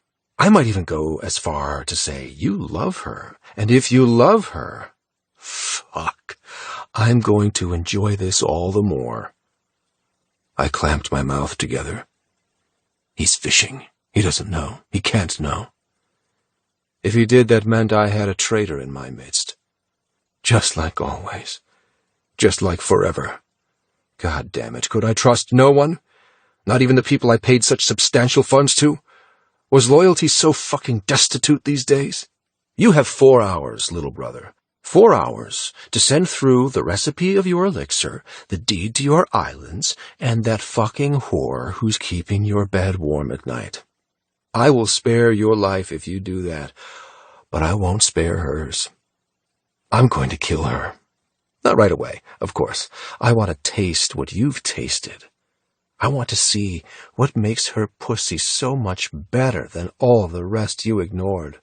I will make you watch. I will set you free from your ideologies that you are better than me. If you show some groveling on your part, we could even run your side enterprise together. Brothers in blood and business. But if you lift one finger against me, if you try to save her from fate, then I will fucking hurt you. I will hurt you until you beg for death, but I will never grant it. I will happily watch you break apart for the rest of your tortured days. Silence fell between us. My heart stopped. My body swayed. I didn't believe he could touch me, but there was a spy in my midst. A spy who'd gone behind my back and ensured the deaths of so many animals I'd tried to save. And Eleanor was currently on my island with that spy. She was at risk. Worse than with traffickers or guests or me. She was the leash around my throat that could ensure I bowed to my heinous brother. A leash that would choke me if I ever had to watch her suffer. Before, I hadn't responded to him out of power. Now I stayed silent because I couldn't speak. My mind raced. My heart hammered. What the fuck do I do? It came down to trust again. Did I trust what he said? Did I trust he was lying? Shit. Drake chuckled. I'm taking by your quietness that I finally struck a nerve. I almost feel sorry for you. You finally know what it feels like to love, and now you have to watch me kill her. That's the price you pay for picking a war with me, baby bro. My hand curled around my phone as I leaped from the wooden pile, tripping over destruction to the helicopter in the distance. I'm calling your bluff, Drake. You can just fuck right off. I'm going home to have a shower. You probably have an hour at the most before I fly my ass to wherever you are to shove a bomb down your throat. Oh yeah? Calling my bluff, huh? I wouldn't do that if I were you. Fuck, I hated this cunt. Oh no? Why not? I wouldn't test me, because I'm currently sitting in your sea with a fucking army ready to blow your goddess isles apart. I have my finger on the trigger, Sully. I have the name of your girl. 4 hours just became 3. Tick-tock. I broke into a run, waving at the pilots to drop their sack of animal parts and climb into the chopper. They leapt into the fuselage, running a pre-flight check as I bolted up the steps. One question, and then I'll believe you. Sure. One question seems fair. I did my best to keep fear from my tone, masking it with hissing rage. Her name. The girl you think I'm. Eleanor Grace, Of course. The goddess you're in love with? Now, run along, little bro. 3 hours. And then it's party time. He hung up. I threw my phone at the expensive upholstery opposite me. Fuck! Cal shot inside the helicopter, just as the pilots added speed to the rotor blades, warping the laws of gravity. I didn't look at him, sinking deep into my thoughts, planning warfare, plotting strategy, mulling over every option from all angles. Only problem was, if what Drake said was true, I had no options, no angles, no strategy. I was in love with Eleanor, and she was my greatest treasure and my biggest weakness. And I just handed over my empire to Drake because I would do fucking anything to keep her safe. I would fight any battle. I would bow to any threat. Promise pain to her, and I was a useless son of a bitch. All I wanted to do was go rogue, to attack and shred, to use everything at my disposal to rip out his entrails. But she could get hurt in the crossfires. She could be raped, mutilated, murdered, because of me. And I would be too fucking weak to stop him. Drake had once again won. He'd used my shortcomings. He'd sniffed out my fragility. He'd trapped me with the very same person I'd found such freedom with. I was fucked. My future was once again unknown. The one girl I would have given everything to now had to get as far away from me as possible. I would not watch her be hurt. I would not be the reason she ended up a charred carcass because of my screw-ups. She was everything to me. Therefore, she had to become nothing. I would happily die if it meant I could protect her. But I'd be damned if I'd let Eleanor die with me. This has been Third a Kiss, Goddess Isles, Book 3, written by Pepper Winners, narrated by Sarah Puckett and Scott Ryder. Copyright 2020 by Pepper Winners. Production copyright by Pepper Winners. Audible hopes you have enjoyed this program. This is Audible. Third a Kiss, Goddess Isles, Book 3, written by Pepper Winners, narrated by Sarah Puckett and Scott Ryder. Sullivan. Prologue.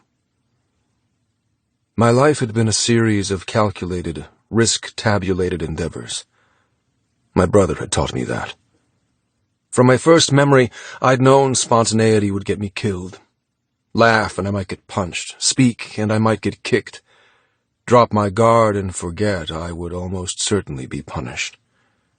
That lesson grew with me through childhood, growing from self-preservation into utmost law.